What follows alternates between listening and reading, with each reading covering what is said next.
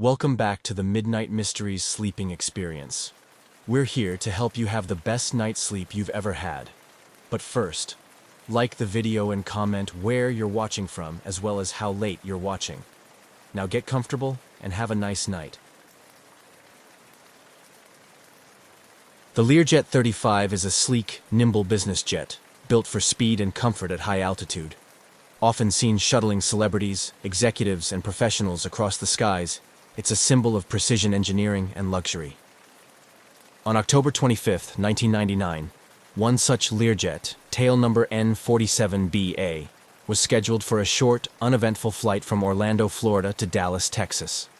Its flight plan was simple, its weather clear, and its systems all checked out. What should have been a routine trip would instead unfold into one of the eeriest and most heartbreaking mysteries in modern aviation: the flight that flew itself. That morning began quietly at Orlando Sanford International Airport. The Learjet sat prepped and fueled on the tarmac, awaiting its crew and passengers. Among those on board would be professional golfer Payne Stewart, fresh off recent victories and with a bright career still ahead of him. Stewart, known for his charismatic presence on and off the green, was headed to Dallas for business, traveling with his agents and close companions. The crew, consisting of 2 experienced pilots, arrived early, conducted their inspections, and found everything in working order. No warning lights, no strange behavior. Nothing to suggest anything other than a smooth flight ahead. At 9:19 a.m. Eastern Time, the Learjet taxied down the runway and lifted effortlessly into the morning sky. Controllers noted a smooth ascent and acknowledged a routine check-in as the plane climbed through 23,000 feet. The crew confirmed their heading, received clearance for further ascent, and switched frequencies as instructed. But after that final handoff to a new air traffic controller, radio silence. Repeated calls to the aircraft went unanswered. Controllers began to suspect a simple communications issue. Perhaps the crew was just slow to tune to the new frequency. It happens. But the silence continued. Minutes turned to more than 10. Then 20. As the Learjet continued climbing to its cruising altitude of 39,000 feet, concern quietly began to spread through the radar stations watching its steady path. There were no turns off course, no erratic behavior, no deviation in altitude. It flew with an eerie steadiness, almost like a textbook autopilot demonstration. But the longer it flew without a response, the more unusual the situation became. Air traffic control centers along its path continued to attempt contact, escalating alerts and reaching out to the aircraft again and again. Nothing. When the plane crossed into Missouri airspace and still had not responded, the Federal Aviation Administration began coordinating with military authorities. NORAD, the North American Aerospace Defense Command, was notified, and preparations began to scramble fighter jets. The goal was to intercept the Learjet, attempt visual contact, and determine whether the crew was in distress or the aircraft had been hijacked. But even as the military moved into action, there was still no sign of deviation.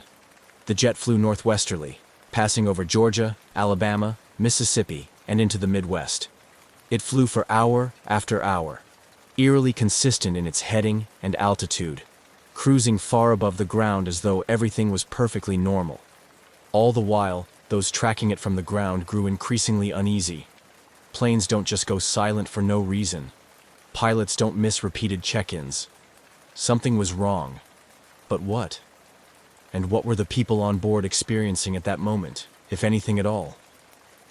F-16 fighter jets were finally scrambled from an Oklahoma Air National Guard base. The pilots quickly ascended to meet the Learjet's altitude and reached visual range as it neared Missouri. What they reported back was chilling. Through the cockpit windows, frosted over and opaque, they could see no movement, no sign of life, no signal or change in trajectory. The jet flew on, as if guided by invisible hands. As they circled the silent aircraft, the fighter pilots tried to make contact, maneuvering beside it, rocking wings, attempting hand signals through the glass. But there was no response. The Learjet flew on, ghost-like, cutting through the sky without a sound save for the engines that kept it aloft. Back on the ground, the realization began to set in. Whatever had happened on board must have happened quickly, and it had likely rendered everyone on the jet unconscious. Investigators would later suspect a loss of cabin pressure, an insidious and silent failure that could rob everyone of consciousness in just minutes, especially at high altitudes where the air is thin and time for useful action is measured in seconds. As the Learjet pushed farther into the open skies of the Great Plains, its engines still strong, it was clear the aircraft was running on autopilot, unmanned, unattended, and unable to correct course. Those watching on radar and through binoculars could only wait, powerless to alter its trajectory. The mystery, now fully underway, had moved beyond a simple communication issue. It had become something else entirely, a jet flying itself across the sky, unresponsive and unstoppable, with no one answering the call. The Learjet continued its silent course through the sky, a sleek silver arrow slicing westward at 39,000 feet, stubbornly steady, eerily perfect. Below it, the United States slowly unfurled, from the green forests of Georgia to the brown fields of Kansas, oblivious to the lifeless aircraft tracing its path across the heart of the country. From the ground, it looked like just another jet, business as usual. But from within radar rooms and military command centers, the reality was growing darker by the minute.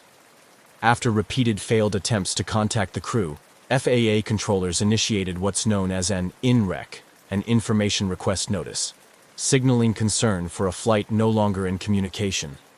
As the jet drifted into increasingly unfamiliar territory, a heightened state of alert kicked in. This was no minor radio failure. Something was seriously wrong. NORAD scrambled its fighter jets shortly after 10 a.m. Central Time. Pilots from the Oklahoma Air National Guard were directed toward the rogue aircraft. Flying at supersonic speeds, they caught up to the Learjet near Springfield, Missouri. The intercept was coordinated not only to assess the situation visually, but to act swiftly in case of hijacking or other security threats. What they found instead was more unsettling than any armed conflict they had trained for. The F-16s closed in on the Learjet's left side, approaching carefully. Through the aircraft's rounded windows, the fighter pilots tried to catch any sign of movement. Someone at the controls, a passenger shifting in their seat. But the cockpit windows were fogged or frosted, difficult to see through. At one point, one of the fighter pilots reported seeing what appeared to be condensation, or ice, coating the interior of the glass. There were no signs of a conscious crew. No response. No deviation. The plane simply continued. Communicating back to NORAD, the fighter pilots confirmed that the Learjet was behaving like it was on autopilot. It maintained altitude, speed, and heading with textbook precision, just as it had from the beginning.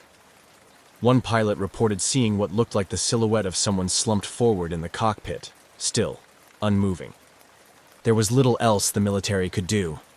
They had orders not to shoot unless the aircraft was determined to pose an imminent threat to populated areas, and this one, chillingly, posed none.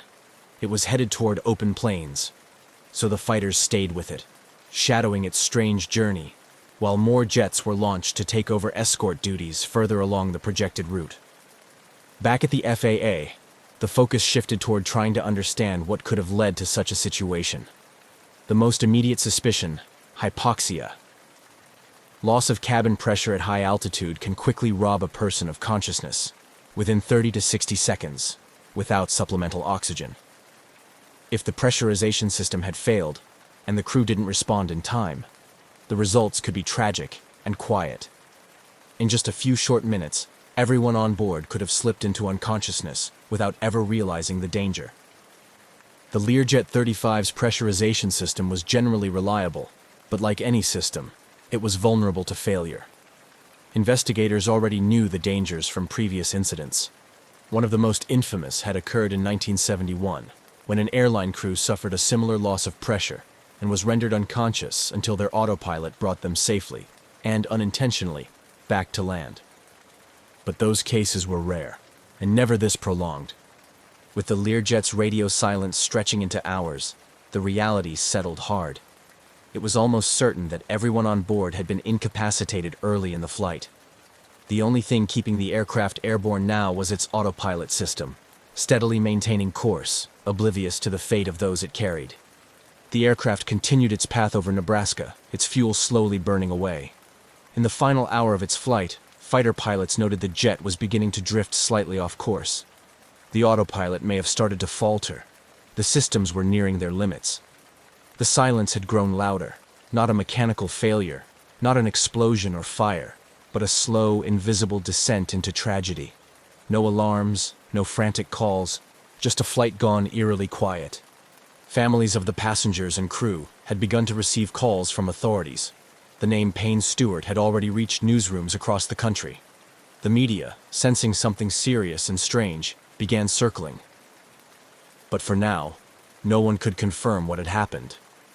Only that a jet with 6 souls on board was high in the sky, unresponsive, and on a steady heading toward nowhere.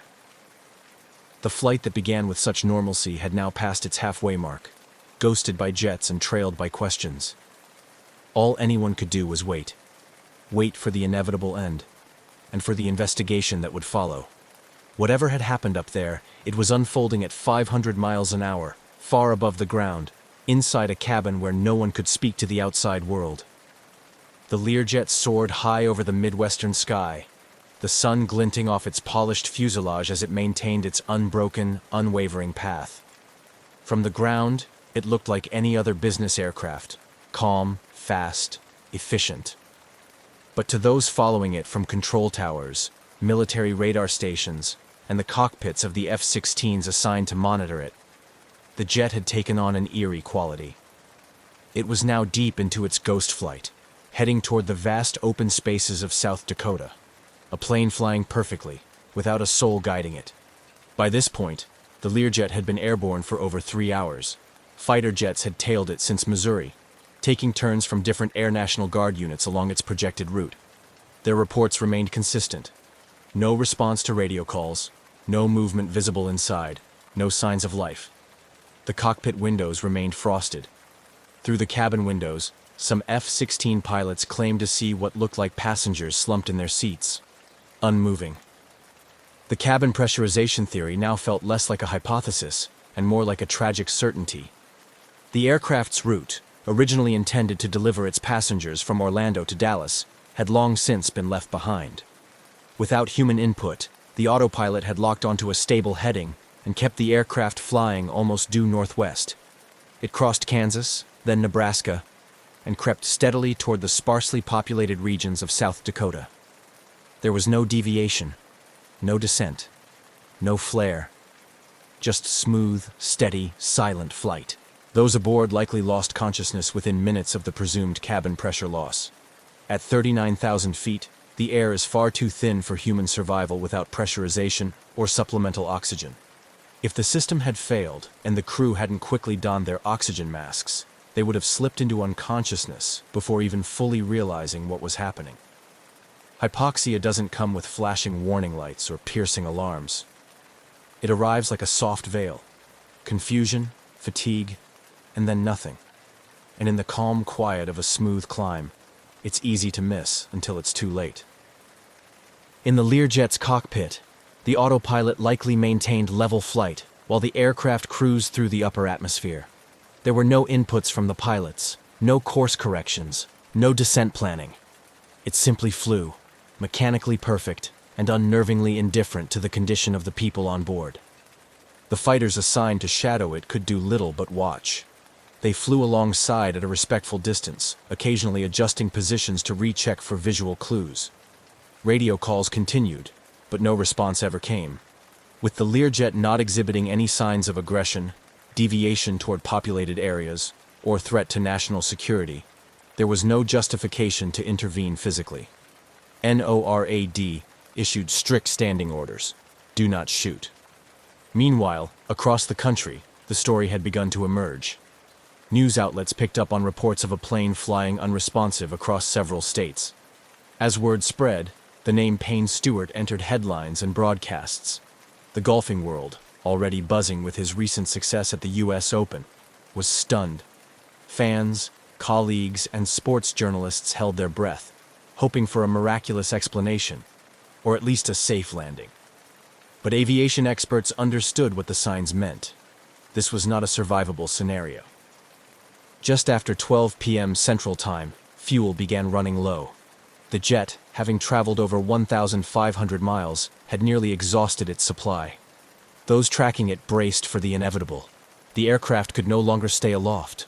There would be no emergency landing, no radioed mayday. There were no conscious hands at the controls. It was only a matter of time. Radar data showed the Learjet slowly beginning to descend. At first, it seemed like a typical programmed descent, the kind you'd expect from an autopilot approaching a destination. But it wasn't under control. It was a quiet fall. Engines sputtering. No flaps, no gear, no course correction. A graceful but terminal arc toward the ground. At 12:13 p.m., in a remote field near Mena, South Dakota, the Learjet crashed. There were no survivors. The jet impacted the earth at high speed, creating a deep, smoking scar in the soil and scattering debris in a tight pattern. Local authorities and emergency responders were quickly on scene, but the outcome was as expected. The aircraft had completed its journey with tragic precision, flying itself right to the end. The news was swift and sobering. The wreckage confirmed what had already been feared. Among the 6 lost were Payne Stewart, his 2 agents, and the 2 experienced pilots who had flown many such routes before. The country mourned. The aviation world reeled. But more than grief, what followed was a haunting sense of disbelief. A modern aircraft with a seasoned crew, perfect weather, and no distress call, simply vanishing into radio silence and flying on until it could fly no more. Now, the questions began. What exactly had happened inside that cabin? Could anything have been done to save the crew? And how, in the age of radar and redundancy, could a plane become so utterly silent and still so deadly? The crash site investigation would soon begin, but the mystery and the sense of quiet horror had already settled in. The crash site near Mena, South Dakota, was eerily quiet. In the middle of a wide, open pasture, far from any major town or highway, a long scar marked the spot where the Learjet 35 had come to rest. Investigators arrived to find wreckage strewn across the field, much of it buried or fragmented from the high-speed impact. There was no fire, no smoke clouding the horizon, just twisted metal and solemn stillness, a fitting end to a flight that had unfolded in haunting silence. The National Transportation Safety Board, NTSB, quickly secured the site. Their investigators began methodically collecting debris, photographing the scene, and marking the positions of recovered parts. The aircraft had disintegrated on impact, and there were no survivors to offer insight into what had happened in the sky above. But even in devastation, patterns emerge. Investigators knew that answers could still be found, if not in the wreckage itself, then in the systems that had quietly guided the aircraft on its final path. Within days, the flight data recorder, FDR, and cockpit voice recorder, CVR, were recovered. These devices, often referred to as the plane's black boxes, were damaged but largely intact. The FDR contained a record of the aircraft's performance, altitude, heading, engine parameters, over the final minutes of the flight. The CVR held up to 30 minutes of cockpit audio, continuously overwritten unless something triggered a need to preserve it. What they found on the voice recorder was unsettling in its emptiness. For the vast majority of the tape, there was no conversation, no last-minute panic, no emergency troubleshooting, no calls for help. Just the quiet hum of avionics, the occasional autopilot engagement tone, and eventually, nothing at all. The silence on the CVR confirmed what had already been suspected. The crew likely lost consciousness early in the flight. The remaining hours, the jet had flown itself. Further analysis of the flight data showed that the aircraft had performed normally for the first few minutes after takeoff. The climb was steady, the speed within normal limits, and all signs pointed to a well-handled departure. But around the time the aircraft reached its cruising altitude, 39,000 feet, everything stopped changing. The jet leveled off and held that altitude for the remainder of the flight, until the engines flamed out from fuel exhaustion hours later. The most probable cause was now becoming clear: a loss of cabin pressurization, which had gone unnoticed or unaddressed by the crew in the critical early moments. Without pressurization at that altitude, the atmosphere inside the cabin would have thinned rapidly. Hypoxia would have set in, quietly, lethally. Hypoxia is one of aviation's most insidious dangers. At 39,000 feet, The time of useful consciousness without supplemental oxygen is around 15 to 30 seconds. Pilots are trained to recognize its symptoms: lightheadedness, euphoria, impaired judgment, tunnel vision. But those early signs are subtle, easy to misinterpret or miss entirely, especially in a routine flight with no warning alarms. If the pressurization failure was gradual and the oxygen masks weren't deployed immediately, both pilots could have become incapacitated before they even realized what was happening. With the pilots unconscious and the passengers likely affected just as quickly, the aircraft's autopilot became the only force keeping the Learjet in the air. And it did exactly what it was programmed to do: maintain heading, altitude, and speed. For hours it executed its duties with mechanical precision, while the human presence inside faded into unawareness. The pressurization system itself became the focus of a detailed mechanical analysis. Every valve, sensor, and backup system was studied. No major defects were found, but due to the nature of the crash, some components could not be recovered or tested. Investigators concluded that either the pressurization system had failed silently, or the warning indicators failed to trigger the crew's attention in time. The oxygen supply system was also inspected: tanks, lines, and masks. But again, the impact had destroyed much of the evidence. No clear malfunction was recorded. With no distress call made and no manual intervention recorded after climb-out, the NTSB's final report leaned toward a grim but logical conclusion. The crew was incapacitated by hypoxia, the aircraft continued on autopilot until fuel exhaustion, and the crash was the tragic culmination of a system working exactly as designed, but without its most important component: conscious humans. The findings were sobering. There was no singular mechanical failure to blame, no villain, just a cascade of small failures or missed moments that allowed a routine flight to become a national tragedy. The very design of the aircraft, to fly smoothly, efficiently, and without pilot input for long stretches, had become its undoing. As the investigation closed in on its final findings, the public's questions shifted. If something so silent and sudden could render an entire cabin unconscious, what could be done to prevent it from happening again? The focus would soon turn to procedure, training, and systems design. But for now, the most haunting detail remained: a jet, silent and sleek, flying flawlessly across a cloudless sky, with no one left awake to see where it was going. In the weeks following the crash, the National Transportation Safety Board worked through every angle of the case, determined to understand exactly what went wrong aboard Learjet N47BA, and what could be done to keep it from happening again. The deeper they probed, the more chilling the reality became.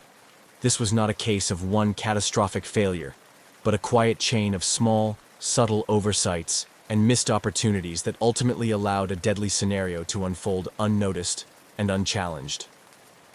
The investigation zeroed in on one element above all: cabin pressurization. At 39,000 feet, the human body cannot survive for more than a minute or two without supplemental oxygen. Commercial jets are designed to automatically pressurize the cabin as they ascend, mimicking a lower, livable altitude inside.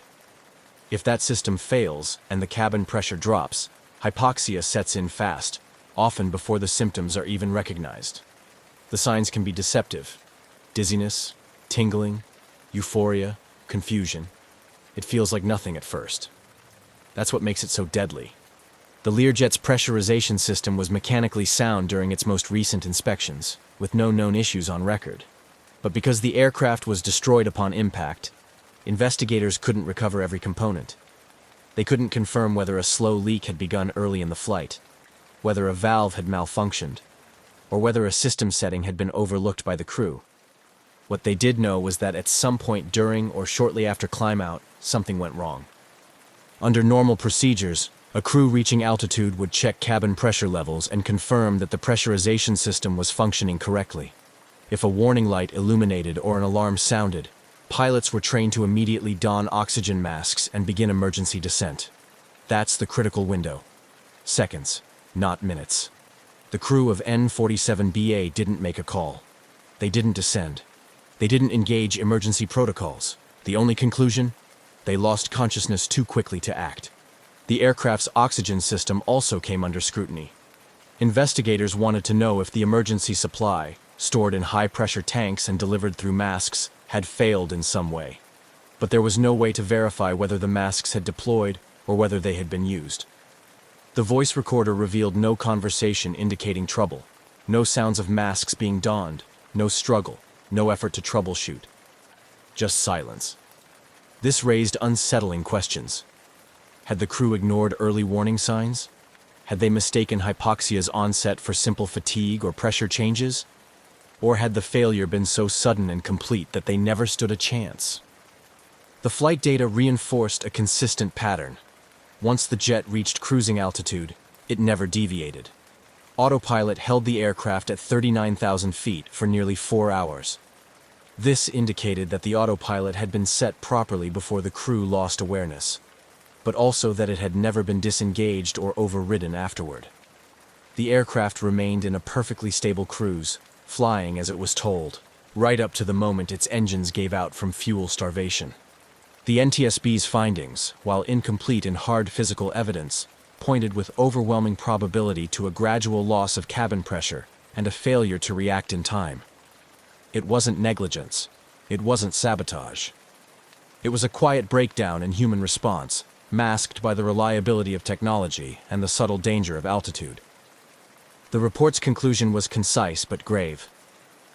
The probable cause of this accident was incapacitation of the flight crew members as a result of their failure to receive supplemental oxygen following a loss of cabin pressurization for undetermined reasons. It was a hard truth. This was an aircraft that did exactly what it was built to do. It flew straight and smooth, held its course, and executed every function as designed. And that was part of the problem. In the absence of human oversight, automation had no way of recognizing or responding to the unfolding crisis. The industry had long viewed automation as a safeguard, a way to reduce human error and lighten pilot workload. But this incident revealed an unsettling paradox. When the human element disappears, automation does not replace it. It simply keeps going. For pilots across the aviation world, the case became a cautionary tale. It emphasized the importance of early response to pressurization warnings, the need to remain vigilant even in routine climbouts, and the real present danger of hypoxia.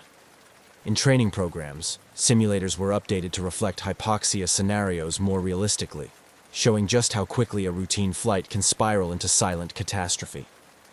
For the families of those lost, the report offered little comfort. There was no villain, no mechanical flaw to fix. Just a small window of time that closed too quickly, and a flight that became one long, quiet drift into darkness. What remained was the sobering understanding that modern flight, for all its sophistication, is still deeply vulnerable to the unseen. At 39,000 feet, a missed cue or a failed system doesn't come with chaos. It comes with silence. And sometimes, that silence is the loudest warning of all. The crash of Learjet N47BA, while tragic, left behind more than a trail of wreckage. It sparked change. In the months following the investigation, the aviation industry began taking a closer look at how it trained pilots to recognize and respond to hypoxia, and how it designed safety systems to account for the very scenario that had unfolded across America's skies.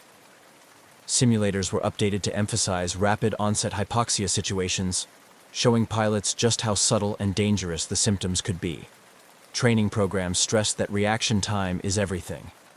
New emphasis was placed on immediate oxygen use at the first sign of cabin pressure loss, even before verifying the problem. Aircraft manufacturers and regulators reviewed pressurization systems and the alarms associated with them. The aim was to create clearer, more urgent warnings, both visual and audible, so that no early sign would go unnoticed or dismissed. Some aircraft began including additional automation that could descend a plane automatically in the event of pilot incapacitation. But perhaps the most lasting impact was in the collective mindset of aviation professionals.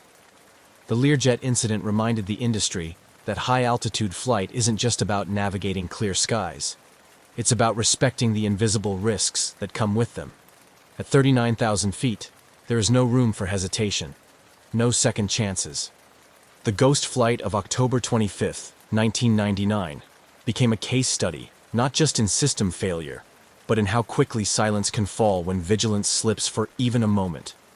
It wasn't just a story of a jet that flew itself. It was a quiet call to action that rippled through the aviation world, changing how pilots prepare, how aircraft are designed, and how deeply the human element matters, even in the most advanced flying machines. News of the ghost flight spread rapidly in the hours after the crash. By the time the Learjet came to its tragic end in a South Dakota field, the story had already gripped the nation. It wasn't just that a high-profile figure like Payne Stewart was aboard. It was the deeply unsettling nature of what had occurred. A plane, flying perfectly straight for hours, with no one in control. The public response was swift, emotional, and widespread. Vigils were held across the country. Golf fans, friends, and colleagues gathered not only to honor Stewart's legacy, but to try and process the surreal nature of the event. He had been more than a champion athlete. He was a personality known for his charisma, his old-school attire, and his spirit. The golf world mourned not just the loss of a player, but a symbol of the sport's character. Tributes poured in, from fellow athletes to fans who had never met him. Golf tournaments observed moments of silence. Flags at PGA events flew at half-staff. Beyond the personal grief, the crash triggered a deep fascination with the incident itself. People were drawn not just to the tragedy, but to the mystery, the unsettling idea of a plane in flight, silently continuing its journey with no human hand guiding it.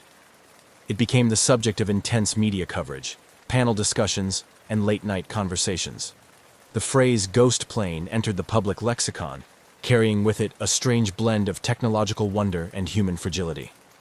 As the months passed and the investigation concluded, the public's focus turned to the legacy of the event. Families of the victims worked with aviation safety groups, pushing for reforms and sharing their stories. They didn't just want answers. They wanted to ensure that future flights wouldn't suffer the same fate. Their advocacy added a human face to the technical changes that would follow. And so, the story of the Learjet 35 that flew itself came to rest not only in a quiet field in South Dakota, but in the minds of millions who followed its journey.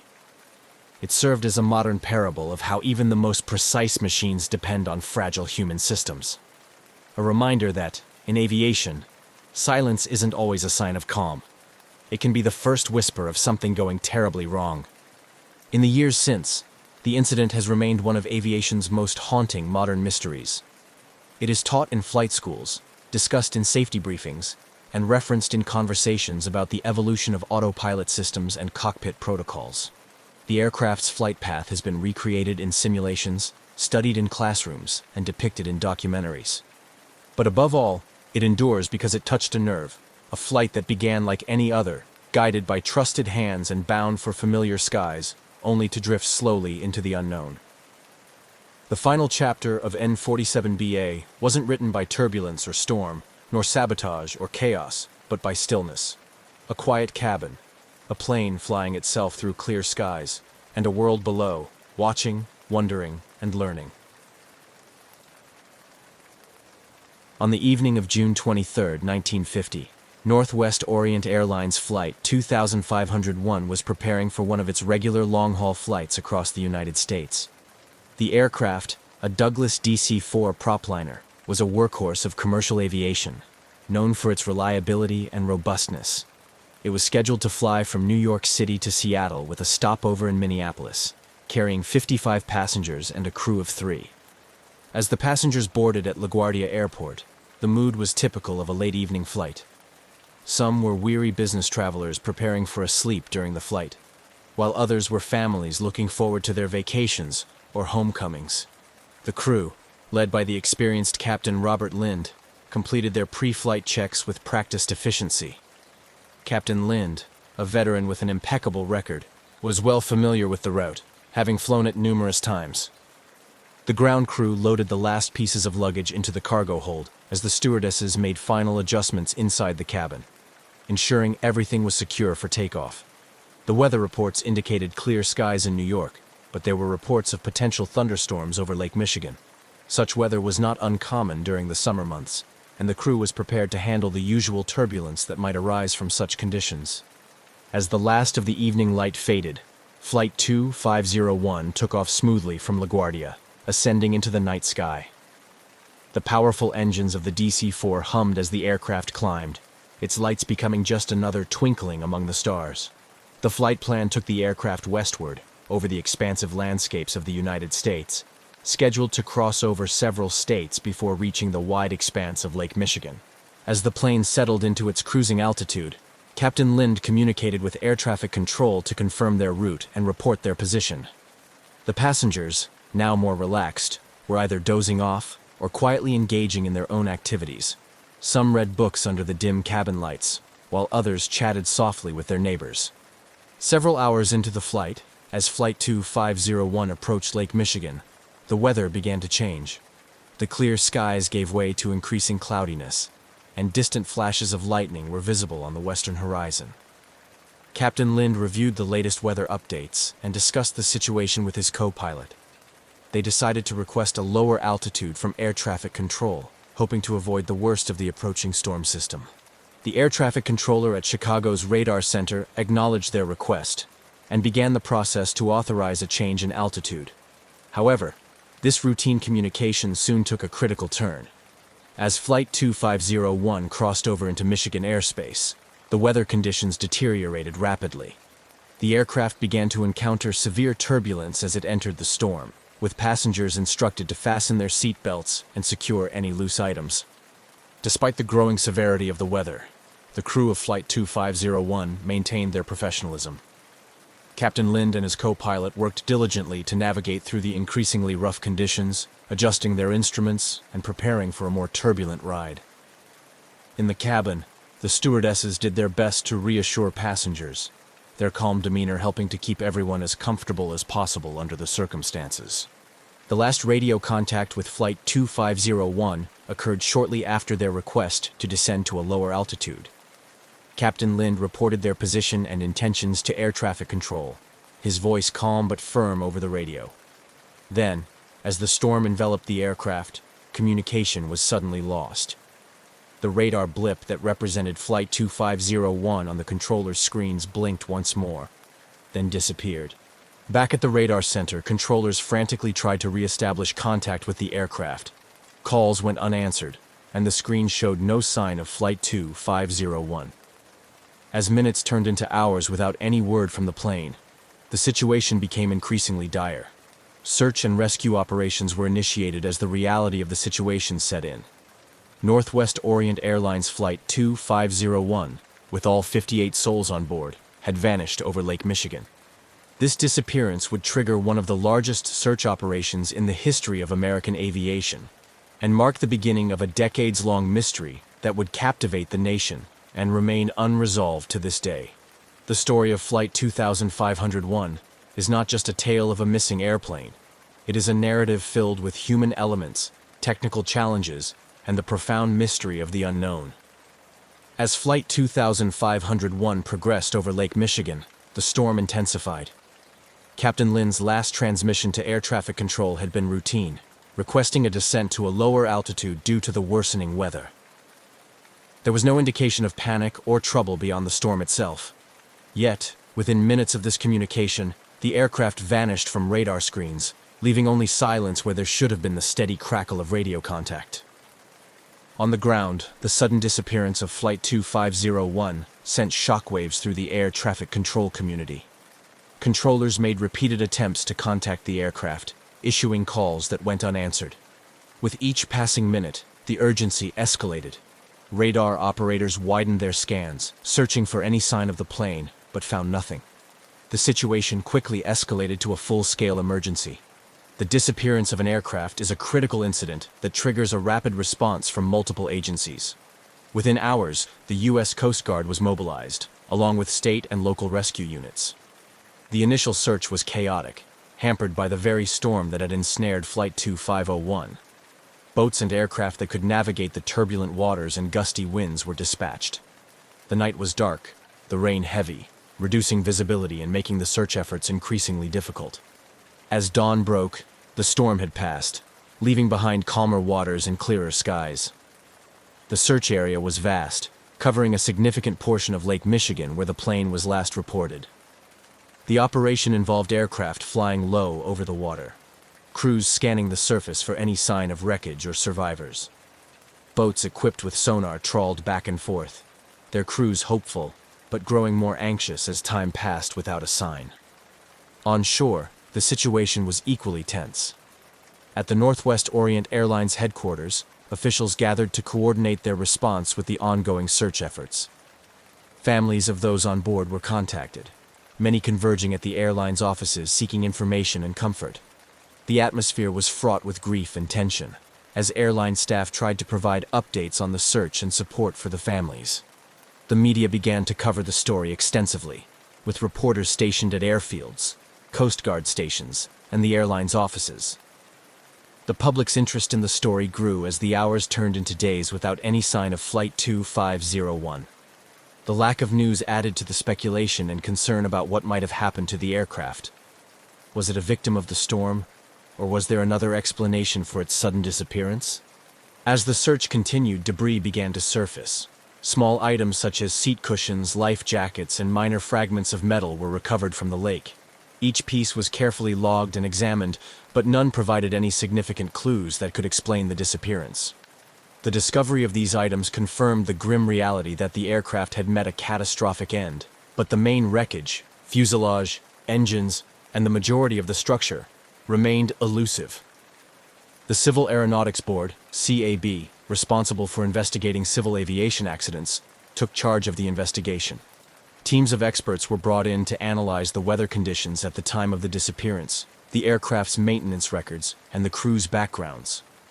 The investigation was exhaustive, delving into every conceivable aspect of the flight and its operation. Yet, the lack of substantial wreckage hindered the ability to draw definitive conclusions about the cause of the crash. Theories about what happened to Flight 2501 varied widely. Some experts speculated that a sudden downdraft, a common danger in thunderstorms, could have forced the plane into the lake.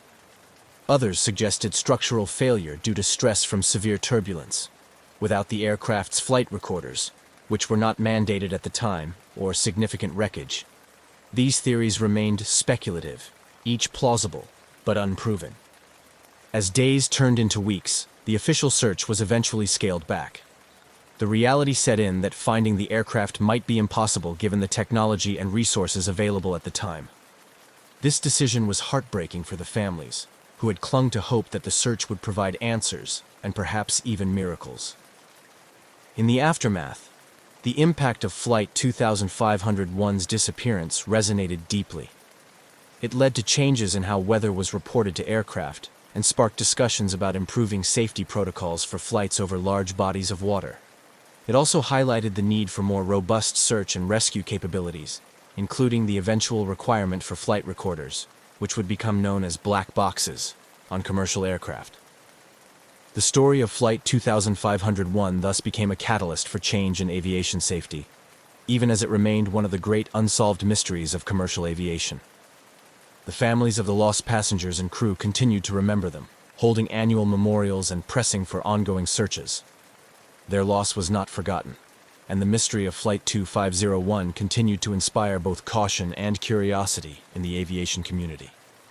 When the radar contact with Northwest Orient Airlines Flight 2501 was lost on that stormy night over Lake Michigan, it signaled the start of a complex, multi-agency search and rescue operation that would eventually become one of the largest in the history of the Great Lakes. Initial efforts were hampered by the same storm that Flight 2501 encountered. The turbulent weather, with gusting winds and heavy rains, made immediate search activities challenging and dangerous. As the storm cleared in the early morning hours, the U.S. Coast Guard, along with several local maritime agencies, launched their vessels into the still choppy waters of Lake Michigan. Helicopters and fixed-wing aircraft from the Coast Guard and Michigan State Police were dispatched at first light. Pilots navigated above the vast water body, scanning for any signs of the missing aircraft. Their eyes searched for oil slicks, debris, or anything that could be linked to Flight 2501. Meanwhile, boats equipped with sonar systems crisscrossed the estimated crash area, hoping to detect underwater wreckage. On shore, the situation was becoming a focal point for national media attention. Reporters flocked to the Coast Guard stations and the Northwest Orient Airlines offices, where impromptu press centers had been set up. Family members of those on board the ill-fated flight gathered too, their faces etched with worry and grief, holding on to each other and waiting for any news. The airline's executives, faced with the enormity of the situation, coordinated closely with the search teams and federal aviation officials. They provided detailed information about the aircraft and its passengers, hoping it might aid the search efforts. Northwest Orient Airlines also set up support services for the families, offering counseling and regular updates about the search operation. As the search entered its second and third days, the scope expanded. The U.S. Navy joined the operation, bringing in additional ships and aircraft equipped with more advanced search technology. These military assets were used to cover larger areas of the lake more quickly than the smaller Coast Guard vessels and civilian boats could manage. Despite these extensive efforts, the search teams found frustratingly little. Small pieces of debris began to surface, items that were confirmed to be from Flight 2501, bits of upholstery, shards of window glass, and personal effects floating among the waves. Each discovery was meticulously catalogued and analyzed, providing grim evidence of the plane's disintegration, but little information on the cause. By the end of the first week, the lack of significant wreckage intensified the mystery. Divers were called in to explore areas where sonar hits suggested there could be larger pieces of debris on the lakebed. These dives were difficult and risky, given the depth and the unpredictable currents of Lake Michigan. The divers worked in challenging conditions, sometimes battling poor visibility and strong underwater currents that made each dive a potentially perilous endeavor. Parallel to the physical search, investigators from the Civil Aeronautics Board, CAB, began their inquiry into the disappearance. They examined meteorological data from the night of the flight, looking for clues in the storm patterns that might explain what happened. Interviews with other pilots flying similar routes that night provided additional context on the weather conditions and how they might have affected Flight 2501. The investigators also delved into maintenance records and the operational history of the DC-4 aircraft. They explored every possible angle, from mechanical failure and pilot error to structural deficiencies and potential overloading. Each hypothesis was systematically tested against the known facts of the flight's last hours, but without the main wreckage or flight recorders, conclusive answers were elusive. As weeks turned into months, the intensity of the search diminished. The daily briefings to the press and families became less frequent, and the flotilla of search vessels thinned out. Yet, for the families of those aboard Flight 2501, the need for closure never waned. They continued to push for continued efforts, holding on to hope that the lake might yet yield its secrets. The CAB eventually released a report that was inconclusive in determining the exact cause of the crash. It cited the severe weather and the possibility of structural failure induced by stress from the storm, but noted the lack of physical evidence made it impossible to pinpoint a definitive cause. The report did, however, lead to recommendations for improving storm tracking and weather reporting to aircraft, hoping to prevent similar tragedies in the future. Decades later, the disappearance of Flight 2501 remains a poignant chapter in the annals of aviation history. It stands as a reminder of nature's power and the limits of human technology, a story that continues to evoke both sorrow and fascination. For the families of the lost, the lakeshore became a place of pilgrimage, a site to gather, remember, and perhaps one day find peace. The ongoing mystery surrounding the disappearance of Northwest Orient Airlines Flight 2501 had by now stirred considerable public and professional interest. Various theories about what had led to the aircraft's sudden loss began to circulate, each contributing its part to the complex tapestry of speculation. These ranged from mechanical failure and catastrophic weather events to more sinister possibilities such as sabotage. In the realm of formal investigation, the Civil Aeronautics Board, CAB, led the charge, poring over every piece of evidence, from weather reports to the aircraft's maintenance history. They sought to understand how a well-maintained, reliable aircraft like the DC-4 could simply vanish without a trace. Mechanics and engineers scrutinized the plane's service records, confirming that all routine checks and balances had been performed before the flight. Meanwhile, meteorologists provided in-depth analyses of the storm that Flight 2501 had encountered, noting that while severe, such weather conditions were not typically beyond the capability of the aircraft to withstand. Parallel to these professional inquiries, amateur sleuths and conspiracy theorists also took a keen interest in the disappearance. Some suggested that the aircraft might have been brought down by a bomb, theorizing that the lack of debris was consistent with a mid-air explosion that could have dispersed wreckage over a wider area, thus eluding search efforts. Others speculated about a possible collision with another aircraft, perhaps military, which was not reported due to the secretive nature of Cold War operations. Amid these swirling theories, one of the more grounded speculations involved a sudden structural failure caused by stress from the storm. Aviation experts pointed out that while the DC-4 was robust, unexpected weaknesses could emerge under extreme conditions. The possibility that the aircraft had suffered a critical failure at a high altitude could explain the minimal debris and the lack of a distress signal if the breakup had been swift and total. As the investigation continued without definitive conclusions, the families of the passengers and crew found themselves in a painful limbo. The lack of closure weighed heavily, their grief compounded by the swirling uncertainty and speculation. They rallied for continued investigation, pressing for new searches and reaching out to anyone who might shed light on the fate of their loved ones. In response to these family advocacies, annual memorials were organized, both as a way to honor those lost and to keep the public's attention on the unresolved case. These events often featured moments of poignant remembrance alongside calls for action, with speeches that melded personal loss with broader appeals for aviation safety improvements. The emotional toll of the tragedy and the ongoing mystery also reverberated through the broader aviation community. Airlines and regulatory bodies, spurred by the tragic loss of Flight 2501, began to reconsider and revise their safety protocols. This led to increased investments in weather tracking technologies and improvements in aircraft design, especially concerning structural integrity and storm resistance.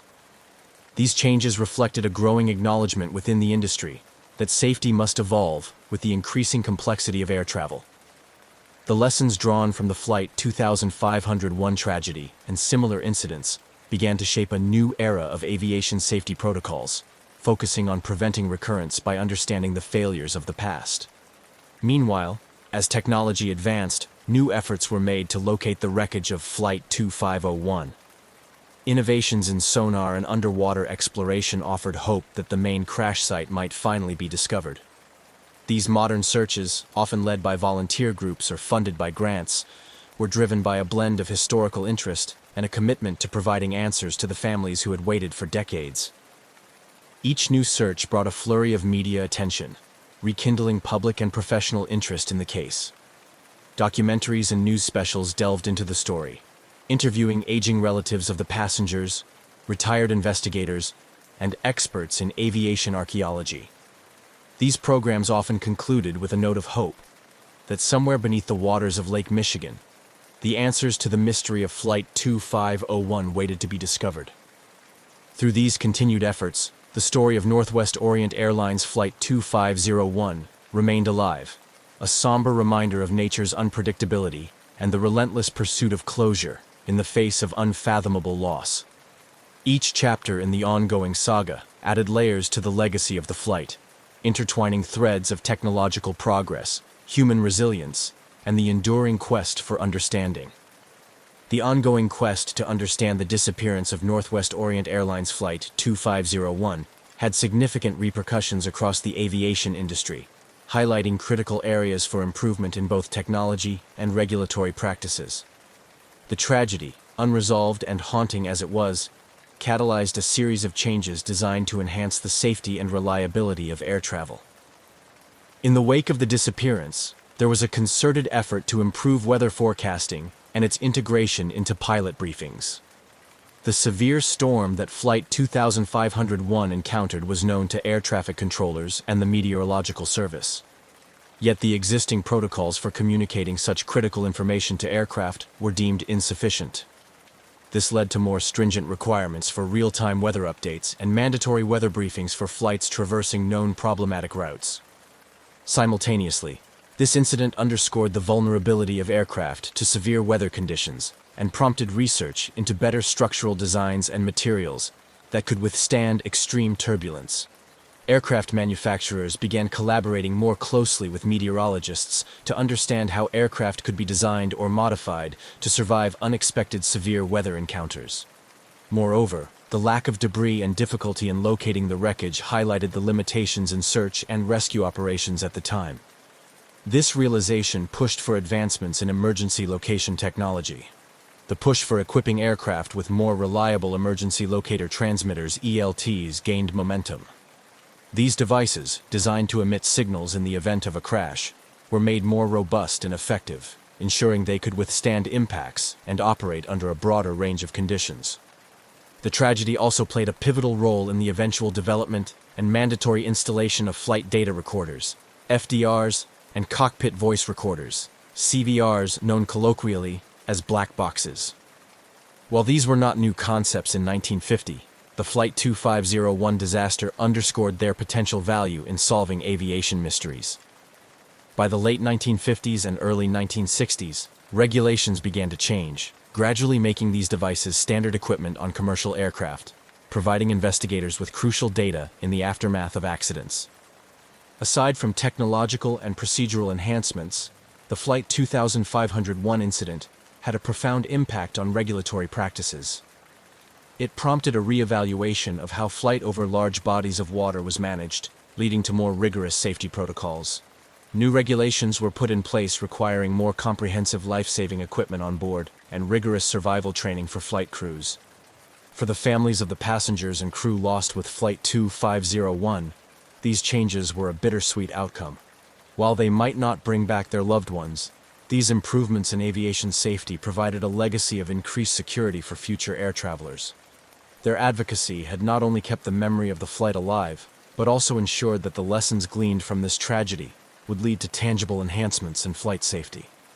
Memorials were erected in honor of those lost, serving as poignant reminders of the personal cost of aviation accidents. These memorials became sites of reflection, not only for the grieving families, but also for the communities and professionals within the aviation industry, reminding everyone of the ever-present need for vigilance and improvement. As technology continued to evolve, so did the efforts to locate Flight 2501's wreckage. Periodic expeditions were launched, fueled by advancements in underwater technology and driven by a mix of historical interest, technical challenge, and a deep-seated desire for closure.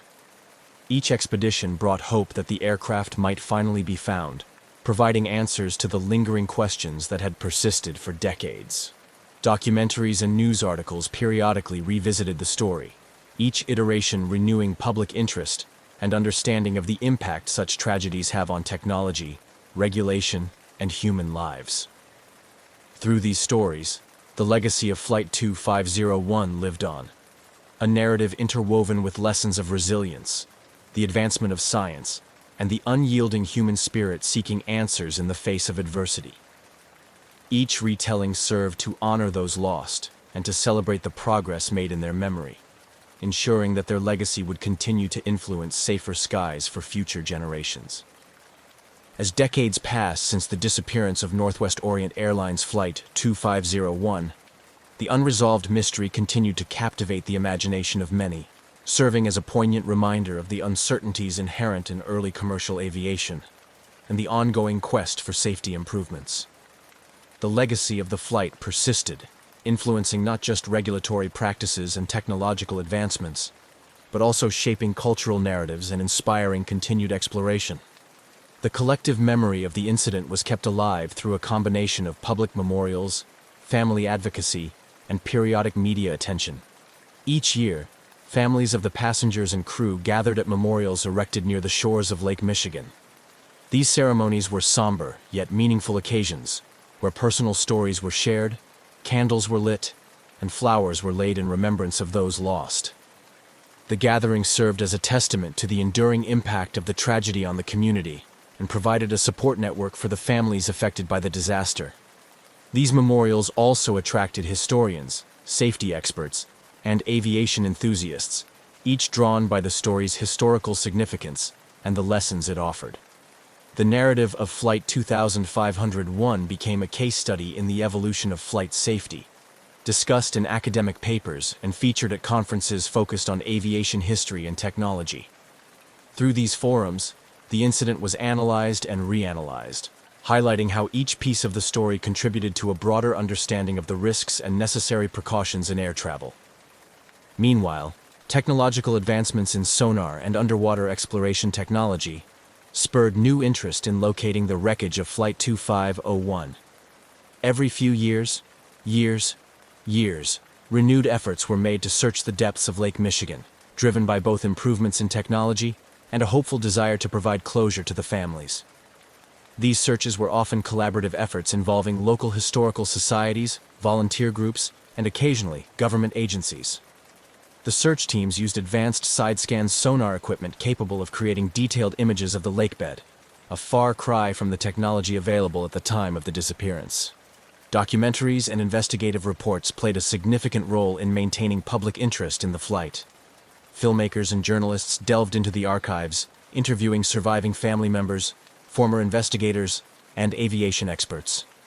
They pieced together the story with a mix of historical footage, dramatic reconstructions, and expert analyses, presenting the tale to new audiences and ensuring that the lessons learned from the tragedy continued to resonate. The narrative of Flight 2501 also found its way into popular culture, inspiring episodes of television shows, novels, and even theatrical productions. These portrayals varied from highly factual retellings to more speculative interpretations, exploring themes of fate, tragedy, and the human spirit's resilience. Through these stories, the broader public engaged with the mystery and the profound impact it had on the lives of those involved. In the realm of policy and regulation, the influence of Flight 2501 was significant. The incident had been a catalyst for change, pushing the aviation industry to adopt stricter safety protocols and better emergency response strategies. These changes were continually updated as new technologies and methodologies emerged, part of the industry's ongoing commitment to learning from past tragedies. The introduction of global positioning systems, GPS, and automatic dependent surveillance broadcast, ADS-B, technologies in aviation marked significant milestones in the industry's evolution. These systems provided real-time tracking of aircraft anywhere in the world, a far leap from the radar and communication technologies of 1950. Flight 2501 had underscored the critical need for such advancements, and as these systems became standard, they significantly enhanced the safety and management of flight operations. The continued interest in Flight 2501 also encouraged regulatory bodies to maintain rigorous oversight of aircraft maintenance and crew training programs. The aviation industry's growth was tempered with caution, with each new technological advancement or operational procedure tested against the backdrop of incidents like Flight 2501. The tragedy became a yardstick by which safety measures were evaluated and improved. Educational institutions used the story of Flight 2501 to teach new generations of aviation professionals about the importance of safety protocols, crisis management, and ethical considerations in aviation. Universities and training academies incorporated the case into their curricula, using it as a foundation for discussions on everything from engineering solutions to psychological preparedness for emergencies. As technology continued to advance, the possibility of one day locating Flight 2501 remained an achievable goal. The development of autonomous underwater vehicles, AUVs, and remotely operated vehicles, ROVs, equipped with high-definition cameras offered promising new tools in the search for submerged wreckage.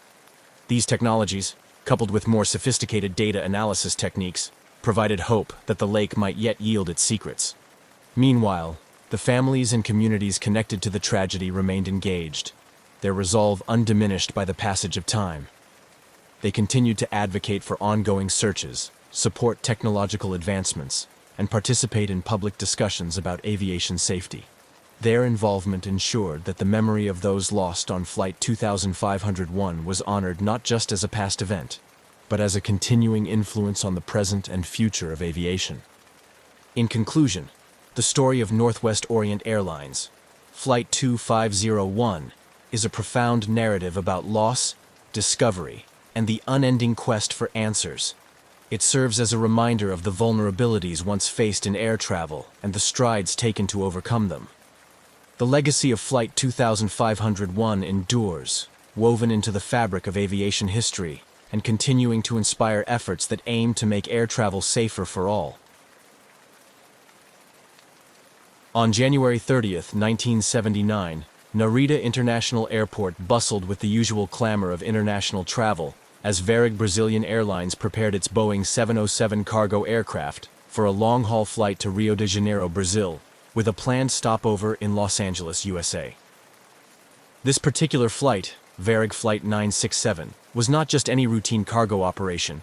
It was transporting a collection of valuable paintings by the renowned Japanese-Brazilian artist Manabu Mabe, making the flight notable for both its cultural and logistic responsibilities. The Boeing 707, a workhorse of the skies, was well regarded for its robust performance and reliability in long-distance cargo transport. Varig, Brazil's leading international airline at the time, had a sterling safety record and was experienced in managing high-value cargo, ensuring that all protocols for the security and safe handling of the artworks were meticulously followed. The crew, led by an experienced captain, was well versed in the nuances of trans-Pacific flights, adding an extra layer of confidence to the operation. Preparations for the flight began early in the afternoon, with ground staff overseeing the careful loading of the cargo.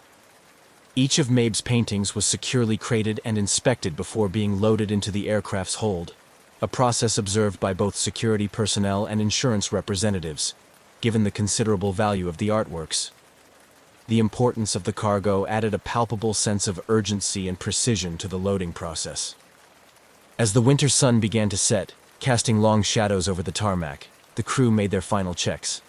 The flight plan was reviewed, weather forecasts checked, and communications equipment tested. Each member of the six-person crew carried out their responsibilities with the professionalism born of routine and the seriousness demanded by the nature of their cargo. With the cargo secured and all pre-flight checks complete, the Boeing 707 taxied to the runway. The engines roared to life, a deep, steady hum that spoke of power and readiness. At the control tower, the final clearance was given, and with a smooth surge of acceleration, Flight 967 took off, climbing steadily into the dusky sky. The aircraft's lights blinked steadily, a reassuring sign as it headed towards the vast expanse of the Pacific Ocean. The initial phase of the flight proceeded without incident. The aircraft established contact with air traffic control, reporting its position and altitude as it made its way towards the United States. The crew settled into the rhythm of the flight, monitoring systems and navigating the plane along the well-traveled air routes across the Pacific. As Flight 967 approached the halfway point of its journey, the crew performed another routine check of the aircraft's systems. Everything appeared to be functioning as expected, with the aircraft on course and maintaining a steady altitude. The weather, which had been a concern for flights across the Pacific during the winter months, posed no issues, with clear skies reported ahead. However, just as the crew was preparing for the long mid-flight stretch, the routine nature of their journey took a dramatic and mysterious turn. After a final routine communication with Tokyo Air Traffic Control, in which the captain confirmed their position and expected route, the aircraft suddenly ceased all communications. This abrupt silence was out of character for such an experienced crew, and immediately raised concerns. At the Air Traffic Control Center, controllers attempted to re-establish contact, repeating calls to Flight 967. But there was no response, only the static hiss of an open but unresponsive channel. As minutes turned into hours without any word from the aircraft, the situation escalated rapidly from concern to emergency. The disappearance of Flight 967 initiated a flurry of activity on the ground. Varig's Operations Center, in coordination with international aviation authorities, began piecing together the aircraft's last known movements. Search and rescue operations were considered as the airline communicated with maritime and aviation assets in the region to be on the lookout for the missing aircraft. This initial response set the stage for what would become an extensive and perplexing search effort, spanning multiple countries and vast expanses of ocean. As the reality of the situation set in, the mysterious disappearance of Flight 967 with its invaluable cargo of artwork became a pressing enigma, prompting questions and theories that ranged from simple mechanical failure to more sinister possibilities of foul play. The fate of the aircraft and its crew, along with the artistic treasures it carried, had become an urgent and baffling mystery, captivating the attention of the world. The last known contact with Varig Flight 967 came as the Boeing 707 was approximately halfway over the Pacific Ocean, en route from Tokyo to Los Angeles. After routine communications with air traffic control, the aircraft, like a ghost, vanished from radar screens. The disappearance was both sudden and total, leaving no trace of the aircraft or any indication of trouble. Upon realizing the gravity of the situation, Varig and the relevant aviation authorities sprang into action. Initial hopes were that the aircraft might have diverted due to an emergency, seeking an alternate landing at one of the numerous available airstrips scattered across the Pacific Islands. However, as hours turned into days without any sign of the aircraft or distress calls, these hopes dimmed. The immediate aftermath of the disappearance saw the initiation of a large-scale search operation. Coordinated by Japanese, American, and Brazilian authorities, the search covered vast swathes of the Pacific Ocean, an area known for its deep waters and challenging weather conditions. The operation included aircraft from the U.S. Coast Guard, Japanese self-defense forces, and several commercial ships that altered their routes to aid in the search. Despite the extensive resources deployed, the search teams faced significant challenges. The Pacific Ocean's vastness and the lack of precise last-known coordinates complicated efforts. The Boeing 707 had disappeared in one of the most remote parts of the world, where radar coverage was spotty and satellite tracking of aircraft was not yet a standard practice. This lack of real-time tracking data severely hindered the search efforts, as rescue teams had to rely largely on estimated positions, which expanded the search area exponentially. Search planes flew over the ocean, scouring the waters for any sign of debris or oil slicks that might indicate a crash site. Ships equipped with sonar systems crisscrossed the estimated flight path, hoping to detect underwater wreckage. However, the depth and topography of the ocean floor made these efforts like searching for a needle in a haystack. As the search continued without success, the focus shifted to understanding what could have caused such an experienced crew flying a well-maintained aircraft to vanish without a trace. Theories abounded, ranging from catastrophic mechanical failure to more sinister scenarios involving sabotage or hijacking. The disappearance of Flight 967 was particularly puzzling due to the valuable cargo it carried, paintings by the famous artist Manabu Mabe, valued at several $1,000,000. This led to speculation that the disappearance might have been orchestrated to steal the artwork, although there was no concrete evidence to support such a theory. The possibility of an insurance scam was also considered, given the high value of the cargo. However, investigations into these angles did not yield any verifiable conclusions. Aviation experts also considered technical and mechanical failures as potential causes. The Boeing 707, though reliable, was susceptible to issues common to all aircraft, such as structural failure, decompression, or a catastrophic engine failure. Yet, without debris or flight data recorders, these theories remained speculative at best. Another line of inquiry focused on the pilot's actions. It was considered whether the pilot could have deliberately diverted the course, similar to other historical incidents of pilot suicide or defection.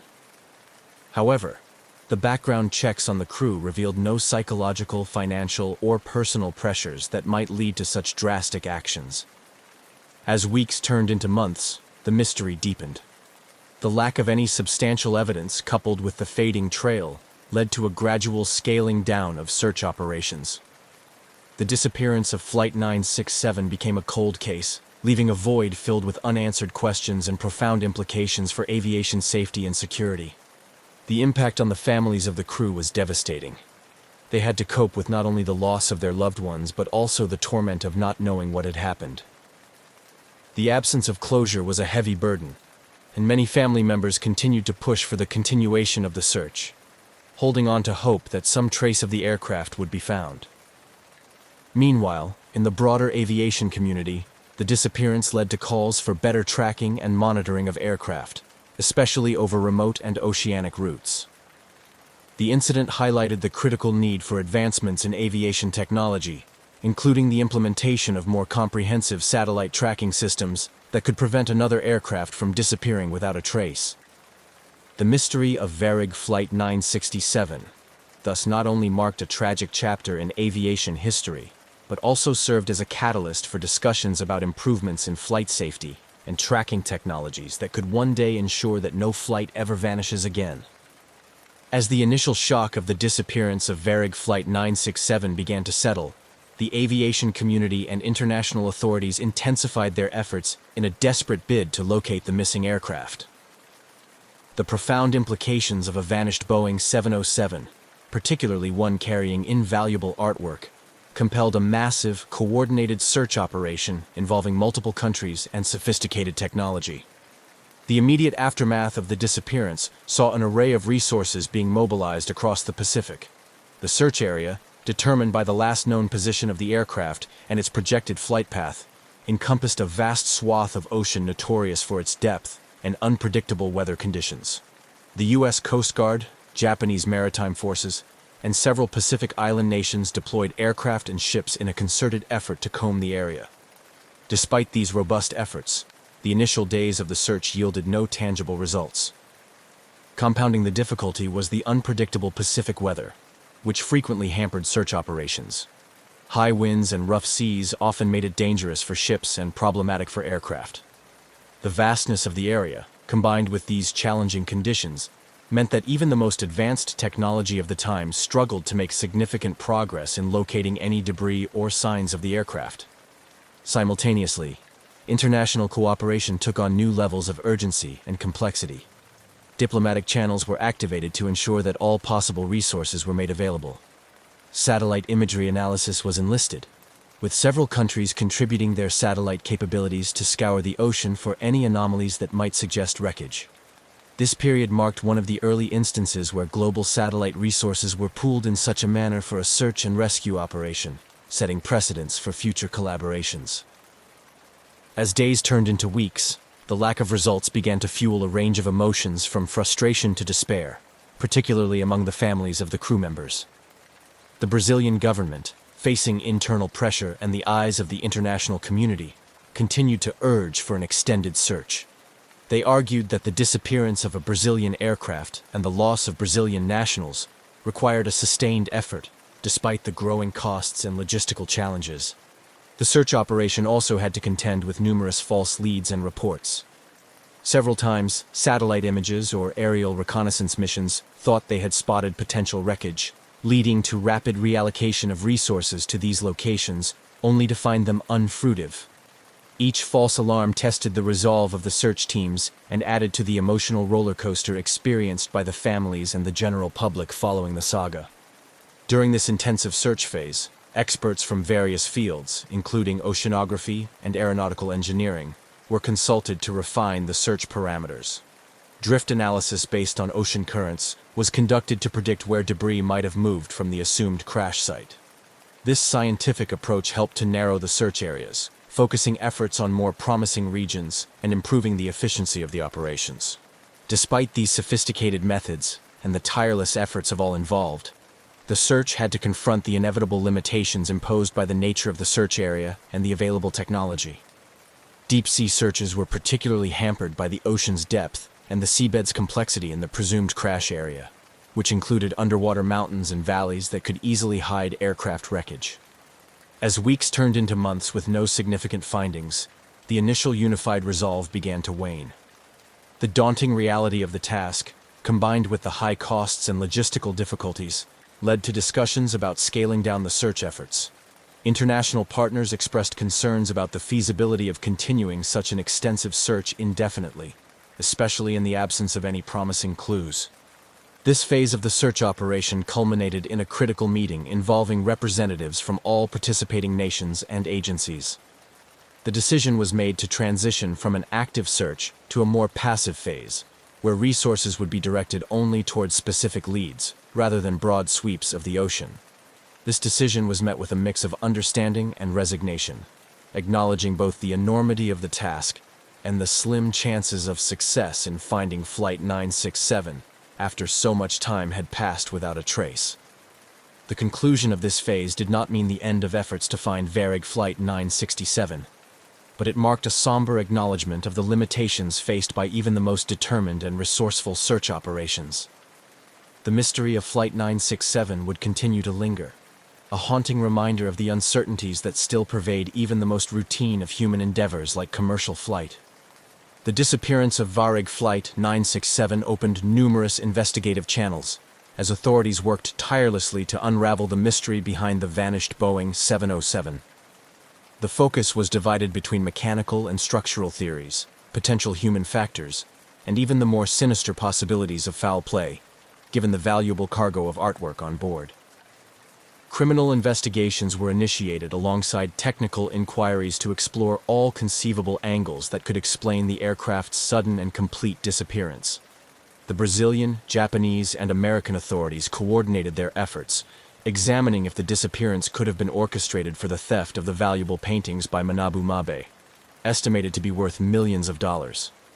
This theory was particularly compelling given the nature of the cargo, leading to a detailed scrutiny of everyone involved with the flight, from the ground crew that handled the cargo to the personnel who had access to the flight plans. Simultaneously, mechanical failure remained a strong contender in the list of possibilities. Investigators pored over maintenance records and interviewed the airline's maintenance staff to check for any signs of oversight or malpractice that could have led to a catastrophic failure mid-flight. Given the Boeing 707's robust design and Varig's reputation for rigorous maintenance standards, this line of inquiry required thorough examination to ensure no stone was left unturned. The aircraft's last moments were also under intense scrutiny. Data from air traffic control and radar recordings were analyzed to reconstruct the flight's path and altitude changes. Experts considered whether a sudden structural failure could have caused the aircraft to break apart or dive uncontrollably into the ocean. The possibility of an onboard fire or explosion, which could incapacitate the crew and lead to rapid depressurization, was also explored. Alongside technical and criminal investigations, the psychological profiles of the crew were meticulously examined. Authorities delved into the personal lives of the pilot and co-pilot, searching for any indicators of distress, financial problems, or motivations that might lead one to alter the course of the flight deliberately. This aspect of the investigation sought to understand not just the mechanical workings of the aircraft, but also the human elements at play. The investigation's complexity was compounded by the international nature of the flight's route and the jurisdictions involved. Differences in investigative techniques and interagency cooperation sometimes slowed down the process, highlighting the challenges of managing an international aviation mystery.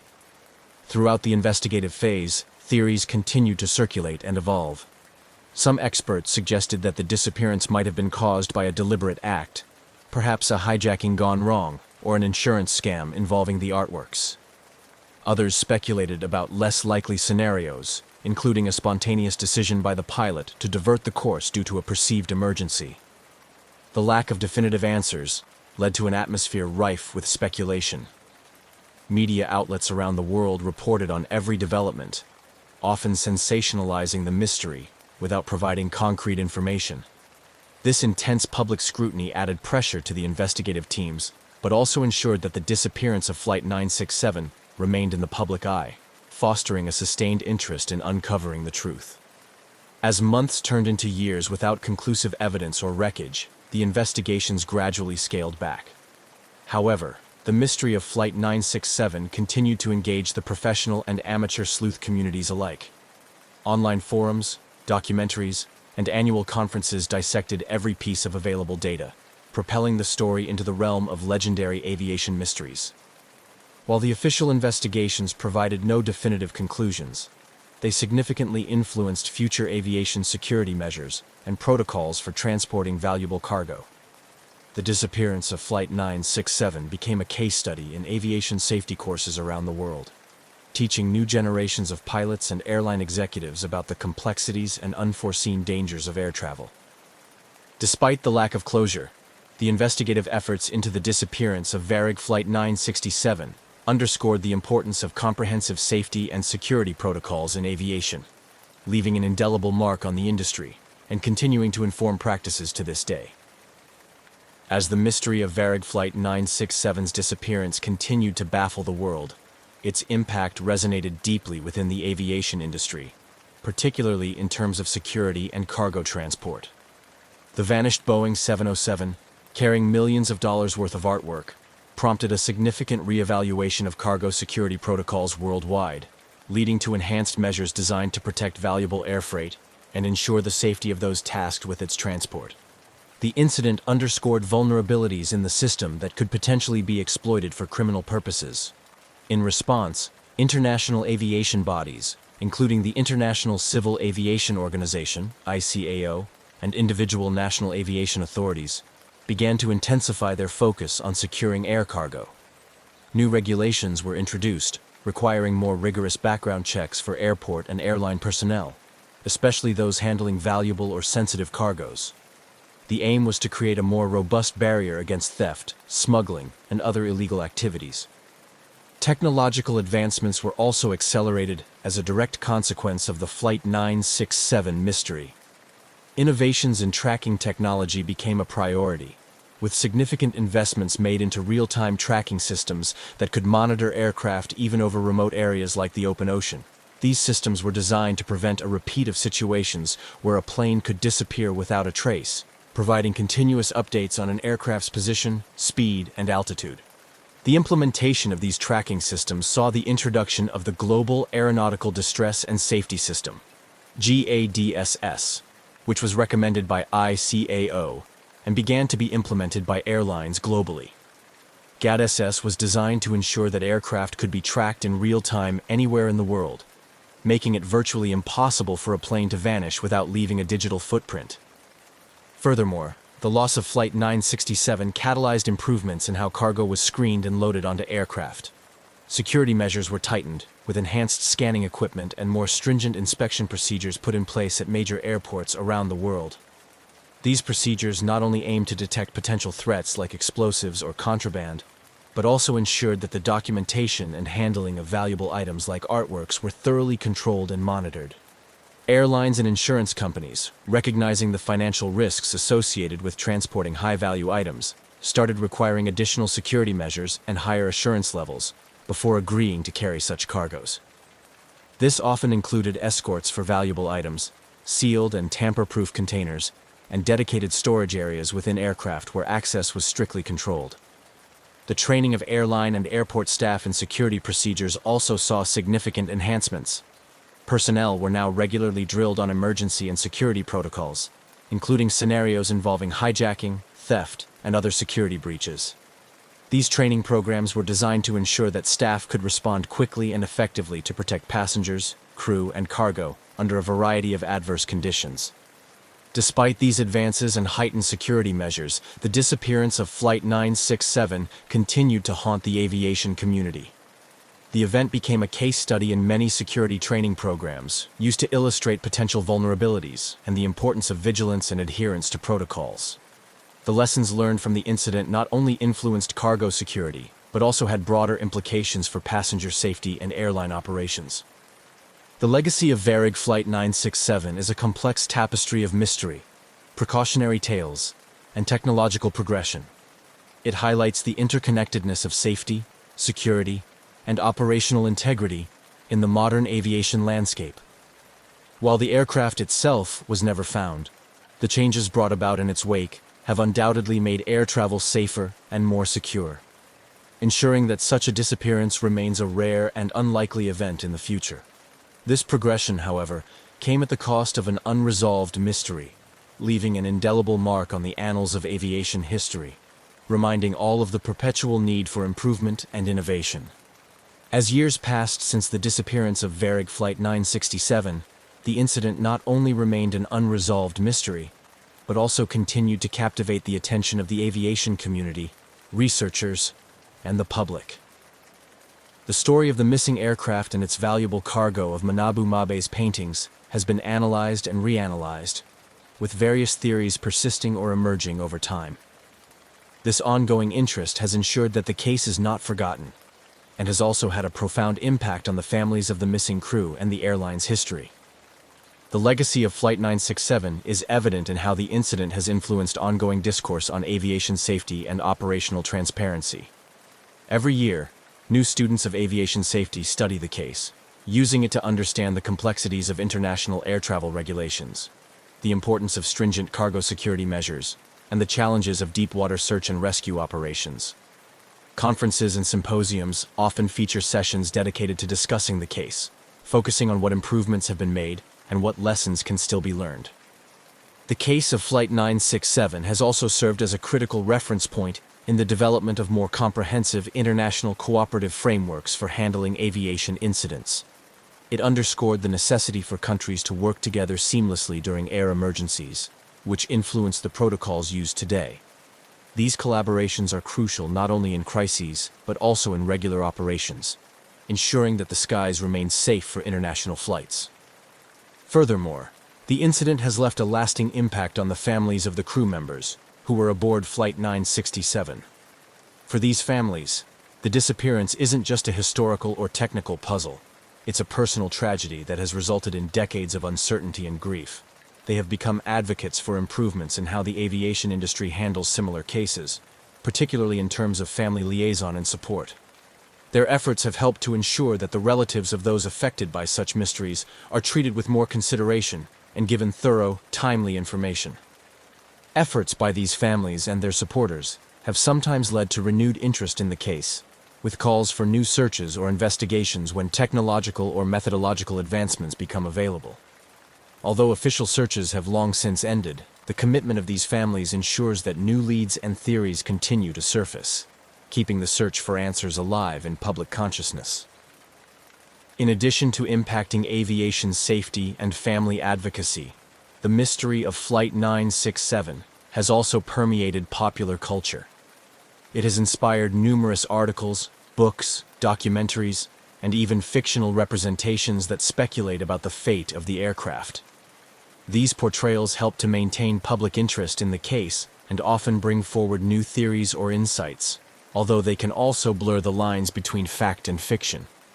Despite the tragedy and the myriad challenges it presented, the disappearance of Varig Flight 967 also contributed to a broader understanding of the value and impact of art in the world of aviation cargo. The loss of Manabu Mabe's artworks was felt deeply in the art community, highlighting the need for specialized handling and transport protocols for irreplaceable items. This aspect of the legacy has led to improved practices across the logistics and insurance sectors, ensuring that artworks traveling by air are better protected today. As time moves on, the legacy of Flight 967 continues to evolve. While the mystery may never be fully solved, the lessons drawn from this tragic event remain integral to the continual improvement of international aviation safety.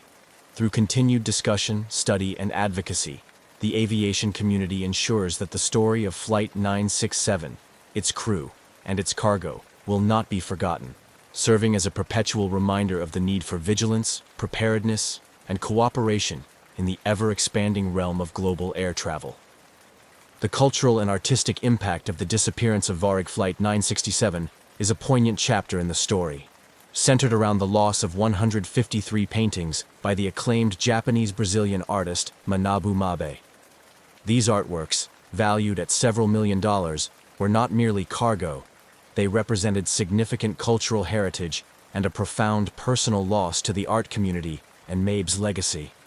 The vanishing of such invaluable pieces under mysterious circumstances has left a lasting mark on the art world, highlighting the vulnerabilities associated with transporting art globally. Manabu Mabe's work was known for its vibrant expressionism, a fusion of Brazilian and Japanese artistic influences that made his paintings highly sought after on the international stage. The lost artworks were being transported back to Brazil after an exhibition in Tokyo, symbolizing a cultural bridge between Asia and South America and an important career milestone for Mabe. The disappearance of these works effectively erased a significant portfolio of his career's output, impacting not just the monetary value but also the cultural and historical record of global art heritage. This loss has prompted a broader discourse within the art and logistics industries about the risks associated with transporting art. In response, there have been tightened security protocols and better risk management strategies when moving valuable artworks.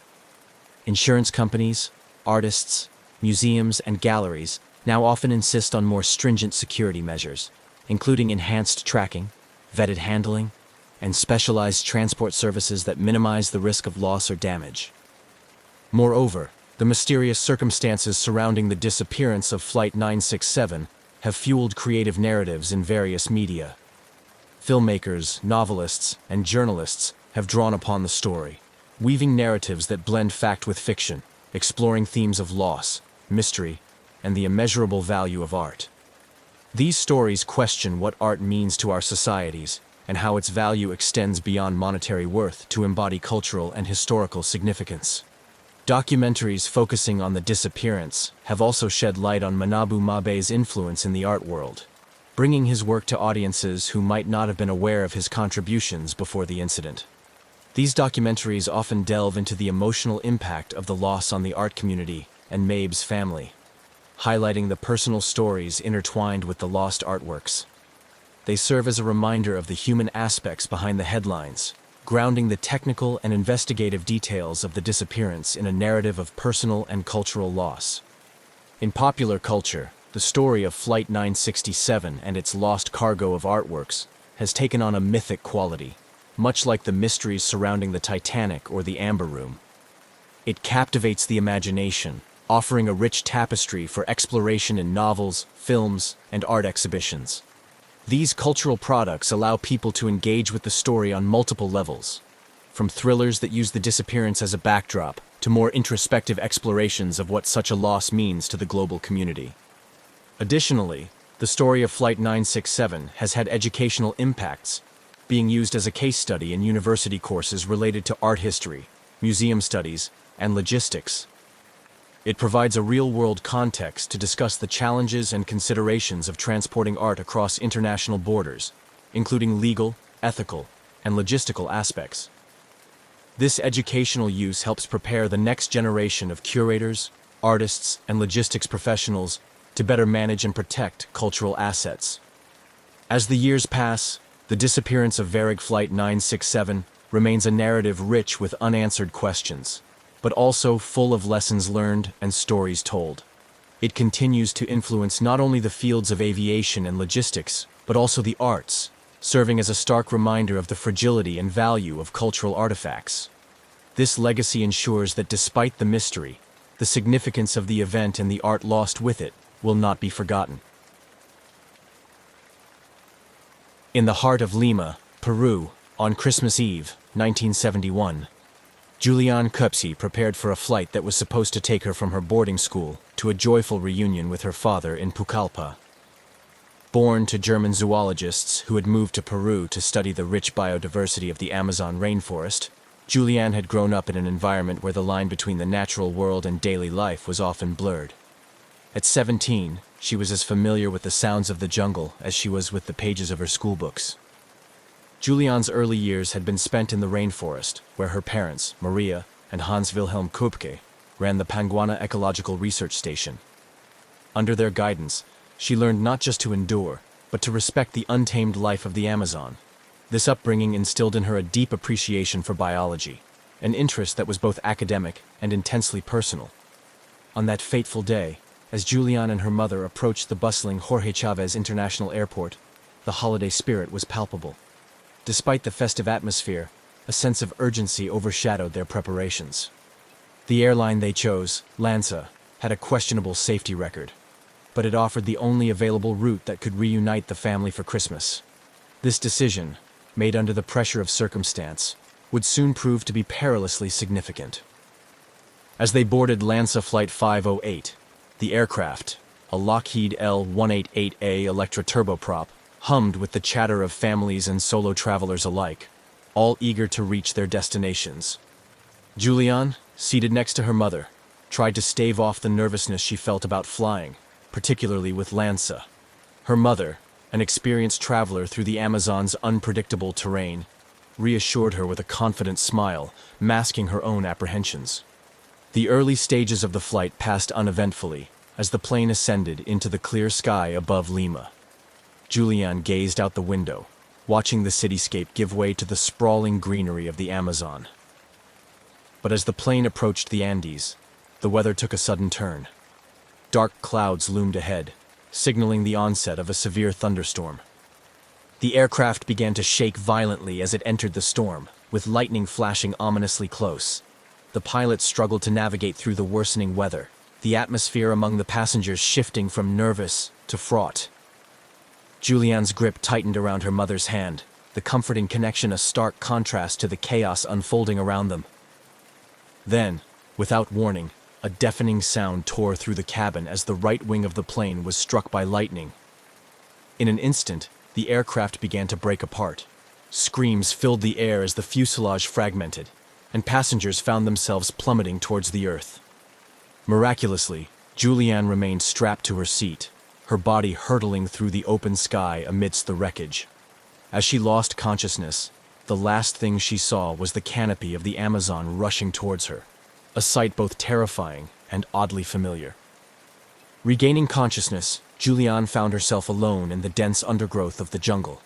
Her seat had cushioned her fall, a stroke of improbable luck that allowed her to survive the 2-mile drop.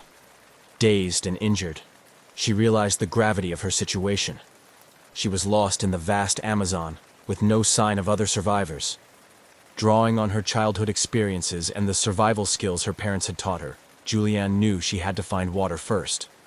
Recalling her father's advice that following water would eventually lead to civilization, she found a small stream. With a determination fueled by her instinct to survive and the hope of finding her mother and other passengers, Julianne began the arduous journey through the Amazon. Her trek was fraught with challenges. Each step took her deeper into the heart of the jungle, where every sound seemed amplified and every shadow could conceal a predator. However, Julianne's intimate knowledge of the rainforest became her greatest ally. She knew how to read the subtle signs of nature, which plants were safe to touch, and which sounds to heed or ignore. As days turned into an exhausting blur, Julianne's physical strength waned, but her resolve strengthened. Driven by the memories of her parents' teachings and the profound connection she felt to the rainforest. Her journey through the Amazon not only tested her survival skills but also deepened her understanding of the natural world. A harsh, unforgiving, yet profoundly beautiful realm that had shaped the course of her life from the very beginning. On the ill-fated day of December 24, 1971, as Lanza Flight 508 ascended into the increasingly turbulent skies above the Peruvian Amazon, none aboard could have predicted the extent of the disaster about to unfold. The Lockheed L-188A Electra, already buzzing with the low murmur of passengers' conversations mixed with the sounds of the storm outside, faced an immediate and grave threat. The flight began routinely, with the aircraft climbing through the layers of clouds. As the plane approached the dense storm clouds, the pilots increased their altitude in an attempt to navigate above the worsening weather. Julianne Kupke, seated next to her mother, looked out the window, watching the lightning dance across the sky, her heart racing with each flash that illuminated the cabin. The storm intensified, enveloping the aircraft in a violent torrent of rain and gusting winds. Turbulence shook the cabin as the pilots fought to maintain control. Passengers tightened their seatbelts, gripping armrests, and each other, as the plane pitched and rolled. The flight attendants moved quickly down the aisles, reassuring passengers, their voices calm but strained against the roar of the storm and engines. Suddenly, a tremendous bolt of lightning struck directly at the aircraft. The impact was catastrophic, instantly severing the right wing and causing an explosive decompression. The fuselage began to break apart mid-air, the structural integrity of the plane compromised beyond the pilot's control. In moments, the aircraft transformed from a controlled environment into a chaotic maelstrom of wind, debris, and terrified passengers. Julianne, still strapped to her seat, found herself in a surreal situation as the cabin disintegrated around her. The roar of the wind and engines gave way to the sounds of tearing metal and the screams of passengers. The last thing Julianne saw before losing consciousness was the rainforest canopy spiraling towards her, a dizzying green expanse rushing up to meet her. The aircraft crashed into the dense jungle, scattering wreckage and debris across a wide area. The violence of the crash was such that survival seemed impossible. Yet, amidst the devastation, Julianne miraculously survived. When she regained consciousness, she found herself alone, surrounded by wreckage, in the deep jungle. Her survival was a stark contrast to the fate of the other 91 souls aboard, who perished in one of the deadliest aviation disasters in history. The immediate aftermath of the crash was marked by an eerie silence in the jungle, broken only by the sounds of nature quickly reclaiming the space. For Julianne, the shock of the crash soon gave way to the realization of her dire situation. Injured, dazed, and isolated, she faced the daunting reality that her survival depended on her ability to navigate through one of the most challenging environments on Earth. With no rescue in sight, Julianne drew upon her unique upbringing in the rainforest, recalling the lessons from her parents about survival in the wild. She knew she needed to find water and shelter, basic necessities for survival. Leveraging her knowledge of the rainforest's flora and fauna, she began to plan her next steps, understanding that her journey to safety was only just beginning. As she prepared to leave the crash site in search of help, Julianne's thoughts were with her mother and the other passengers, hoping against hope that others might have survived. Her journey through the Amazon would test her physical limits and emotional resilience, shaping into an epic tale of survival against all odds. Miraculously surviving the 2-mile plummet to the earth, Julianne Kupka found herself alone amidst the wreckage, still strapped to her row of airplane seats. The initial moments following her awakening were clouded with confusion and pain, but the urgency of her situation quickly dawned on her. She was deep in the Peruvian Amazon, one of the densest and most dangerous jungles in the world, and her survival depended on her immediate actions. As she unbuckled herself from the seat, Julianne assessed her physical condition. Remarkably, her injuries were minor considering the severity of the crash. A broken collarbone, a deep gash on her calf, and an eye swollen shut. The adrenaline coursing through her body temporarily masked the pain, allowing her to focus on her next steps. Her survival instincts, honed from years of living at a research station in the jungle with her biologist parents, began to take over. Knowing that clean water was critical, Julianne recalled her father's advice that finding a stream or river could lead to rescue, as waterways often ran past civilization. She heard the faint sound of running water nearby and used the noise to guide her through the dense undergrowth. Her progress was slow and painstaking due to her injuries and the challenging terrain filled with thick vines and hidden roots that made walking difficult, especially since one of her sandals was lost during the fall. Julianne's knowledge of the rainforest was a vital asset. She knew which plants were safe to eat and which to avoid, information that became crucial as her journey extended and food sources became a necessity. Her understanding of the rainforest's ecology helped her avoid poisonous plants and dangerous animals, skills not possessed by the average person lost in such an environment. As she navigated through the jungle, Julianne also had to deal with the psychological toll of her situation. The isolation and uncertainty could be overwhelming, but she kept her focus by setting small, manageable goals each day. Her immediate aim was to find help, but her broader goal was to stay alive long enough to be found or to find rescue. Memories of her family and her life back at the research station provided the mental strength she needed to push forward. Despite the lush greenery around her, the Amazon was not a benign environment. Julianne encountered numerous hazards that posed constant threats to her safety.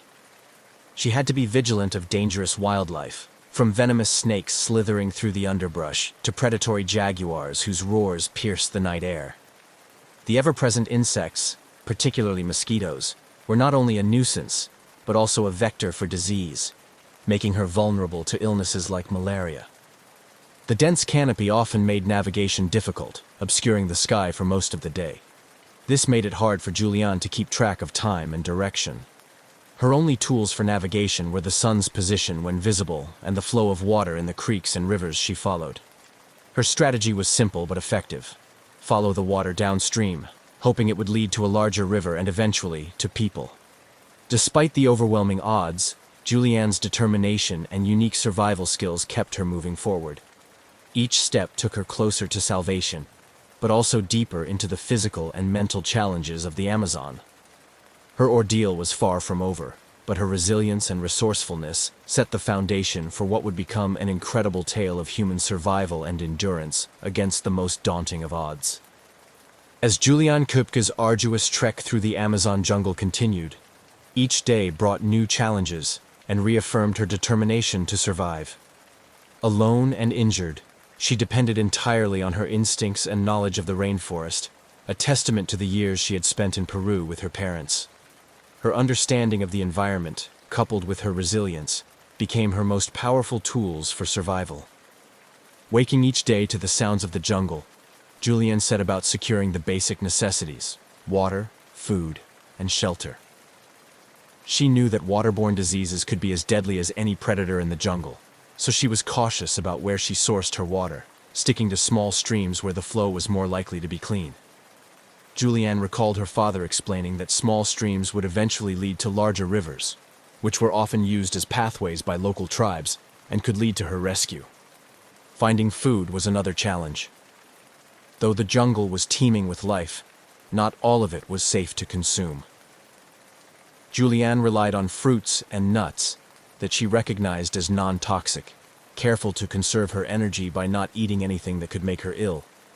She avoided hunting, lacking both the tools and the energy for trapping or killing animals, and instead focused on gathering, which was less energy-intensive and safer.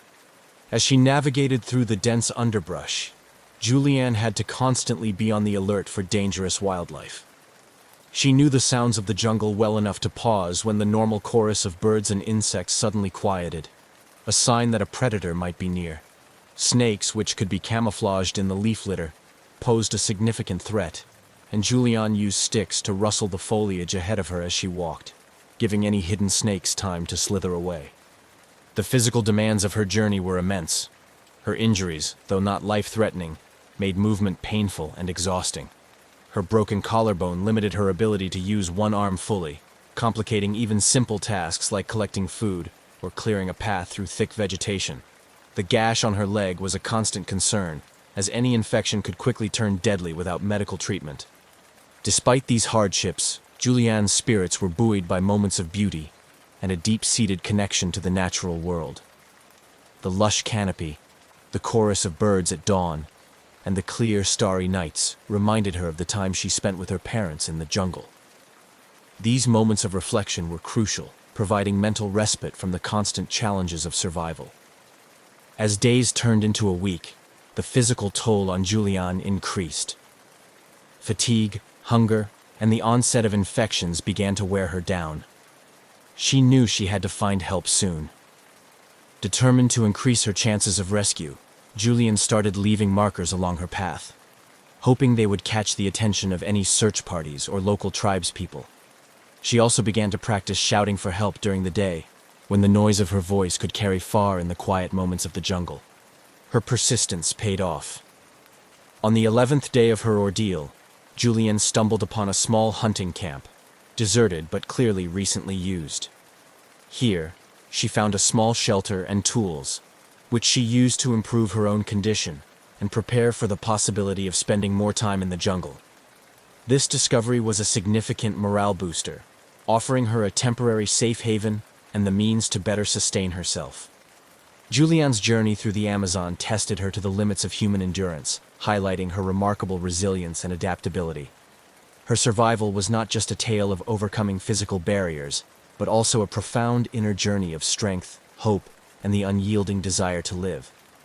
As she continued her trek, each step was a step closer to safety, driven by her deep will to reunite with her family and to return to the world she had left behind on that fateful Christmas Eve flight. As Julianne Köpke's arduous trek through the Amazon jungle continued, each day brought new challenges and reaffirmed her determination to survive. Alone and injured, she depended entirely on her instincts and knowledge of the rainforest, a testament to the years she had spent in Peru with her parents. Her understanding of the environment, coupled with her resilience, became her most powerful tools for survival. Waking each day to the sounds of the jungle, Julianne set about securing the basic necessities: water, food, and shelter. She knew that waterborne diseases could be as deadly as any predator in the jungle, so she was cautious about where she sourced her water, sticking to small streams where the flow was more likely to be clean. Julianne recalled her father explaining that small streams would eventually lead to larger rivers, which were often used as pathways by local tribes, and could lead to her rescue. Finding food was another challenge. Though the jungle was teeming with life, not all of it was safe to consume. Julianne relied on fruits and nuts that she recognized as non-toxic, careful to conserve her energy by not eating anything that could make her ill. She avoided hunting, lacking both the tools and the energy for trapping or killing animals, and instead focused on gathering, which was less energy-intensive and safer. As she navigated through the dense underbrush, Julianne had to constantly be on the alert for dangerous wildlife. She knew the sounds of the jungle well enough to pause when the normal chorus of birds and insects suddenly quieted, a sign that a predator might be near. Snakes, which could be camouflaged in the leaf litter, posed a significant threat, and Julianne used sticks to rustle the foliage ahead of her as she walked, giving any hidden snakes time to slither away. The physical demands of her journey were immense. Her injuries, though not life-threatening, made movement painful and exhausting. Her broken collarbone limited her ability to use one arm fully, complicating even simple tasks like collecting food or clearing a path through thick vegetation. The gash on her leg was a constant concern, as any infection could quickly turn deadly without medical treatment. Despite these hardships, Julianne's spirits were buoyed by moments of beauty and a deep-seated connection to the natural world. The lush canopy, the chorus of birds at dawn, and the clear, starry nights reminded her of the time she spent with her parents in the jungle. These moments of reflection were crucial, providing mental respite from the constant challenges of survival. As days turned into a week, the physical toll on Julianne increased. Fatigue, hunger, and the onset of infections began to wear her down. She knew she had to find help soon. Determined to increase her chances of rescue, Julianne started leaving markers along her path, hoping they would catch the attention of any search parties or local tribespeople. She also began to practice shouting for help during the day, when the noise of her voice could carry far in the quiet moments of the jungle. Her persistence paid off. On the 11th day of her ordeal, Julianne stumbled upon a small hunting camp, deserted but clearly recently used. Here, she found a small shelter and tools, which she used to improve her own condition and prepare for the possibility of spending more time in the jungle. This discovery was a significant morale booster, offering her a temporary safe haven and the means to better sustain herself. Julianne's journey through the Amazon tested her to the limits of human endurance, highlighting her remarkable resilience and adaptability. Her survival was not just a tale of overcoming physical barriers, but also a profound inner journey of strength, hope, and the unyielding desire to live. As she continued her trek, each step was a step closer to safety, driven by her deep will to reunite with her family and to return to the world she had left behind on that fateful Christmas Eve flight. As Julianne Koepke continued her harrowing journey through the Amazon, her determination was fueled by a singular focus: survival.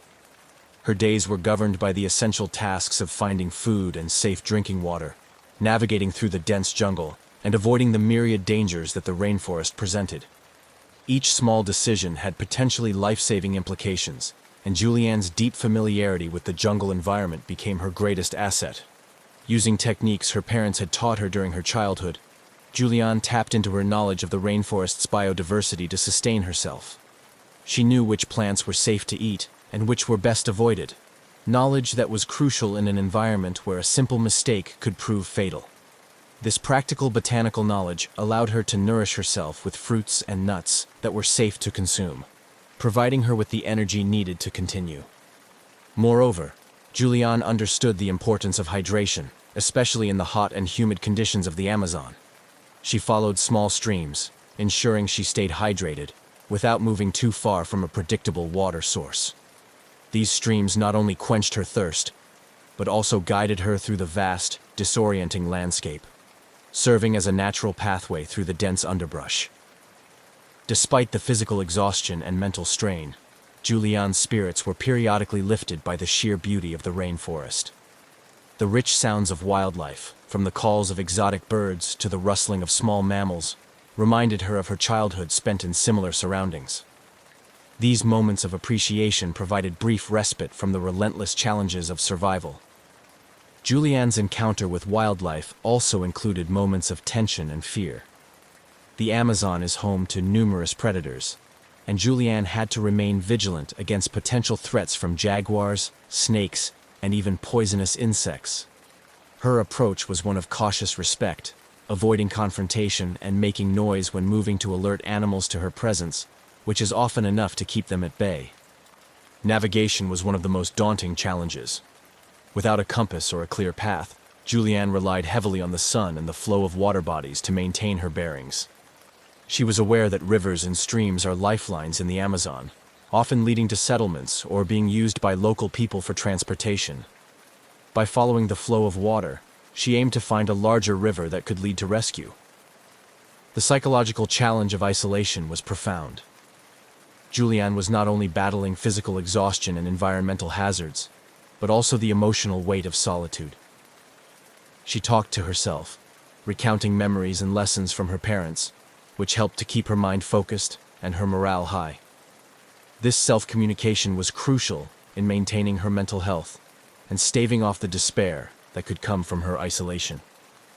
As the days passed, Julianne's initial hope of quickly finding rescue began to wane, yet her determination did not falter. She understood that her best chance of survival was to keep moving toward potential rescue points. This resolve was put to the test when, after nearly 2 weeks alone in the jungle, she stumbled upon a significant sign of human activity, an abandoned boat lodged in a small tributary. Realizing the potential of this find, Julianne used the boat as a shelter, gathering strength and resources. She found a small cache of supplies in the boat, likely left by fishermen, which included some basic tools that could be used for fishing or improving her shelter. This discovery was a significant morale booster and a turning point, providing her with slightly improved living conditions and renewed hope.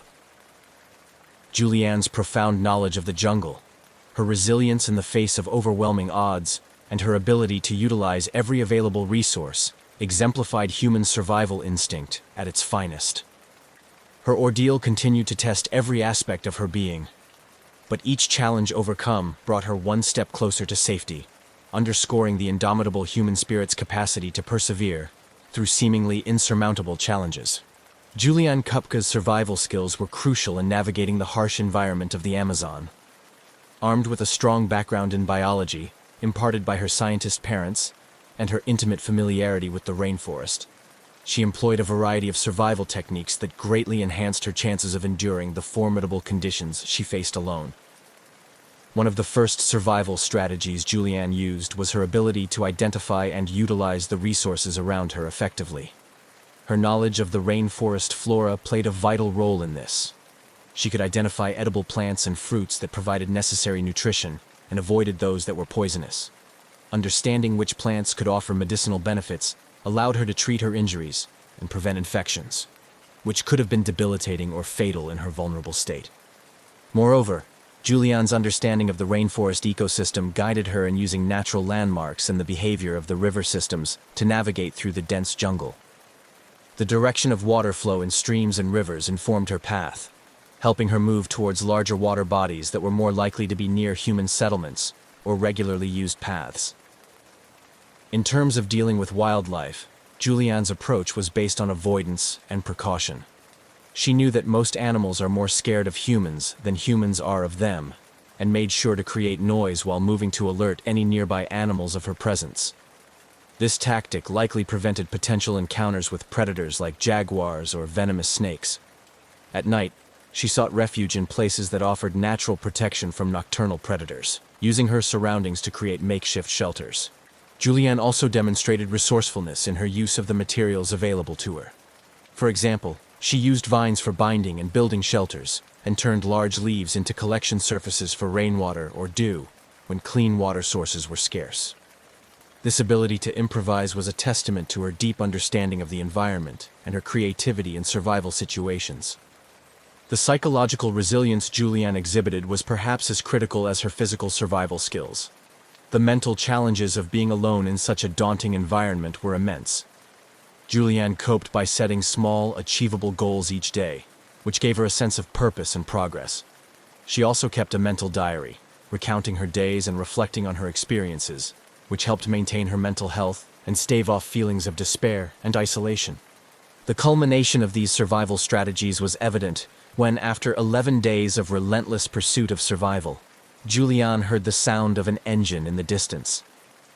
Realizing the potential for rescue, she mustered the strength to move towards the sound, eventually finding a small shelter used by lumber workers. Her decision to follow the sound, guided by the hope of human presence, ultimately led to her being found and rescued. Upon her rescue, Julianne was transported to a local hospital where she received medical treatment for her injuries and dehydration. Her story of survival quickly captivated the world, becoming a symbol of human resilience and the will to survive against all odds.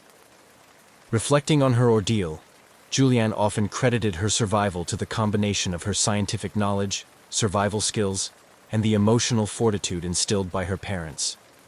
Her incredible journey through the Amazon not only highlighted the human capacity for survival, but also underscored the importance of understanding and respecting the natural world.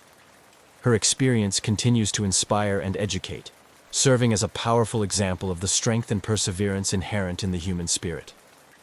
Julianne Kupska's miraculous survival after an 11-day ordeal in the Amazon jungle not only marked her as a figure of extraordinary resilience, but also had a profound impact on her life and the wider world. Her harrowing journey through the dense, perilous wilderness and her ultimate rescue captivated global audiences, bringing attention to the human capacity to endure against overwhelming odds. After her rescue and during her recovery, Julianne's story was widely covered by the media, and she was often portrayed as a symbol of hope and human strength. Her experience resonated with many, providing a narrative that highlighted the importance of courage, persistence, and the will to survive. As she healed from her physical injuries, Julianne also had to navigate the complex process of psychological recovery, dealing with the trauma of the crash and the loss of her mother, who had perished in the disaster. Returning to civilization brought challenges. Julianne faced a flurry of media attention and public curiosity, which was sometimes overwhelming. Despite this, she used her newfound platform to raise awareness about the Amazon rainforest, its beauty, its critical importance to the global ecosystem, and the threats it faced. Her unique insights and first-hand experiences provided a compelling perspective on environmental conservation. Julianne's ordeal also reinforced her interest in biology, shaping her academic and professional path. She pursued studies in biology, earning a doctorate, and returning to Peru to conduct research in the Amazon rainforest. Her work focused on the ecology of the region, and she became an advocate for its preservation, leveraging her personal story to highlight the connection between human survival and environmental stewardship.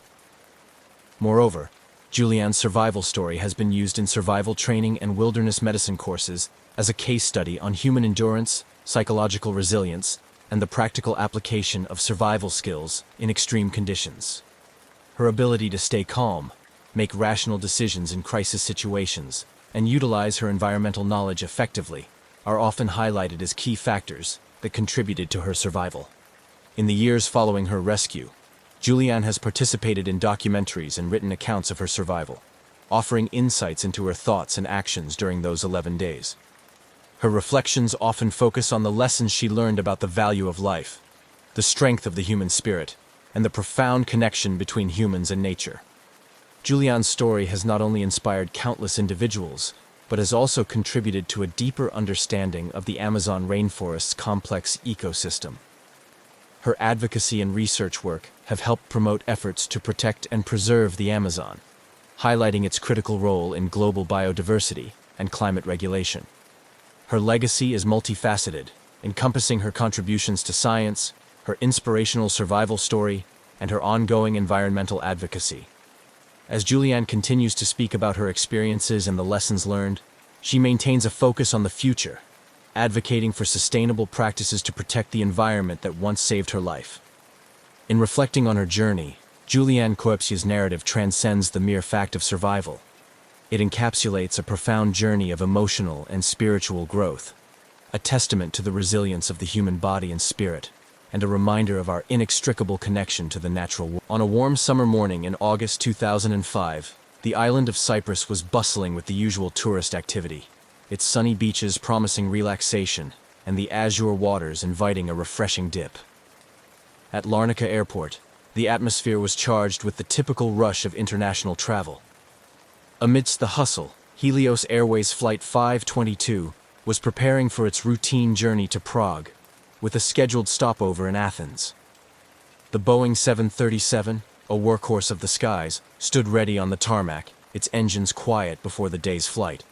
The flight crew of Flight 522 arrived at the aircraft carrying their customary pre-flight checklists and personal effects.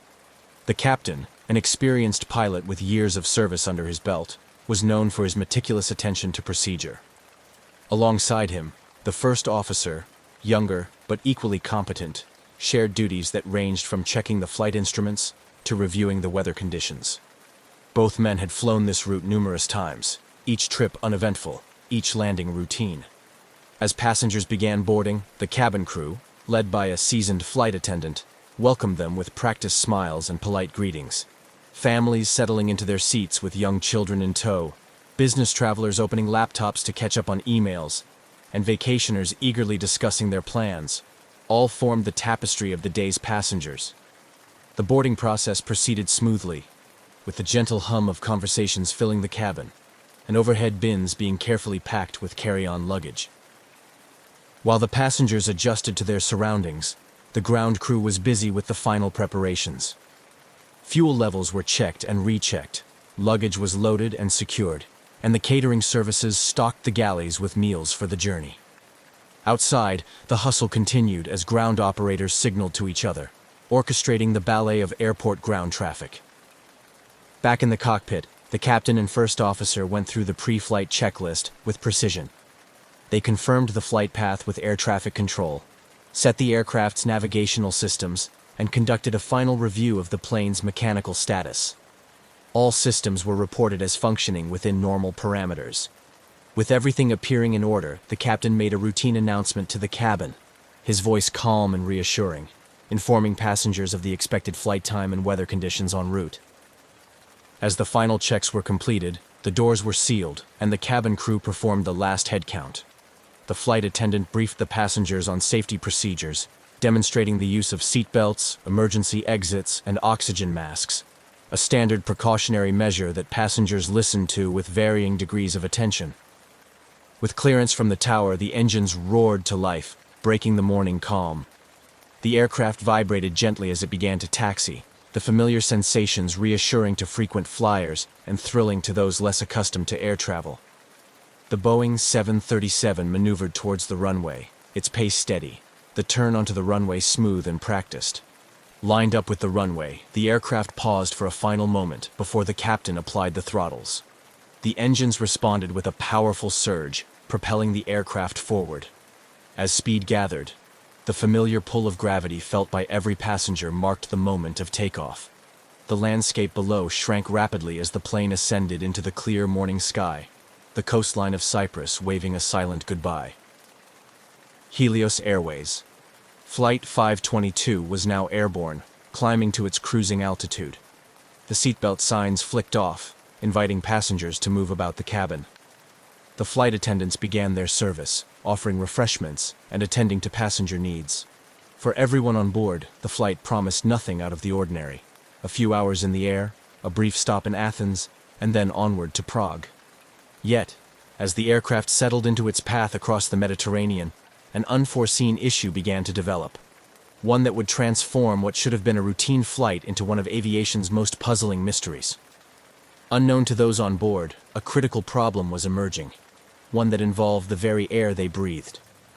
As the minutes passed, the situation within the pressurized cabin started to deteriorate, setting the stage for a tragic sequence of events that would confound experts and shake the aviation industry to its core. As Flight 522 cruised smoothly over the picturesque Mediterranean Sea, the cockpit and cabin began to diverge into two very different realities. Within the cockpit, the first signs of trouble emerged subtly. The pilots noticed discrepancies in the cabin pressure warning system, a crucial system that ensures the air inside the aircraft remains breathable as it ascends into thinner atmospheres. A light flickered on the control panel, suggesting a potential malfunction in the pressurization system, but it was not immediately alarming to the experienced pilots. Assuming it might be a sensor error, a not uncommon issue, they attempted a reset of the system. Meanwhile, their conversation remained professional and calm, focused on troubleshooting the potential issue without undue concern. The reset appeared successful, and the warning light extinguished. With no further indications of malfunction, the pilots settled back into the routine of monitoring the flight's progress, discussing expected weather conditions in Athens, and occasionally exchanging light banter. Back in the cabin, the atmosphere was entirely different. Unbeknownst to the flight crew, the aircraft's pressurization system had failed to operate correctly despite the reset. As the plane climbed higher, The cabin altitude, the equivalent altitude inside the aircraft, began to rise, reducing the oxygen levels. This change was gradual, not immediately noticeable to the passengers or the cabin crew, who were busy with meal services and routine duties. The first real indication of something amiss came from the passengers themselves. Some began to feel symptoms of hypoxia, although they may not have recognized them as such. Hypoxia, a deficiency in the amount of oxygen reaching the tissues, starts with subtle symptoms like headache, dizziness, and fatigue. Symptoms easy to attribute to the normal stresses of air travel or a lack of sleep. Meanwhile, in the cockpit, the flight continued as planned. The aircraft had reached its cruising altitude and was now on autopilot, heading towards Athens. The pilots remained unaware of the developing crisis behind them, as communication between the cockpit and cabin had not yet conveyed any sense of urgency. The cabin crew, accustomed to dealing with minor passenger ailments, didn't immediately connect the dots between the various complaints. However, as the aircraft continued its journey, the situation escalated. More passengers began to show signs of discomfort. A child started crying, unable to articulate the nausea and headache overwhelming him. An elderly passenger felt severe dizziness and reached out for help from a flight attendant, who herself began to feel lightheaded and confused. It was then that the cabin crew started to realize that these were not isolated incidents. Concerned, the chief flight attendant tried to contact the cockpit. Yet, upon reaching the cockpit door, she found herself struggling with cognitive and physical symptoms of hypoxia.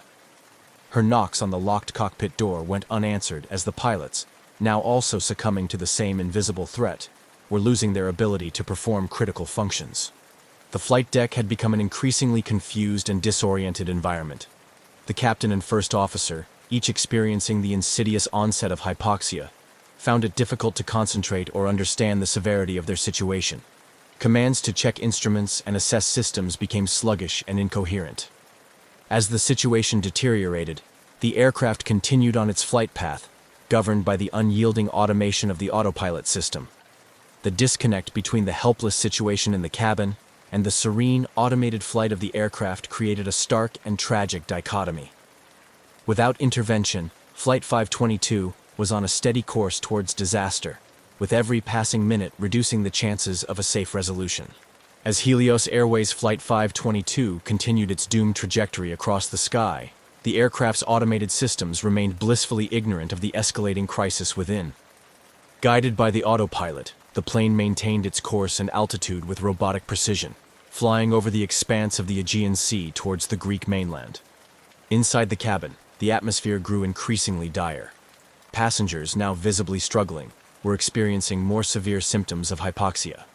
Confusion reigned, as many found it difficult to think clearly or move coherently. Parents attempted to comfort their children, who were crying or appearing unusually lethargic, while other passengers slumped in their seats, slowly losing consciousness. The flight attendants, trained for a variety of emergency situations, were also affected by the lack of oxygen. Their training did not prepare them for the creeping, invisible threat of hypoxia, which impaired their ability to recognize and respond effectively to the emergency. Attempts to administer oxygen from portable units proved futile, as the passengers' and crew's ability to operate the equipment waned. Back in the cockpit, the pilots were in a perilous state. The captain, struggling against the effects of hypoxia, displayed symptoms of confusion and disorientation, a condition marked by his inability to perform simple tasks or respond to the aircraft's warning systems. The cockpit voice recorder later revealed disjointed, nonsensical conversations between the pilots, conversations that veered off into irrelevance, a stark testament to their deteriorated cognitive functions. As the aircraft approached Athens, air traffic controllers became alarmed by the lack of communication from Flight 522. Repeated calls to the aircraft went unanswered, breaking standard protocol and escalating concern on the ground.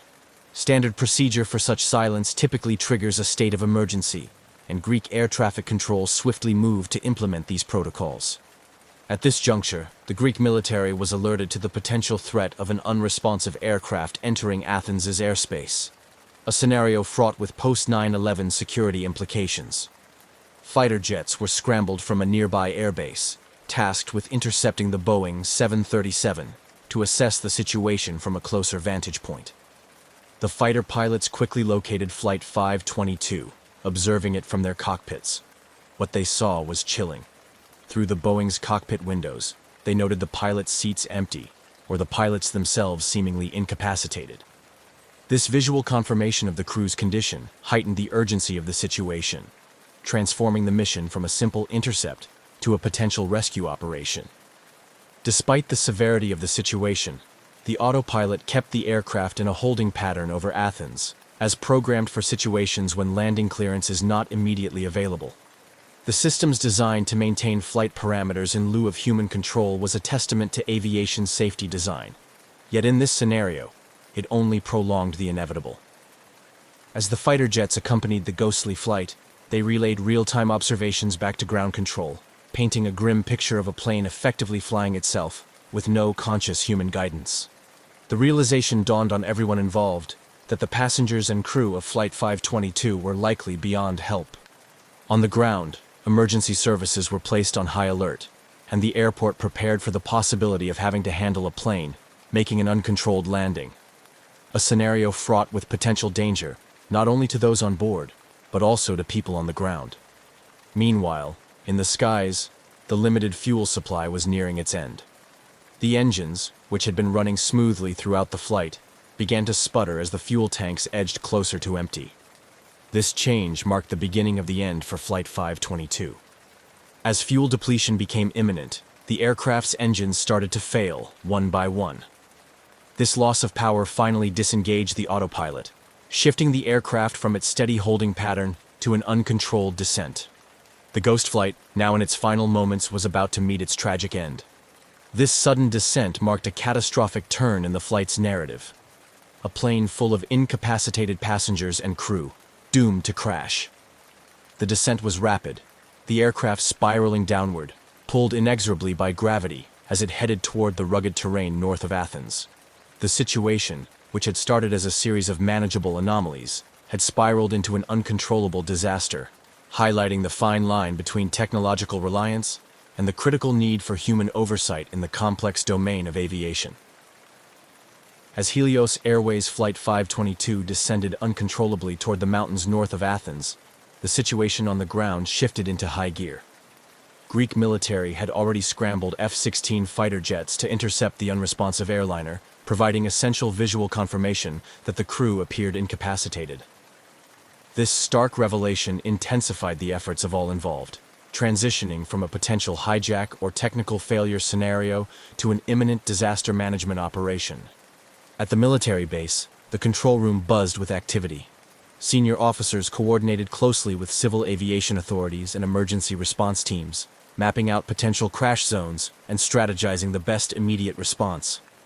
The military's primary concern was to monitor the aircraft's path and communicate any sudden changes to air traffic control, which was simultaneously trying to clear airspace and manage inbound and outbound flights with heightened security protocols. The F-16 pilots maintained a visual on the Boeing 737, observing its erratic flight path. Their reports were grim. The aircraft's altitude was decreasing rapidly, and its maneuvers were uncoordinated and indicative of a complete loss of control. They described the plane's movements as erratic, with sudden drops in altitude and sporadic turns. The pilots relayed their observations in real time, providing crucial updates every few seconds. On the ground, the mood among the emergency response teams was tense. The Hellenic National Meteorological Service provided real-time weather data to ensure that rescue and recovery operations could be planned with the most accurate environmental information available. Fortunately, the weather conditions were clear, which was one less variable to complicate the already dire situation. At Athens International Airport, the Emergency Operations Center was activated. This included representatives from the fire department, medical teams, police, and airport management. They coordinated closely with the National Disaster Response Team to mobilize all available resources. Hospitals in and around Athens were put on high alert, and emergency medical teams, including ambulances and helicopter units, were prepped and ready to move out as soon as the crash site was confirmed. The real-time communication between the fighter jets and the control center was critical. As the F-16 pilots observed, the 737 began a final fatal descent, and the control room relayed this information to all emergency services. There was now an acceptance that the mission had transitioned from interception to recovery. The crash was imminent, and the focus was on saving as many lives as possible in the aftermath. The Greek Air Force and civil aviation authorities worked in concert to track the aircraft's descent path, using radar and the pilot's visual reports to predict the point of impact. This data allowed emergency services to position themselves strategically, optimizing response times to the expected crash site. As the 737 approached the ground, the fighter pilots observed one engine flame out, followed shortly by the second. The aircraft, now devoid of power, was a gliding hulk of metal, descending faster toward the terrain below. The pilots relayed these observations, their voices tense but controlled.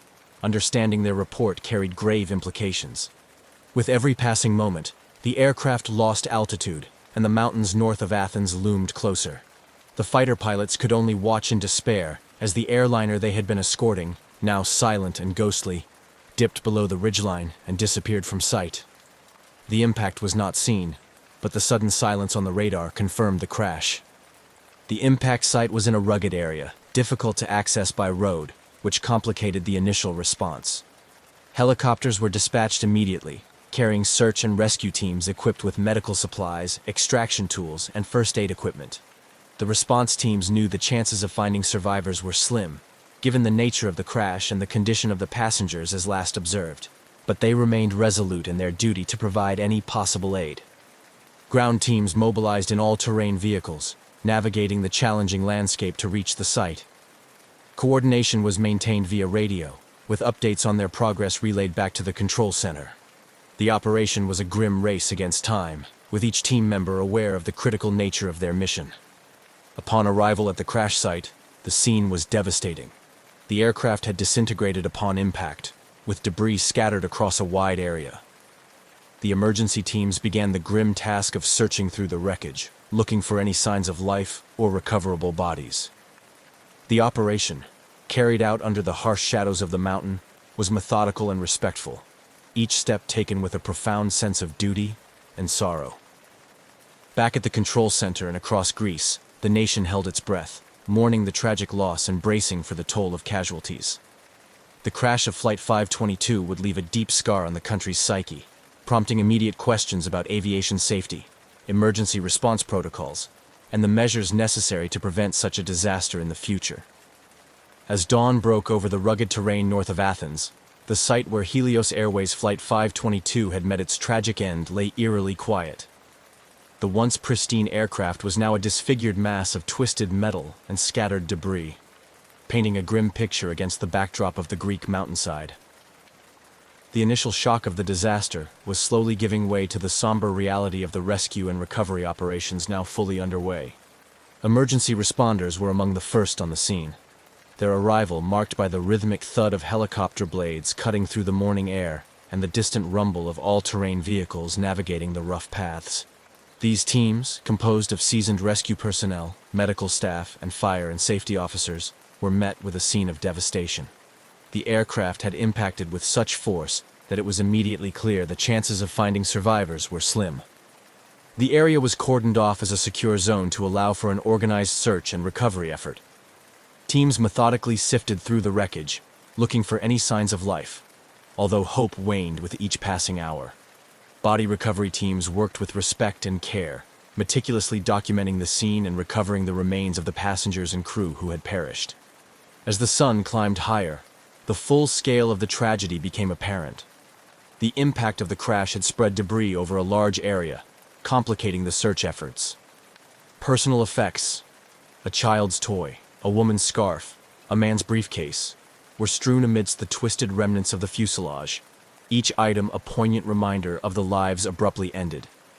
Meanwhile, at the makeshift command center set up near the crash site, investigators from the Greek Air Accident Investigation and Aviation Safety Board began their meticulous work. Their task was daunting: to piece together the events that led to the crash from the physical evidence at hand and the data retrieved from the aircraft's flight recorders, known colloquially as the black boxes. These devices, crucial to the investigation, were among the first items searched for amidst the wreckage. The black boxes, once recovered, were immediately transported to an analysis facility where experts began to extract and interpret the flight data and cockpit voice recordings. The data revealed a chilling timeline of the aircraft's final moments, including the loss of cabin pressure and the crew's incapacitating hypoxia. The voice recorder captured the pilot's increasingly confused and disoriented communication, painting a harrowing picture of their final struggle. Back in Athens, the tragedy had already begun to dominate the media, with continuous coverage broadcasting the grim details to a nation in mourning. The public's grief was palpable, compounded by a growing demand for answers and accountability. How had a routine flight turned into one of the country's worst aviation disasters? What failures in protocol or oversight could have allowed such a tragedy to occur? In response to the mounting public pressure, the Greek government announced the formation of an official commission to investigate the crash. This body was tasked with not only determining the causes of the disaster, but also recommending changes to prevent future tragedies. The investigation was to be thorough, transparent, and wide-ranging, involving experts from various fields of aviation and safety. As the days turned into weeks, the investigation deepened. Experts examined every aspect of the flight, from the maintenance records of the aircraft to the training and background of the crew. They scrutinized the airline's operational procedures and the actions of the air traffic control personnel. Each layer peeled back added complexity to the understanding of the crash, pointing to a confluence of technical failure, human error, and systemic issues in aviation oversight. The crash of Flight 522 thus became a catalyst for change in the aviation industry, both within Greece and internationally. It highlighted the critical importance of rigorous safety protocols, the need for continuous oversight and improvement in aircraft design and maintenance, and the vital role of effective communication and emergency response planning. As the investigation continued, the families of the victims began their own, more personal journey through grief and loss.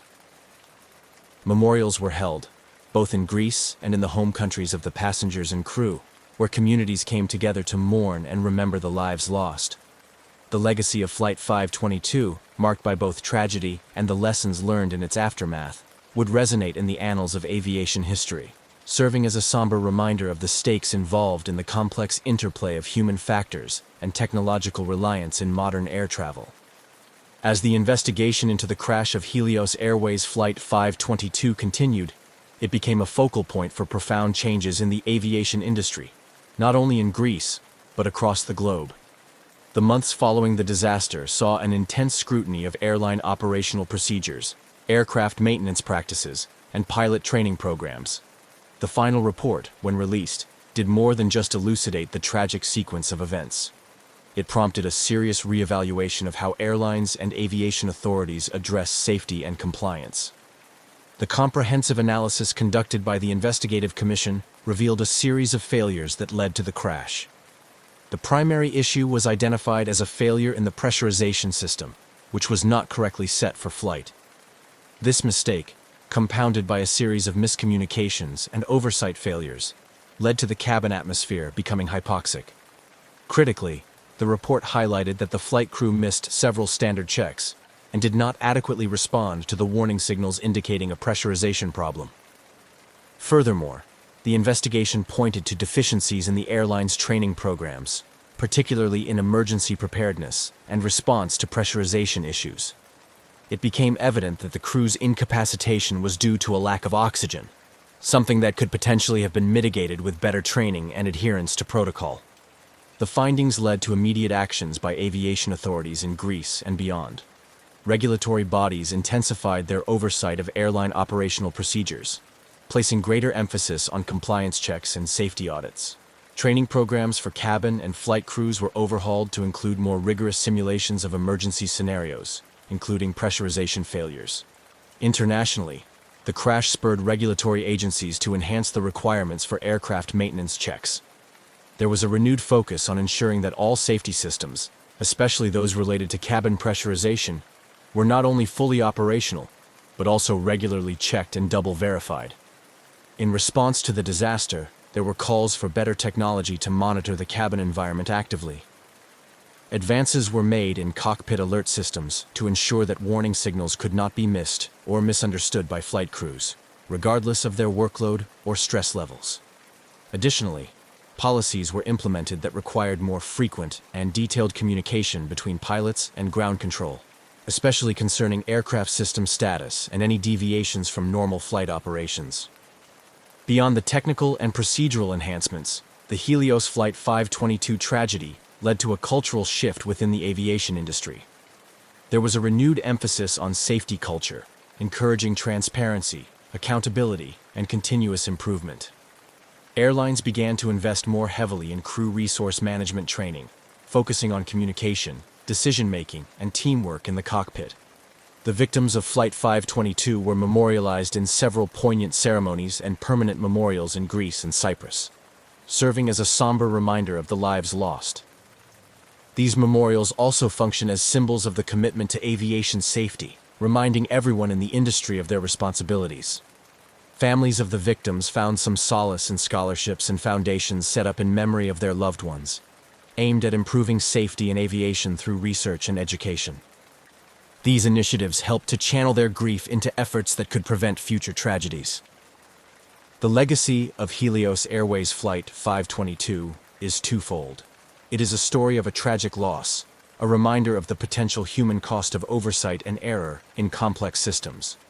But it is also a story of learning and adaptation, a testament to the aviation industry's capacity to evolve and enhance safety in response to its failures.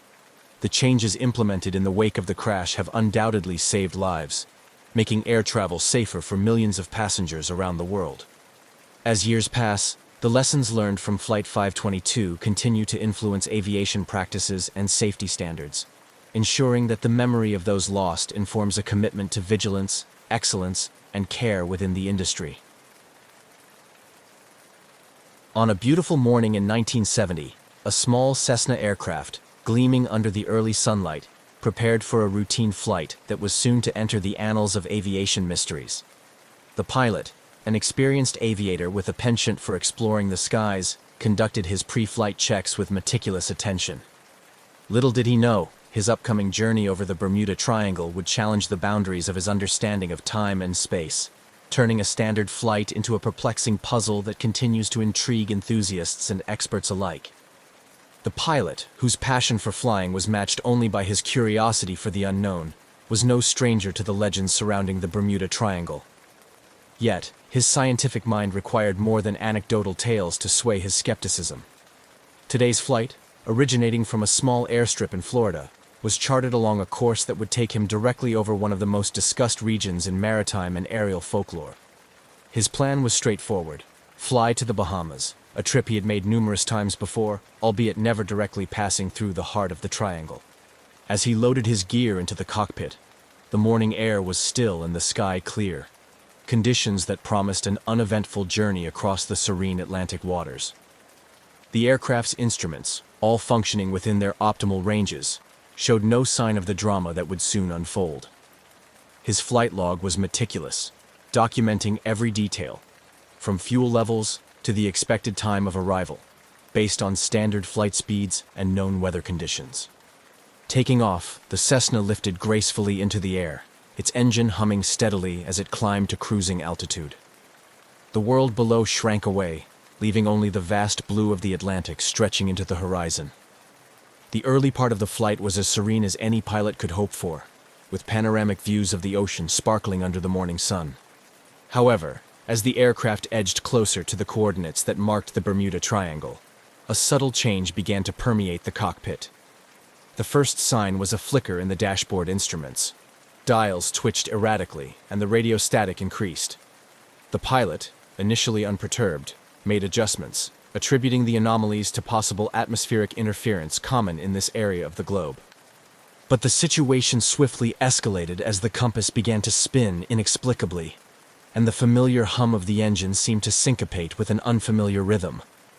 The skies, still visually clear, now felt charged with an unexplained energy. Trying to maintain his course, the pilot felt a growing sense of disorientation, as if the very essence of time and space around him was warping. In his headset, the crackle of static grew louder, punctuated by what seemed like distant voices cutting in and out, an auditory illusion in an otherwise empty expanse. His trained instincts told him to trust his instruments, but they were becoming increasingly unreliable. Glancing at his watch, he noted the time, planning to cross-check it with the flight duration to gauge any discrepancies upon landing. As quickly as it began, the phenomenon ceased. The instruments stabilized as suddenly as they had faltered, the radio cleared, and the Cessna resumed its steady drone. Shaken but focused, the pilot continued toward his destination, now vigilant for any further abnormalities. Upon landing, the reality of what had transpired hit with full force. His flight, by all logical accounts supposed to last over 3 hours, had recorded barely an hour and a half. The confusion was palpable as he tried to reconcile the discrepancy. His initial disbelief was echoed by the ground crew at the Bahamas airstrip, who were equally baffled by the early arrival. This bewildering experience marked the beginning of a series of investigations and theories. Had the pilot traversed a shortcut through time and space? Was this merely an anomaly in instrumentation? Or had he experienced a rare but natural meteorological phenomenon? As the story of his flight spread, it sparked debates and drew attention from around the world, adding another layer of mystery to the already infamous Bermuda Triangle. The pilot, once a staunch skeptic, found himself pondering the limits of human understanding and the vast, unexplained mysteries that still lie beyond our reach in the skies. As the Cessna gracefully crossed into the airspace above the Bermuda Triangle, the pilot felt a mix of anticipation and skepticism. Known for its history of mysterious disappearances and unexplained phenomena, the triangle has long captured the imagination of pilots and sailors alike. However, for this pilot, a man of science and logic, the myths and legends associated with this region were just that, stories without empirical evidence. Nonetheless, as he entered this notorious zone, the clear skies and calm seas seemed to belie the triangle's ominous reputation. The route planned for that day was one he had flown on the edges of, but never directly through the heart of the triangle. Today's flight path took him directly over its center, a decision made partly out of necessity, and partly from a curiosity that he hadn't admitted to himself until now. The early part of his journey had been uneventful, with the aircraft performing flawlessly and the weather conditions ideal for a smooth flight. However, as he progressed deeper into the triangle, subtle anomalies began to manifest. Initially, these were minor, slight malfunctions in the aircraft's electronic instruments. The GPS system flickered erratically, and the radio emitted intermittent bursts of static, despite the clear weather and absence of storm clouds. These technical issues were disconcerting but not alarming, at least not at first. The pilot double-checked his backups and continued, relying on his experience and manual navigation skills to maintain his course. The true moment of disorientation came without warning. It was as if the atmosphere itself had changed, with a slight but noticeable drop in temperature and a sudden, eerie stillness that enveloped the aircraft. The sky, so clear moments before, seemed to take on a muted, almost surreal quality. The ocean below mirrored this stillness, its surface unnaturally calm. The pilot's initial reaction was to check his instruments, but what he saw only deepened his confusion. His compass was spinning inexplicably, and the altimeter fluctuated between readings in a way that was impossible under normal flying conditions. Trying to maintain his composure, he reached for the radio to contact air traffic control, only to be met with a hiss of static that made communication impossible. This experience, unsettling as it was, paled in comparison to what happened next. Time seemed to dilate around him, with seconds stretching into minutes, and minutes feeling like hours. This sensation of time warping was difficult to rationalize, leaving the pilot grappling with his perception of reality.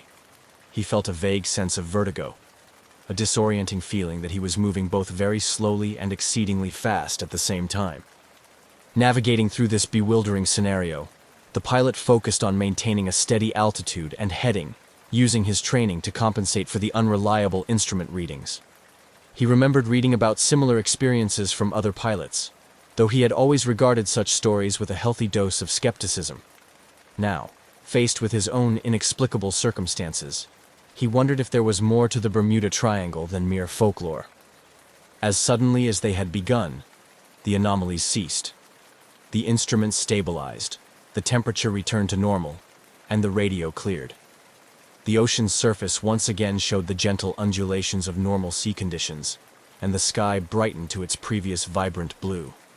Shaken but relieved, the pilot continued his journey, now eager to reach his destination and land safely, his mind racing with questions about what had just occurred.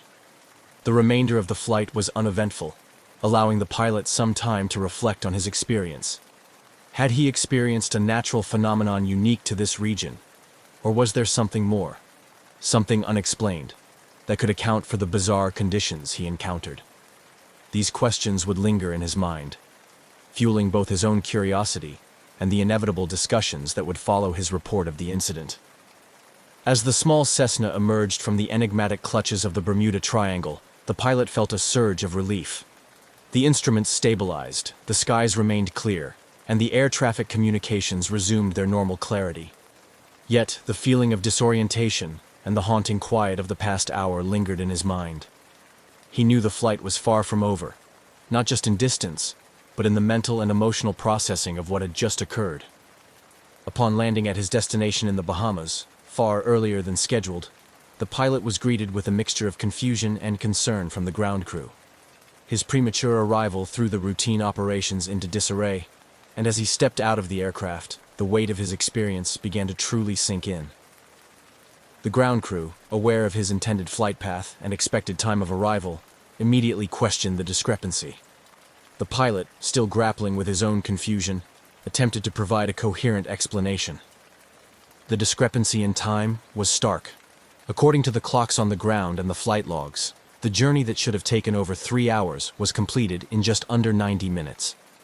This impossibility was not lost on the pilot or the airport staff, prompting an immediate and thorough review of the aircraft's logs and instruments. The debriefing session that followed was intense. The pilot recounted his experience in detail to both the airport authorities and later to representatives from the Aviation Safety Board. His account included the initial instrument malfunctions, the strange atmospheric conditions, the sensation of time dilation, and the abrupt return to normalcy. His report was met with skepticism, but the undeniable fact of his early arrival demanded serious consideration. Technical experts examined the Cessna with fine-tooth combs, searching for any faults that could explain the anomalies reported. All systems were found to be in perfect working order, and no mechanical issues were identified that could have accounted for the acceleration in flight time. The GPS data, recovered from the onboard navigation system, confirmed the aircraft's accelerated passage through the designated flight path, further deepening the mystery. The situation called for an investigation that went beyond routine mechanical checks. Meteorologists and physicists were consulted to understand if unusual atmospheric conditions could have created a kind of jet stream, or if known phenomena like gravity waves could explain the time discrepancy. However, all scientific explanations fell short of providing a satisfactory answer. The conditions reported by the pilot, particularly the spinning compass and fluctuating altimeter, suggested influences beyond standard meteorological or geographic anomalies. As the aviation community began to buzz with discussions over the incident, the story of the pilot's mysterious flight attracted attention beyond the immediate stakeholders. The media caught wind of the story, and soon it was being reported across various platforms, inciting a flurry of speculation and intrigue. The Bermuda Triangle's notorious reputation for mysterious disappearances and unexplained phenomena provided fertile ground for theories, ranging from rational skeptical inquiries to wild speculations about supernatural occurrences. Amid the growing public fascination, the pilot found himself at the center of a whirlwind of attention. His experience was dissected and debated in online forums, television specials, and by experts in aeronautics and meteorology.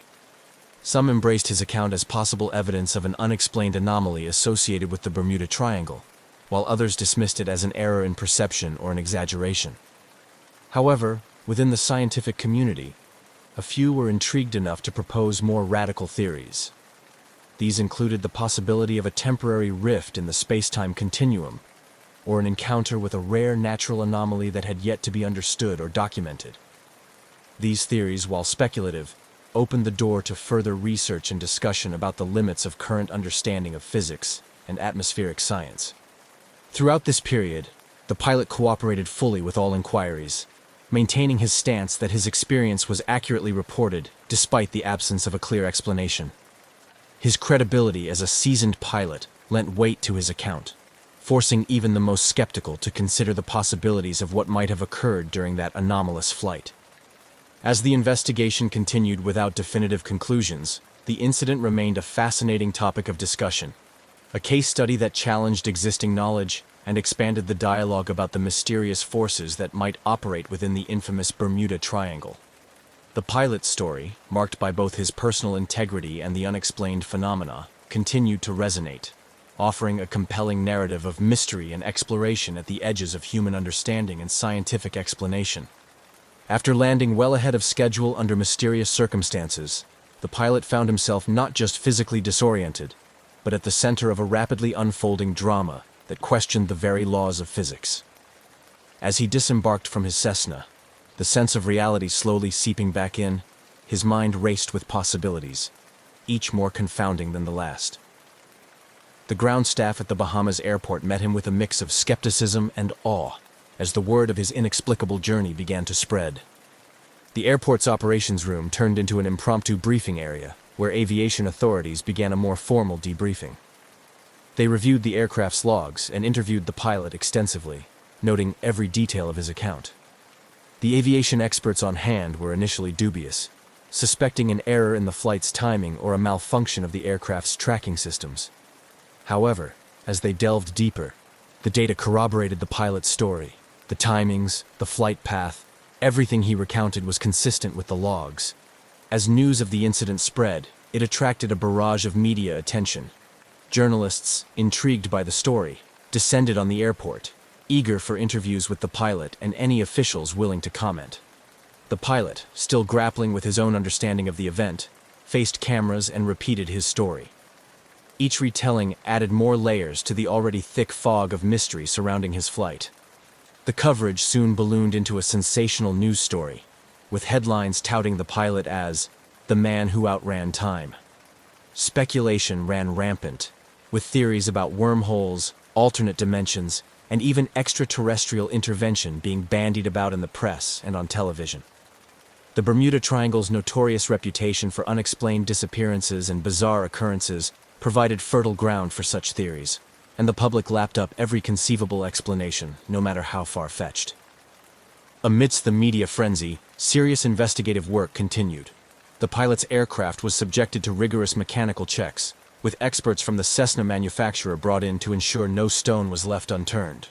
They examined the aircraft's engine, avionics, and structural integrity, but found no abnormalities that could explain the acceleration in travel time.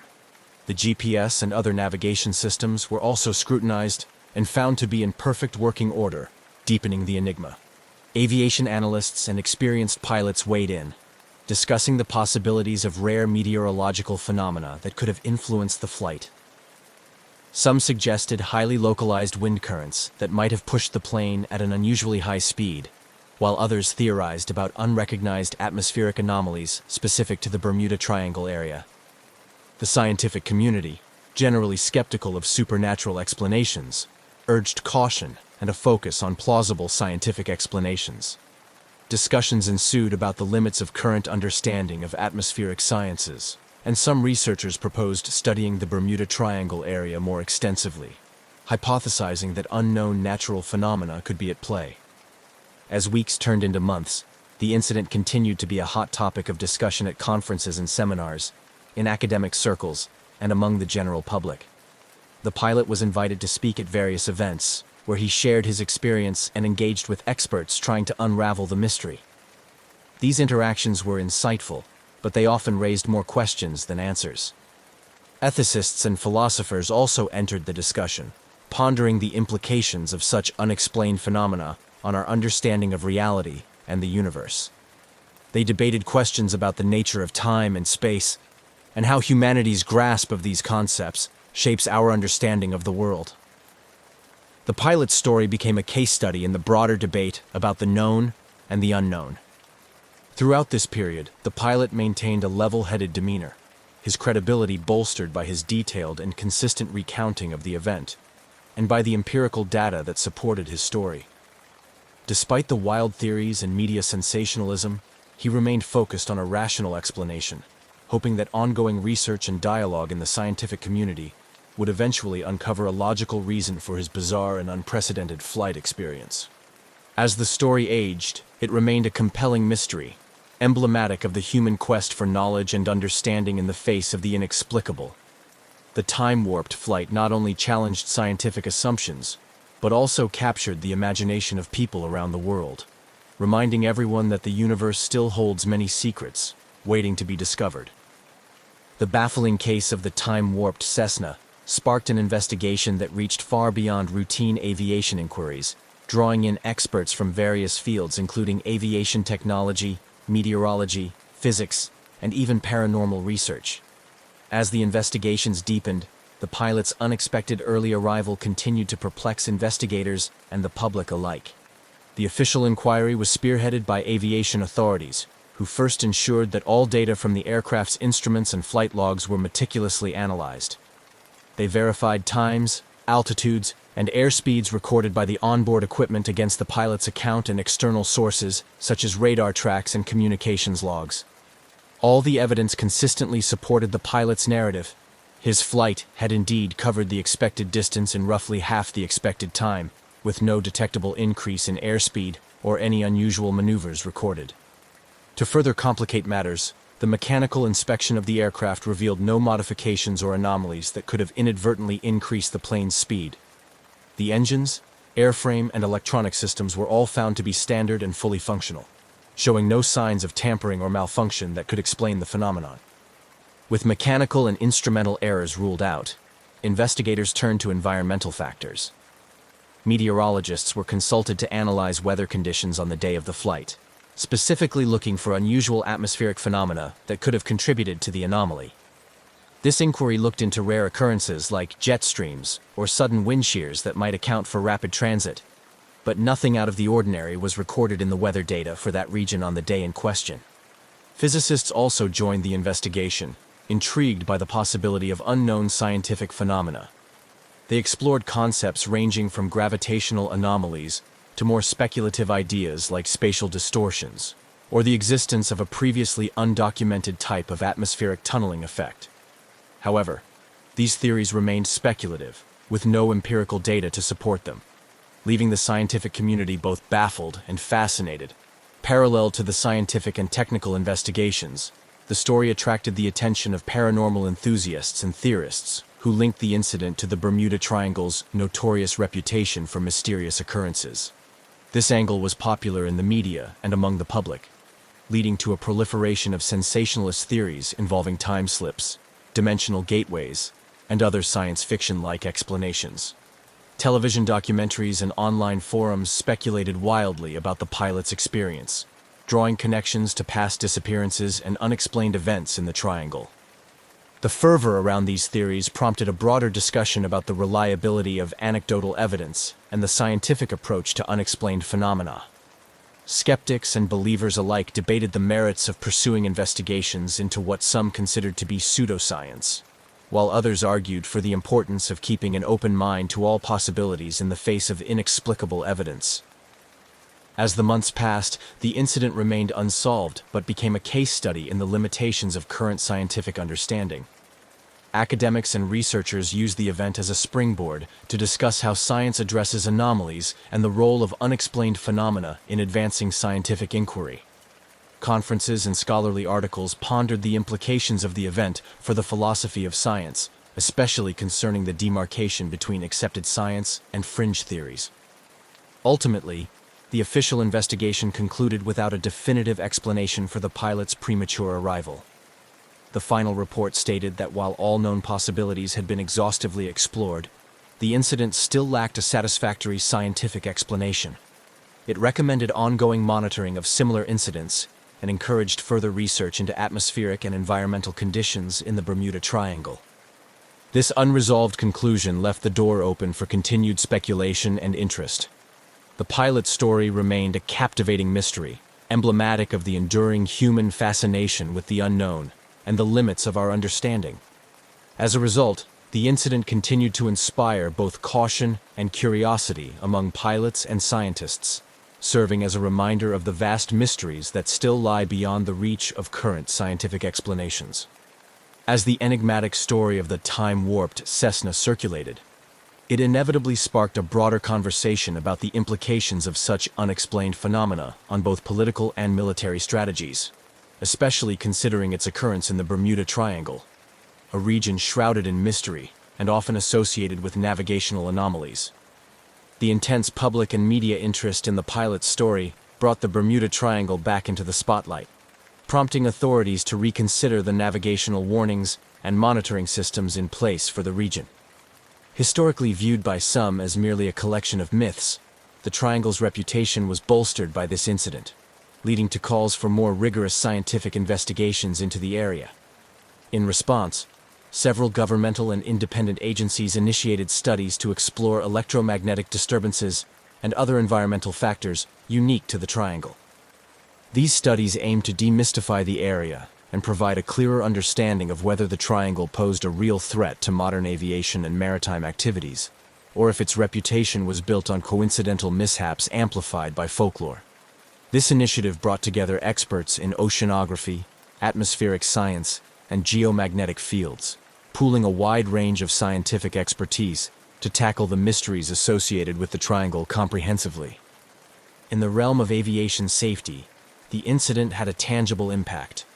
Aviation authorities, particularly those in countries bordering the Bermuda Triangle, scrutinized their flight safety protocols, considering additional measures to ensure that aircraft could handle unexpected environmental conditions. This included enhancing pilot training programs to better prepare them for high anomaly zones where natural electromagnetic interference could ostensibly affect navigational instruments. The incident also influenced the military's approach to operations in areas known for high electromagnetic disturbances. The Bermuda Triangle, and by extension similar regions around the world, were marked for detailed geomagnetic surveys. Military exercises in such areas were accompanied by increased monitoring of communication and navigation systems to prevent mishaps similar to what was reported by the pilot. These measures were designed to mitigate risks not only to military personnel, but also to the civilians who traverse these mysterious waters and airspaces. Internationally, the incident spurred discussions at various global forums about the need for a coordinated approach to dealing with unexplained phenomena affecting international airspaces and waters. Proposals were made for the establishment of an international registry to track and analyze incidents similar to that of the time-warped Cessna. The idea was to compile data from around the world, in hopes of identifying patterns or correlations that might elude smaller localized studies. The dialogue extended into the academic sphere, where the incident was frequently cited in discussions about the scientific method and the treatment of anomalous data. It served as a case study in numerous scholarly articles and conferences on the philosophy of science, particularly concerning how anomalies are integrated into existing scientific paradigms. This discourse highlighted the dynamic nature of scientific inquiry, its capacity for self-correction and adaptation in the face of new, challenging evidence. The ongoing fascination with the Bermuda Triangle and the pilot's unusual experience underscored a universal truth about human curiosity and the pursuit of knowledge. It reminded the scientific community and the public alike of the vast mysteries that remain unsolved and the continual need for humility and rigor in scientific exploration. While no definitive answers were forthcoming from the studies initiated as a result of the pilot's experience, the increased attention and resources dedicated to understanding the Bermuda Triangle contributed to a greater body of knowledge about this and other similarly mysterious regions of the world. The pilot's account, though unresolved, thus served as a catalyst for renewed scientific and exploratory efforts, ensuring that the pursuit of answers continued with renewed vigor and broader participation. As the strange incident of the time-warped Cessna continued to perplex experts and the public alike, the pilot's experience remained at the forefront of discussions surrounding unexplained phenomena. With no conclusive explanations emerging from the extensive investigations, the incident transitioned from an acute mystery to a lasting enigma, becoming a subject of ongoing academic and cultural interest. The pilot's encounter sparked a significant increase in research activities focused on the Bermuda Triangle and similar regions known for mysterious occurrences. Universities and independent research institutions embarked on multidisciplinary studies that blended atmospheric science, physics, and folklore studies, aiming to provide a more comprehensive understanding of these enigmatic zones. These scholarly efforts were complemented by increased funding for projects exploring electromagnetic anomalies, atmospheric disturbances, and other potential natural explanations for the phenomena reported by the pilot and others before him. In the realm of popular culture, the incident inspired numerous documentaries, books, and articles. These narratives often blended fact with fiction, sensationalizing the event to capture the imagination of a global audience.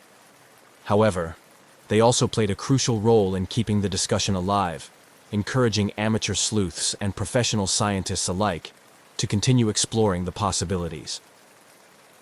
The legacy of the pilot's flight also extended into the educational sector. Curriculums in universities that offered programs in aviation, meteorology, and oceanography began to include case studies of the Bermuda Triangle and the time-warped Cessna, as a means of illustrating the complexities of their respective fields. This educational focus helped to demystify some aspects of the triangle, while promoting a scientific approach to understanding unexplained phenomena. Furthermore, the incident had a profound impact on the pilot's personal life. He found himself a reluctant celebrity within both the scientific community and the general public. Invitations to speak at conferences and participate in televised interviews became commonplace. While he appreciated the attention to some extent, it also allowed him to advocate for a balanced, scientific approach to investigating unexplained events, warning against the allure of sensational explanations devoid of empirical support. This advocacy was particularly poignant in forums dedicated to aviation safety, where the pilot used his platform to discuss the importance of rigorous training and preparation for dealing with unexpected situations in flight. His experience served as a cautionary tale, underscoring the need for pilots to maintain composure and rely on their training, regardless of the circumstances. Annually, the incident was commemorated in various ways, both to honor the scientific pursuit of answers and to acknowledge the enduring mystery. Conferences and symposia were organized around the anniversary of the flight, bringing together experts from around the world to discuss not only this incident, but also other mysterious aviation events. These gatherings fostered a sense of community among those fascinated by the unexplained, encouraging ongoing dialogue and collaboration. As years passed, the story of the time-warped Cessna remained a popular topic, its details periodically revisited in light of new theories or similar incidents. The mystery continued to inspire both skepticism and wonder, serving as a reminder of the vast unknowns that still exist in the world and the enduring human quest to understand them. Ultimately, the incident became a part of the larger tapestry of human experience with the unknown, a testament to the limits of current scientific understanding and the perpetual drive towards greater knowledge. Whether viewed through the lens of cautionary aviation tale or intriguing scientific mystery, the legacy of the pilot's extraordinary flight continues to influence and inspire, a narrative forever woven into the fabric of modern mythology surrounding the Bermuda Triangle. In the vast arid expanse of the Sahara Desert, a place where the sun reigns with relentless heat and the winds sculpt sand into endless waves, the last thing one might expect to find is a modern jet aircraft, silent and still, its metallic surfaces glaring under the intense sun. Yet, in 1969, this surreal scene captured the attention of the world when a fully intact jet was discovered abandoned without a trace of its crew or passengers, sparking one of the most baffling mysteries in aviation history. The aircraft, a Boeing 707, was found by a nomadic group wandering the desert in search of grazing for their camels. The nomads were familiar with the sight of planes flying overhead, a common enough occurrence with international routes crisscrossing the sky above the desert. But the sight of a large, intact jet on the ground was unprecedented. Curiosity drew them closer, and what they found was a plane that seemed prepared for a normal flight, yet eerily void of life. The scene around the jet was undisturbed, with no signs of a crash landing. The aircraft appeared to have made a perfectly controlled landing on the sands. The boarding stairs were down, as if inviting the passengers to disembark. Inside, the cabin was orderly with safety cards tucked into seat pockets and overhead bins closed. The only thing missing was the people. No crew, no passengers were found, and no personal belongings were left behind. Local authorities were quickly notified about the discovery. The news of the abandoned jet spread rapidly, attracting local police and eventually international aviation investigators to the site. The aircraft's identification numbers were traced back to a recently reported missing jet, which had last communicated its position while overflying a neighboring country's airspace hours before its unexpected discovery in the desert.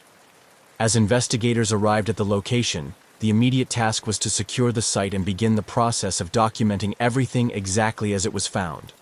Photographs were taken, and every element of the jet was carefully examined, from the engines and landing gear to the flight deck and avionics.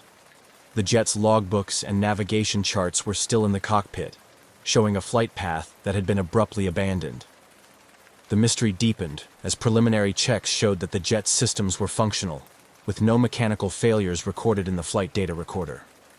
There were also no distress signals sent from the aircraft before it descended into the desert. This impeccable condition of the jet, combined with the lack of any signs of struggle or emergency, baffled the investigators. Questions swirled among the investigation team. How had the jet landed here in the middle of the Sahara without any of its passengers or crew? Why were there no signs of a hasty evacuation or an emergency situation that might have prompted such an unusual landing? Theories began to form, but each seemed as unlikely as the next. The desert, silent and watchful, offered no clues, and the jet itself, despite being equipped with the latest technology of the time, held its secrets tightly. This enigmatic discovery would come to challenge the boundaries of what was understood about aviation incidents. It also posed poignant questions about the fate of those who had been aboard. As the investigation pressed on, the task of piecing together the events leading up to the aircraft's final flight became a puzzle that captured the imagination of the world, raising this particular incident to the status of legend in the annals of unsolved aviation mysteries. The Boeing 707 that sat deserted amidst the sprawling sands of the Sahara had embarked on what was supposed to be a routine commercial flight. Its journey had begun at a bustling international airport, where it was thoroughly checked and prepared for a long haul over several countries, with a final destination in a major European city. The jet, a marvel of modern aviation technology, was equipped to ensure a safe and comfortable journey across vast distances, manned by a seasoned crew well-versed in such routes. The flight crew consisted of an experienced captain, known for his meticulous attention to detail and an impeccable safety record, alongside a co-pilot and a navigator who were equally competent and respected in their professions. The passenger list included business travelers, a few families returning home or starting vacations, and solo travelers embarking on various personal adventures. Each had boarded the plane with luggage in hand, expectations for their travels ahead, and no indication that their flight would become an enduring mystery. As the jet took off that day, air traffic control monitored its progress, noting its ascent and stabilization in the cruising altitude. The crew's last communication was a routine position report over the radio, stating their current location and expected time over the next waypoint. This communication was logged by air traffic control, and everything appeared normal. However, shortly thereafter, the jet disappeared from radar screens without any distress signal or further communication, initiating a perplexing silence that would lead to its unexpected discovery in the desert. The investigation into the jet's last known hours painted a picture of normality. The flight data, up to the point of last contact, showed no deviations from the planned route or any signs of mechanical issues. The weather reports indicated clear skies with favorable flying conditions. Interviews with air traffic controllers and other personnel confirmed that there had been no signs of trouble and no emergency communications had been received from the flight. This disappearance triggered a search operation that spanned several countries. Military and civilian aircraft scanned the jet's expected flight path and adjacent areas, looking for any signs of the aircraft. Satellite imagery was analyzed to detect possible crash sites, and ships in nearby waters were alerted to watch for debris. Yet, despite these extensive efforts, there was no trace of the jet until its inexplicable appearance in the Sahara, far off its original course. The sudden vanishing of the aircraft, followed by its equally mysterious reappearance landed intact in the desert, raised numerous questions. How could a jet with a full complement of passengers and crew land in the middle of one of the most inhospitable places on Earth, without any sign of those aboard? Was the plane commandeered and diverted? If so, by whom and for what purpose? Alternatively, could a rare but conceivable set of circumstances have led to the crew and passengers incapacitating, leaving the plane to continue on a ghostly trajectory until fuel exhaustion brought it gently to the ground? These questions formed the core of the ensuing investigation, driving a deeper look into every conceivable aspect of the flight, from the mechanical integrity of the aircraft to the backgrounds and recent activities of everyone on board. As the global aviation community watched closely, the mystery of the jet in the Sahara became a puzzle that experts around the world were eager to solve, each clue adding a piece to the intricate tapestry of theories. The discovery of the abandoned Boeing 707 in the vast Sahara Desert not only baffled investigators, but also prompted an immediate and extensive investigation by local authorities. International aviation bodies, including experts from the International Civil Aviation Organization, ICAO, were quickly involved, underscoring the severity and unusual nature of the case. Once the initial shock of the discovery settled, the first step was to secure the site. A perimeter was established around the aircraft to preserve any evidence that might help in piecing together the events leading up to its mysterious landing. Forensic teams meticulously examined the jet, taking note of every detail, from the positions of the cockpit controls to the arrangement of items found in the cabin. They collected fingerprints, fibers, and other residues that might yield clues about the presence and activities of the passengers and crew. Concurrently, a more comprehensive international response was organized. Given the jet's last known flight path crossed multiple international borders, authorities from several countries collaborated, sharing radar data, flight logs, and other relevant information. This cooperation was pivotal, as the jet had disappeared from radar coverage and left little for investigators to work with. The collaborative international effort aimed to reconstruct the flight's path and determine how it ended up in such a remote location. As part of the investigation, officials also scrutinized the aircraft's maintenance records and the airline's safety protocols. This scrutiny was necessary to determine if mechanical failure could have played a role in the aircraft's fate. Interviews with maintenance crew and inspections of other aircraft in the fleet provided additional contexts, though initially, nothing pointed to a mechanical or technical failure. Meanwhile, the identities and backgrounds of every individual on board were examined in detail. Authorities reached out to families, colleagues, and friends, gathering information that might explain if any personal factors could have influenced the events. This process was emotionally taxing for the families involved, stirring a mix of hope and dread as each new piece of information was analyzed. The search for clues was not confined to the ground. Aerial and satellite reconnaissance played a crucial role in the investigation, attempting to trace the jet's unexpected deviation from its flight path. This search examined vast stretches of the jet's possible routes to find signs of distress or unusual maneuvers. Experts in satellite imagery and aerial photography joined the effort, scrutinizing images for any trace that the jet had been elsewhere before its final landing site. The efforts to find clues about the jet's journey and the fate of its occupants were painstaking and slow. Days turned into weeks, with the investigation team combing through an immense amount of data, from satellite images to weather reports from the day of the disappearance. Theories were tested and often discarded, adding to the mounting frustrations and the pressing demand for answers. The investigation also delved into less conventional theories, exploring the possibility of hijacking or sabotage. Security footage from the airport, passenger and crew records, and communications were analyzed to identify any potential threats or anomalies that might suggest such scenarios. However, these lines of inquiry also hit dead ends, as there were no indications of criminal activities or unauthorized access to the aircraft prior to its last flight. Public interest in the case grew as the investigation continued. Media outlets around the world reported on the progress of the investigation, speculating about possible explanations and contributing to a growing lore surrounding the event. This media attention often proved a double-edged sword. While it helped keep the investigation in the public eye and sometimes prompted valuable tips or insights, it also generated pressure on the investigators and distress among the families of the missing. Throughout this extensive and detailed investigation, the commitment to uncovering the truth never wavered. Each lead, no matter how small or seemingly inconsequential, was followed in the hope of solving the enigma of the jet that landed itself in the Sahara. This relentless pursuit of answers underscored the complexity and determination of those involved in unraveling one of the most perplexing mysteries in aviation history. As the investigation progressed, the focus intensified on the painstaking task of searching for any physical clues that could shed light on the jet's mysterious landing in the Sahara.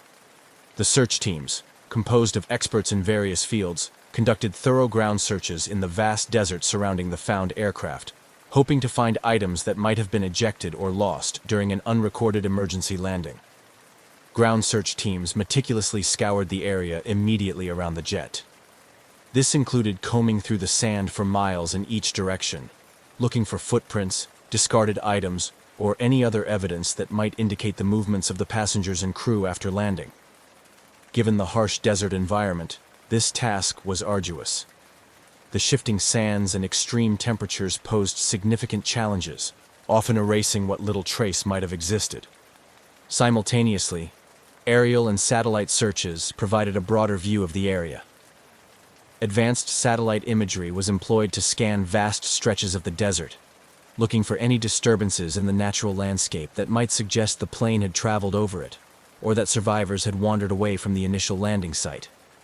Helicopters and drones equipped with high-resolution cameras and thermal imaging technology flew over the region, expanding the search radius and providing real-time data to the teams on the ground. Despite these exhaustive efforts, the searches yielded few tangible results. The desert seemed to have swallowed any clues, leaving the investigation team grappling with more questions than answers. The pristine condition of the aircraft at the discovery site suggested a controlled landing rather than a crash, which only deepened the mystery. How had the aircraft landed so perfectly, without any trace of the crew or passengers? With physical searches providing limited insights, the investigation expanded to include detailed analysis of radar and satellite data from the days leading up to the jet's disappearance. This analysis aimed to reconstruct the flight path more accurately and identify any unusual deviations or moments when the aircraft might have gone off course. The data recovery process involved syncing timestamps from various international radar installations, a complex task given the differences in technology and coverage areas. Experts also considered the possibility that the aircraft might have been flown deliberately off course, a scenario that pointed towards deliberate human intervention rather than mechanical failure. This line of investigation led to further scrutiny of the flight crew's backgrounds and recent behaviors, searching for any signs of discontent, financial problems, or connections that might suggest a motive for diverting the flight. Furthermore, the technical team delved deeper into the aircraft's onboard systems, examining the jet's autopilot and navigation systems to assess whether they could have been tampered with or programmed to execute a flight plan that deviated from the original route. The aircraft's communication systems were also analyzed to determine why no distress call was made, and whether the systems had been disabled or failed. As weeks turned into months, the complexity of the investigation grew. Each piece of data added a layer to the intricate puzzle, yet no conclusive evidence emerged that could explain the circumstances leading to the jet's final landing in the desert. The lack of answers was frustrating for the investigators, and agonizing for the families waiting for any news of their loved ones. Throughout this extensive search and investigative effort, the commitment of the teams never wavered. The mystery of the silent passenger jet in the desert captured the attention of the global aviation community, reminding everyone of the vast unknowns still present in modern aviation and the relentless pursuit of answers that drives human curiosity and ingenuity. As the exhaustive physical and technical investigations continued without yielding conclusive results, the range of theories regarding the disappearance of the jet and its passengers began to proliferate. Each theory attempted to fill the void left by the lack of concrete evidence, ranging from plausible explanations involving hijacking and sabotage to speculative scenarios including supernatural elements. Among the more grounded theories was the possibility of hijacking or sabotage. This line of thought was driven by the meticulous analysis of the aircraft's last known communications and radar signatures, which showed no signs of distress or deviation until shortly before it disappeared. Investigators pored over passenger lists and crew backgrounds, searching for any links to criminal networks or previous behavior that might suggest a motive for redirecting the aircraft. However, despite deep dives into the personal lives of those on board, no clear connections or motives emerged. Another compelling theory revolved around a catastrophic mechanical or technical failure that somehow did not compromise the aircraft's ability to land intact. Experts in aviation mechanics scrutinized the aircraft's maintenance records and interviewed the ground crew who had serviced the plane prior to its final flight.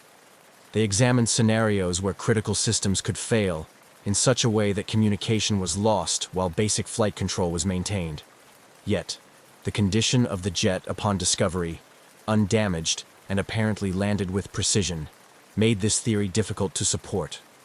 Simultaneously, some investigators considered the potential for an elaborate insurance fraud scheme, where the aircraft was landed intentionally in a remote area to be later declared lost.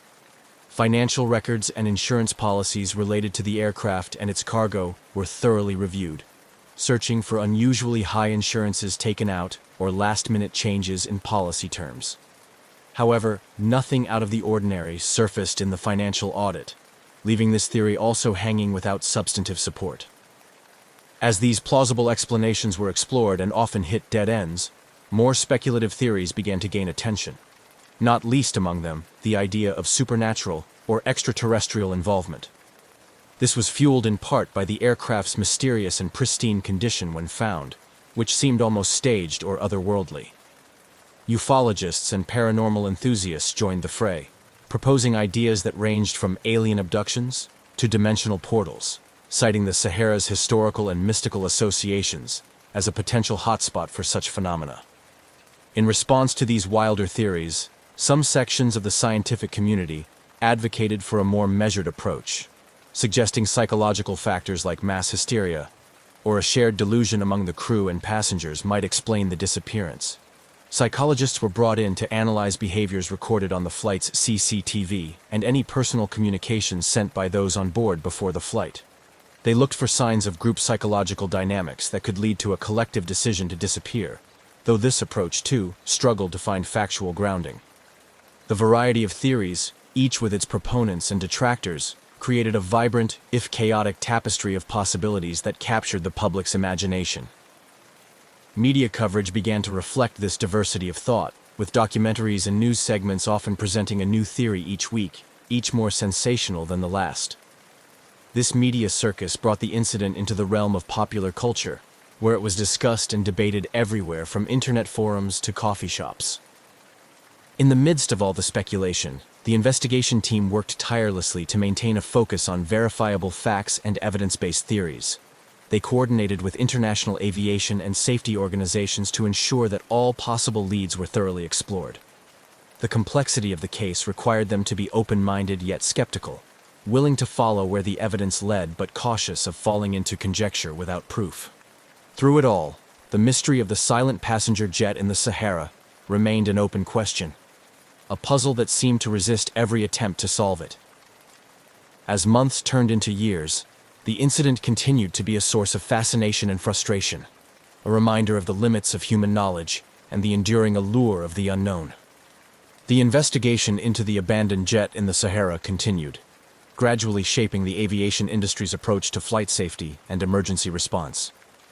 The unusual circumstances surrounding the jet's mysterious landing prompted a critical reassessment of existing protocols, emphasizing the need for enhanced tracking and communication technologies. In response to the incident, aviation authorities worldwide began to scrutinize and subsequently strengthen the protocols for tracking aircraft over large, uninhabited areas like deserts and oceans.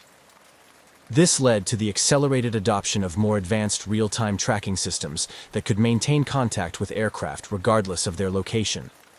Technologies such as ADS-B, Automatic Dependent Surveillance Broadcast, which provides air traffic controllers with real-time updates on an aircraft's position, became standard requirements on commercial jets. The incident also highlighted the importance of improving onboard communication systems to ensure that pilots could maintain contact with ground control under any circumstances. Enhancements were made to satellite communication technologies, allowing for a continuous two-way communication channel between the aircraft and ground control, even from the most remote parts of the world. These technical improvements were accompanied by revisions to emergency response strategies. The mysterious circumstances of the jet's landing, with no distress call or indication of trouble, led to the development of more robust procedures for investigating and responding to sudden silences or disappearances of aircraft. Simulation exercises and training programs were updated to include scenarios involving unexplained landings and disappearances, preparing both aircrews and ground personnel to handle similar situations more effectively. The media's role in covering the incident also had a profound impact on public perception of aviation safety. Initial sensational reporting gave way to a more measured discourse as the investigation unfolded, helping to educate the public on the complexities and challenges of maintaining safety in modern aviation. This shift in media narrative helped to rebuild trust in air travel, which had been somewhat shaken by the mysterious event. In popular culture, the incident inspired various forms of artistic expression. Filmmakers, novelists, and television producers drew upon the eerie and unresolved nature of the story, creating works that captured the public's imagination and explored themes of isolation, technology, and human courage. These cultural products contributed to a broader societal engagement with the themes of the incident, ensuring that the story remained part of the public consciousness. Additionally, the incident became a focal point for discussions about transparency and government accountability in handling unexplained events.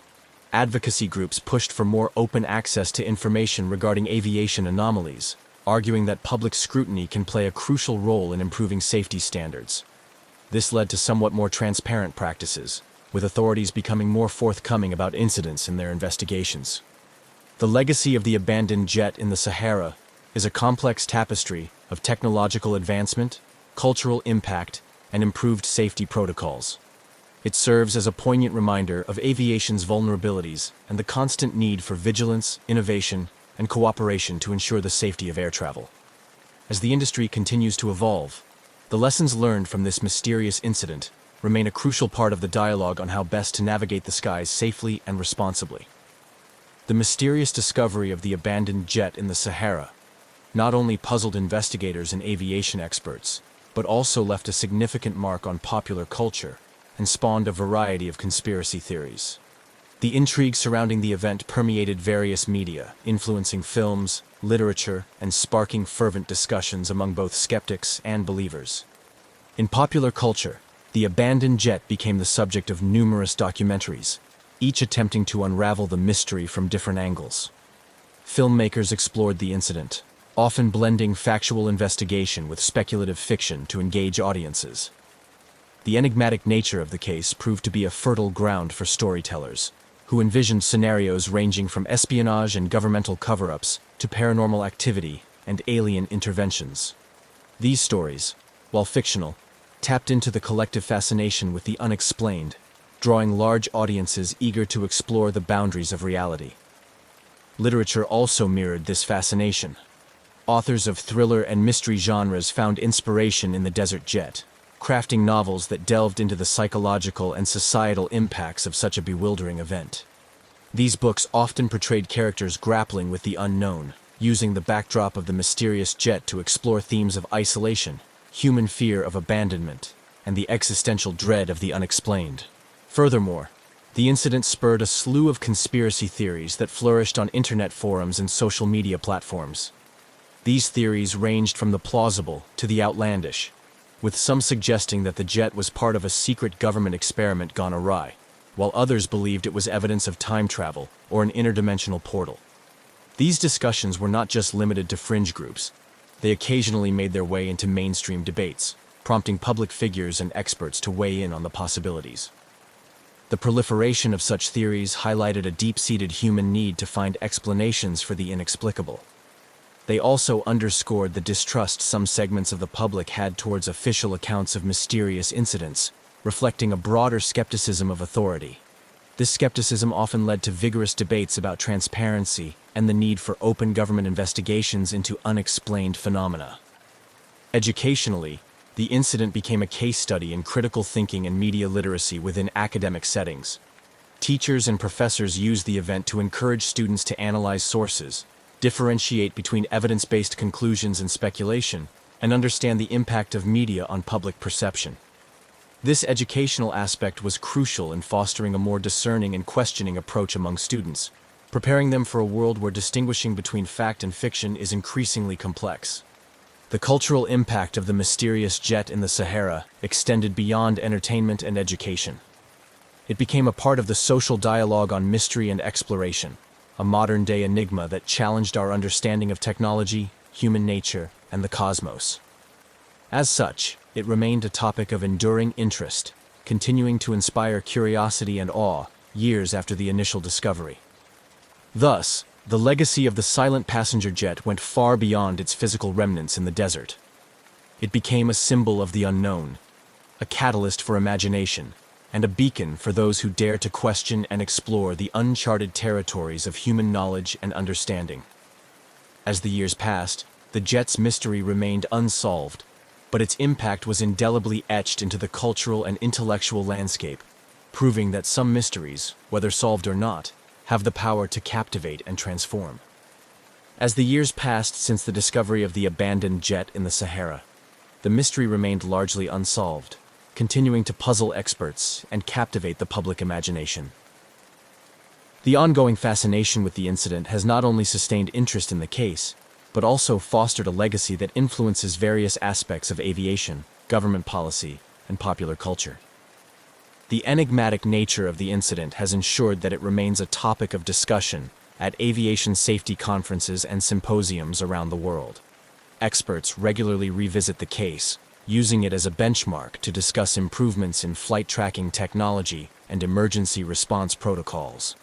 The incident underscored the importance of robust communication systems and reinforced global efforts to implement real-time tracking technologies across all commercial flights to prevent such mysteries in the future. The unresolved case continues to be a significant point of reference for training programs in aviation academies. Instructors use the scenario to teach students about crisis management, decision-making under duress, and the procedures for handling unusual in-flight events. The discussions often extend beyond technical responses, delving into ethical considerations such as the responsibility of crews to passengers and the impact of decisions on the families involved. In the realm of policy and governance, the incident has prompted ongoing debates about transparency and public access to information regarding aviation anomalies. Advocacy groups have emerged, pushing for legislation that requires governments and agencies to be more forthcoming with information about such incidents. These efforts have led to some changes in policy, with several countries adopting more transparent processes for reporting and investigating unexplained aerial phenomena. The case has also continued to inspire a wide range of cultural productions. New documentaries and investigative reports emerge periodically, each bringing fresh perspectives or revisiting old theories with new information. These productions contribute to a layered narrative that combines factual investigation with creative speculation, keeping the public engaged and eager for any new developments. Moreover, the incident has permeated academic discussions, becoming a subject of study in fields as diverse as psychology, sociology, and journalism. Academics analyze the public and media responses to the incident as a case study in human behavior, the spread of misinformation, and the societal impacts of unresolved mysteries. Such studies often highlight how human beings deal with the unknown, the role of the media in shaping public perception, and the psychological effects on those directly involved in or affected by such incidents. On a more personal level, the legacy of the mystery continues to impact the families of the crew and passengers who were aboard the jet. For many, the lack of closure remains a source of ongoing grief and frustration. However, some family members have channeled their experiences into advocacy, working with aviation safety organizations to improve passenger and crew safety. Their efforts ensure that the incident, while unresolved, has a constructive impact on the future of aviation. In the broader community, the abandoned jet has become a symbol of the enduring human fascination with the unknown. It sparks the imagination of those who hear about it for the first time, and continues to intrigue those who have followed the story since the discovery. The incident serves as a reminder of the limits of human knowledge and technology, prompting both humility and a relentless drive for innovation among scientists, explorers, and theorists. Ultimately, the legacy of the silent passenger jet is woven into the fabric of modern lore, a mysterious narrative that challenges our understanding of the world and propels us toward greater exploration and discovery. Whether or not the mystery is ever solved, its impact is undeniable, influencing how we think about, respond to, and communicate our encounters with the unknown. As we move forward, the story of the jet in the Sahara serves as a profound lesson in the complexities of our technological age and the mysteries that still lie beyond our grasp. On the warm evening of March 8, 2014, the atmosphere at Kuala Lumpur International Airport was typical of a busy hub. Passengers, some weary from their journeys, others excited, congregated in the bustling departure area. Among them were the 227 passengers of Malaysia Airlines, flight MH370, a diverse group of individuals from 14 different countries, each with their own stories and destinations. The flight, scheduled to depart for Beijing Capital International Airport, was set to traverse one of the busiest air routes in the Asian corridor. The aircraft designated for the flight was a Boeing 777-200ER, known for its stellar safety record and favored by airlines for its range and comfort. Malaysia Airlines, the flag carrier of Malaysia, had maintained an excellent safety record, and this Boeing was one of the jewels in its fleet. Preparations for flight MH370's journey were meticulous. Luggage was loaded, safety checks conducted, and passengers boarded smoothly under the watchful eyes of a seasoned crew. The cockpit team was led by Captain Zaharieh Ahmad Shah, an experienced aviator with more than 18,000 flight hours, including substantial experience on the 777 model. His co-pilot, First Officer Fariq Abdul Hamid, though less experienced, was a competent pilot undergoing his final training flights on the Boeing 777, adding an extra layer of scrutiny to their operation. Together, they ran through the pre-flight checklist, a routine but critical procedure aimed at ensuring the aircraft's systems were fully operational. At 12:41 a.m., with all preparations complete, MH370 took off. The giant twin-engine aircraft gracefully ascended into the night sky, its path illuminated by the airport's powerful runway lights. As the plane climbed to cruising altitude, Captain Zahari communicated with Kuala Lumpur Air Traffic Control, signaling everything was proceeding as planned. The flight was supposed to be a routine overnight trip, expected to last about 6 hours. Passengers settled into their seats, some drifting to sleep, others watching movies or reading.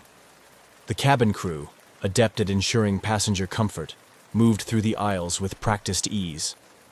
However, less than an hour into the flight, the routine nature of the journey took a mysterious turn. The last communication from Captain Zaharieh came at 1:19 a.m. when he radioed in with a casual, "Good night, Malaysian 370," as the aircraft was handed over from Malaysian to Vietnamese air traffic control. This standard sign-off indicated nothing amiss on board, but it was the last time anyone on the ground would hear from MH370. Shortly after this communication, something unprecedented occurred. The aircraft's transponder, which transmits data such as altitude and position to ground radar, was switched off. At the same time, military radar tracked MH370 as it deviated dramatically from its planned flight path, turning sharply to the west instead of continuing northward to Beijing. This sudden deviation and loss of communication triggered immediate concern among air traffic controllers. Attempts to re-establish contact failed. Calls to the aircraft went unanswered. On the radar screens, MH370's icon blipped once more and then vanished, leaving a haunting void on the displays that monitored the skies. Back at the air traffic control center, the situation quickly escalated to an emergency. Protocols for handling in-flight anomalies were initiated, and search and rescue operations were considered as controllers worked to triangulate the last known position of the aircraft.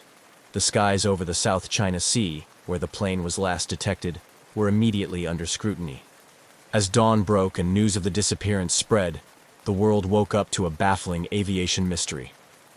What had happened to flight MH370? Was it an accident, a hijacking, or something else entirely? The lack of distress signals or any indication of trouble before the disappearance compounded the mystery. The initial shock gave way to a massive international search effort, focusing first on the South China Sea and later expanding to the vast and remote areas of the Indian Ocean. As ships and planes scoured the waters, the families of those aboard clung to hope against the growing odds. and the world looked on in puzzled concern, waiting for any news that might explain one of the most perplexing mysteries in the history of aviation. As the night progressed into the early hours of March 8, 2014, the flight deck of Malaysia Airlines Flight MH370 was a hub of activity, typical of any long-haul international flight. However, unbeknownst to those on the ground and even to most on board, a series of events was unfolding that would lead to one of the most baffling mysteries in aviation history. At 1:19 a.m., after Captain Zahari's routine sign-off to Kuala Lumpur Air Traffic Control with a casual "Good night, Malaysian 370," the Boeing 777-200ER was expected to make contact next with Ho Chi Minh City Air Traffic Control in Vietnam. This transition between airspaces was a standard procedure, one that occurs countless times per day across the globe without incident. However, Flight MH370 never made that expected communication. Within minutes of signing off with Kuala Lumpur, the aircraft's transponder, which communicates crucial data such as altitude, speed, and identifying information to ground radar, was disabled or malfunctioned. This critical piece of equipment helps air traffic control track and manage the aircraft's flight in busy corridors. The disappearance of MH370 from radar screens immediately after the transponder ceased transmission was particularly alarming because it suggested a deliberate act or catastrophic failure. Simultaneously, military radar managed to track the aircraft as it turned sharply westward, deviating significantly from its planned flight path over the South China Sea, heading towards Beijing. This unexpected maneuver took the plane back over the Malay Peninsula, an opposite direction to its destination. The aircraft continued this way, crossing back over Malaysia and then heading towards the Andaman Sea. This deviation raised immediate concerns among aviation experts and authorities. The sudden change in course, combined with the loss of communication, pointed to a range of possibilities, from a hijacking to a possible onboard emergency that incapacitated the crew. Yet, the absence of any distress signals or communications from the crew left everyone groping for answers. As dawn broke and MH370 failed to arrive in Beijing, the situation escalated into a full-scale international crisis. At Kuala Lumpur International Airport, anxious family members began gathering, desperate for any news about the fate of their loved ones. The lack of definitive information created a tense atmosphere, compounded by growing media presence broadcasting live, feeding a global audience starved for updates. The Malaysian authorities, initially caught off guard by the scale and complexity of the incident, struggled to provide timely and consistent information. The first hours after the disappearance were marked by confusion and conflicting reports about the aircraft's last known position and status. This lack of clarity would later be criticized and seen as indicative of the need for better crisis management protocols in aviation incidents. International involvement grew rapidly. Given the plane's disappearance in a geopolitically sensitive region, several countries whose citizens were on board, as well as those with capable search and rescue operations, offered assistance. The United States, China, and Australia, among others, quickly became involved, bringing sophisticated technology and logistical support to aid in the search. The search area initially focused on the South China Sea, where the plane was last expected to be according to its flight path. However, analysis of subsequent automated satellite handshakes, periodic electronic communications between the aircraft and a satellite, even though the main communication systems were off, suggested a different and more complicated trajectory. These faint signals indicated that the aircraft continued flying for several hours after losing contact, leading to a drastic expansion of the search area. This revelation prompted one of the largest and most expensive search efforts in aviation history, initially concentrated in the South China Sea, and then shifting to vast, uncharted waters of the southern Indian Ocean off the west coast of Australia. The challenges of this expanded search were immense. The ocean depths, remote location, and often treacherous sea conditions made the search efforts incredibly difficult and costly. As the international task force scoured thousands of square miles without finding any trace of MH370, the world watched, captivated by the unfolding mystery. Theories abounded, fueled by the scarce and often contradictory snippets of information released by authorities.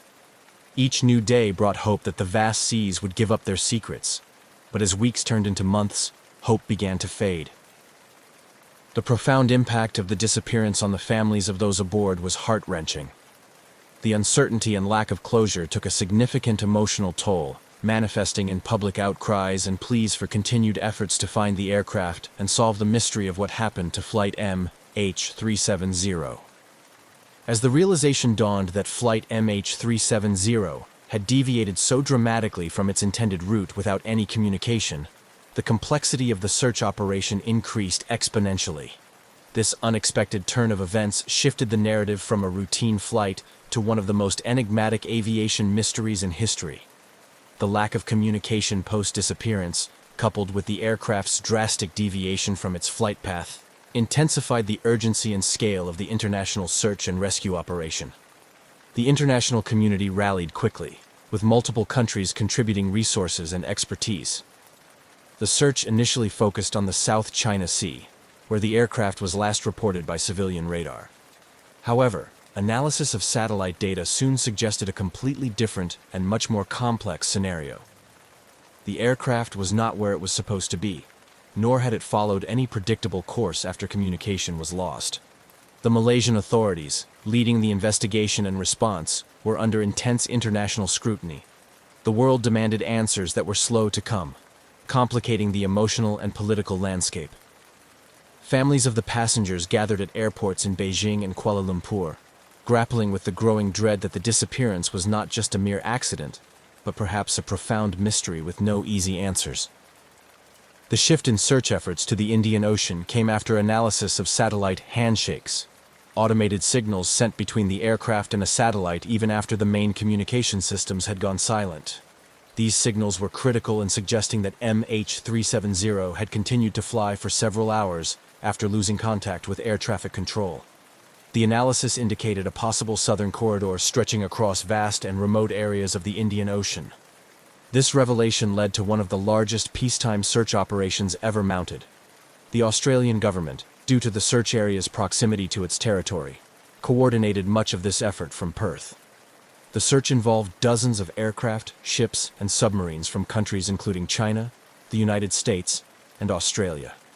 They scoured thousands of square kilometers of ocean, facing formidable challenges such as deep underwater terrain, treacherous weather, and the sheer unpredictability of finding anything in such expansive waters.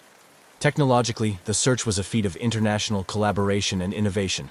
State-of-the-art underwater drones, known as autonomous underwater vehicles, AUVs, equipped with side-scan sonar, were deployed to search the ocean floor for wreckage. Satellite imagery analysis was refined to identify objects floating on the water's surface that could be debris from the aircraft. Despite the sophisticated technology and the concerted efforts of an international team, the search yielded frustratingly few results. Debris confirmed to be from MH370 was eventually found washed ashore on the islands of the Indian Ocean and along the African east coast. These pieces included a flaperon, a part of the wing, which was discovered on Réunion Island in 2015. This find was significant as it confirmed that the aircraft had indeed ended in the Indian Ocean, but it still did not provide clues as to why the flight met such a fate. The ongoing search and investigation were not without controversy.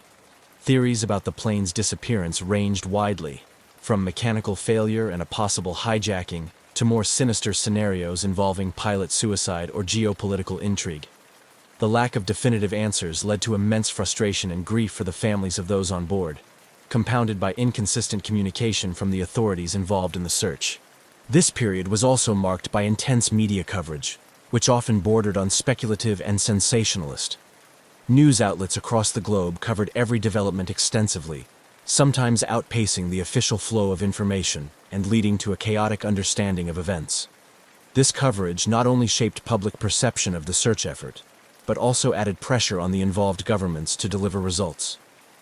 As the months turned into years, the cost and scope of the search began to weigh heavily on the participating nations. With millions of dollars spent and vast resources deployed, the decision was made to suspend the underwater search in January 2017. By then, the operation had become the most expensive in aviation history. The suspension was a heart-wrenching moment for the families, many of whom were devastated by the lack of closure and the unresolved fate of their loved ones. In retrospect, the disappearance of MH370 highlighted critical gaps in global aviation tracking and security, prompting calls for improvements. The incident accelerated the push for better real-time tracking of commercial aircraft, leading to changes in international aviation standards. It also sparked a broader discussion about the protocols for crisis management and emergency response, not just for Malaysia Airlines or the involved nations, but for the global aviation community.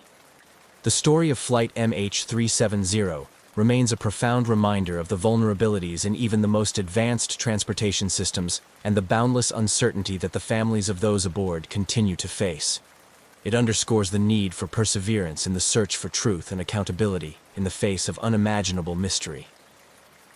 As the sun rose on the morning following the disappearance of Flight MH370, the scope of the search had expanded dramatically, becoming a multinational effort involving over 26 countries. The bewildering disappearance had evolved from a national crisis to a global mystery, capturing the world's attention and igniting a vast and unprecedented international search operation. At the heart of these efforts were the families of the 239 passengers and crew, whose anguish and desperation for answers fueled a relentless pursuit for any trace of the missing aircraft. Airports in Kuala Lumpur and Beijing became centers of an emotional ordeal, where family members gathered, clinging to hope amid an agonizing wait for news. Initially, the search focused on the South China Sea, the area where the aircraft last communicated with air traffic control. This phase involved aircraft, ships, and personnel scouring the sea and nearby regions, looking for any sign of the plane. The urgency of these early days was palpable, with search teams working around the clock, battling not only the vastness of the area, but also dealing with difficult weather conditions that often hampered progress. However, as days turned into weeks with no sign of the aircraft in this area, the focus shifted dramatically, following new analysis of satellite data. This data suggested that MH370 had continued to fly for several hours after losing contact, heading first northeast towards Vietnam, then making a sharp turn to the southwest across the Malay Peninsula, and finally heading northwest into the Indian Ocean. This new information expanded the search area from the relatively shallow waters of the South China Sea to the deep and remote waters of the southern Indian Ocean. The complexity of the search grew exponentially as it moved into these new areas. The southern Indian Ocean is known for its deep underwater canyons and rugged seabed, making the search operation not only harder but also more expensive. The international community, however, remained committed, with assets being deployed that included advanced sonar equipment capable of deep-sea searching, satellite imagery, and highly specialized aircraft equipped with state-of-the-art detection technology. During this phase, the Australian government took a leading role, coordinating the search efforts from Perth. Australia's proximity to the new search area, along with its considerable resources and expertise in maritime operations, made it a natural leader in the effort. The Australian Maritime Safety Authority organized one of the largest peacetime maritime search operations in history, involving military ships and aircraft from several nations, including the United States, China, and Malaysia. Despite the sophisticated technology and extensive resources deployed, the search teams faced immense challenges. The Indian Ocean's vastness and hostility posed significant logistical challenges, with ships and planes required to travel long distances from the nearest land just to reach the search area. Weather conditions in the region also frequently disrupted search operations, with high seas and strong winds complicating efforts and sometimes forcing teams to suspend their work temporarily. This phase of the search also saw an outpouring of support and assistance from the international community. Beyond the direct search efforts, experts in oceanography, satellite technology, and aviation from around the world contributed their knowledge and skills. Universities and research institutions offered their expertise in analyzing satellite data and flight path scenarios to refine the search area further. As the search continued, various pieces of debris began to wash ashore on the coasts of the western Indian Ocean, thousands of kilometers from the primary search area. The first significant piece, a flaperon, was discovered on Réunion Island in July 2015, confirming that MH370 had indeed ended in the Indian Ocean. This discovery was a poignant moment for the families, providing them with some concrete evidence, yet it also deepened the mystery of what had happened during the flight's final hours. The debris spurred renewed interest and led to more intensive searches along the African coast and nearby islands, where currents from the Indian Ocean could have carried wreckage. Each piece of debris brought back to shore was carefully examined by experts, hoping it would yield clues to the aircraft's final moments. However, while these fragments confirmed the crash location in broad terms, they offered no definitive answers about the cause of the disappearance. Throughout this period, the emotional toll on the families of those aboard MH370 was immense. Each new report, each piece of debris, each false alarm, was a reminder of the unresolved fate of their loved ones. They held vigils, press conferences, and meetings, continually pressing for the search to continue and for more information to be released. Their plight was a stark reminder of the human dimension of the tragedy, grounding the technical complexities of the search in a profound sense of loss and unresolved grief. As the third year since the disappearance approached, the official underwater search was eventually suspended, with authorities citing the lack of new evidence to guide their efforts. This decision was met with anguish and frustration from the families, many of whom felt that abandoning the search meant giving up on ever finding the answers they so desperately sought. However, unofficial efforts and private searches continued, driven by the hope that somewhere in the vast ocean lay the keys to unraveling the mystery of MH370. The disappearance of Malaysia Airlines flight MH370 presented an unparalleled challenge in aviation history, prompting an extensive international collaboration unlike any other seen before. As the initial search areas in the South China Sea and later the southern Indian Ocean yielded no conclusive results, the focus gradually shifted towards expanding the search based on new theoretical trajectories and satellite data. This effort grew to involve numerous countries and became one of the largest international maritime search operations ever undertaken. The search's expansion into the Indian Ocean was based on complex calculations made by satellite communications experts and analysts. These experts meticulously examined the handshakes, automatic, hourly communications between the aircraft and a satellite. Their analysis suggested that MH370 had flown south for several hours after vanishing from radar screens. This revelation redirected efforts thousands of kilometers southwest of Australia into one of the world's most remote and deepest oceanic regions. The transition to the Indian Ocean was a formidable challenge. The area is known for its deep waters, strong currents, and harsh weather conditions, which make any search and recovery operation particularly difficult. The depth of the ocean in the search zones often exceeded 4,000 meters, with mountainous underwater terrain that complicated the use of sonar and underwater drones. In this phase, the Australian Transport Safety Bureau, ATSB, took a leading role, supported logistically by the Australian Maritime Safety Authority, AMSA. The search strategy involved deploying ships equipped with deep-sea sonar equipment, capable of scanning the ocean floor for anomalies suggestive of aircraft wreckage. These ships towed sophisticated sonar scanners across predetermined corridors of the ocean floor, mapping areas that had never been charted with such detail before. This meticulous underwater search was supplemented by aerial surveillance missions, which involved aircraft equipped with sensors and cameras capable of spotting debris on the ocean surface. These flights were grueling, with planes often covering vast areas of ocean each day. The international fleet included contributions from Malaysia, Australia, China, the United States, and several other nations, reflecting the global scope of the tragedy. As the search continued, the costs began to mount, raising questions about the sustainability of such an extensive operation. Millions of dollars were spent in the multinational effort, with funding provided by the governments of Australia, Malaysia, and China primarily. The financial, emotional, and physical toll of the search was immense, as teams worked under difficult conditions, often facing disappointment and frustration when leads turned into dead ends. Despite these challenges, the commitment to finding MH370 remained strong, driven by a sense of duty to the families of those lost and the broader international community's need for answers.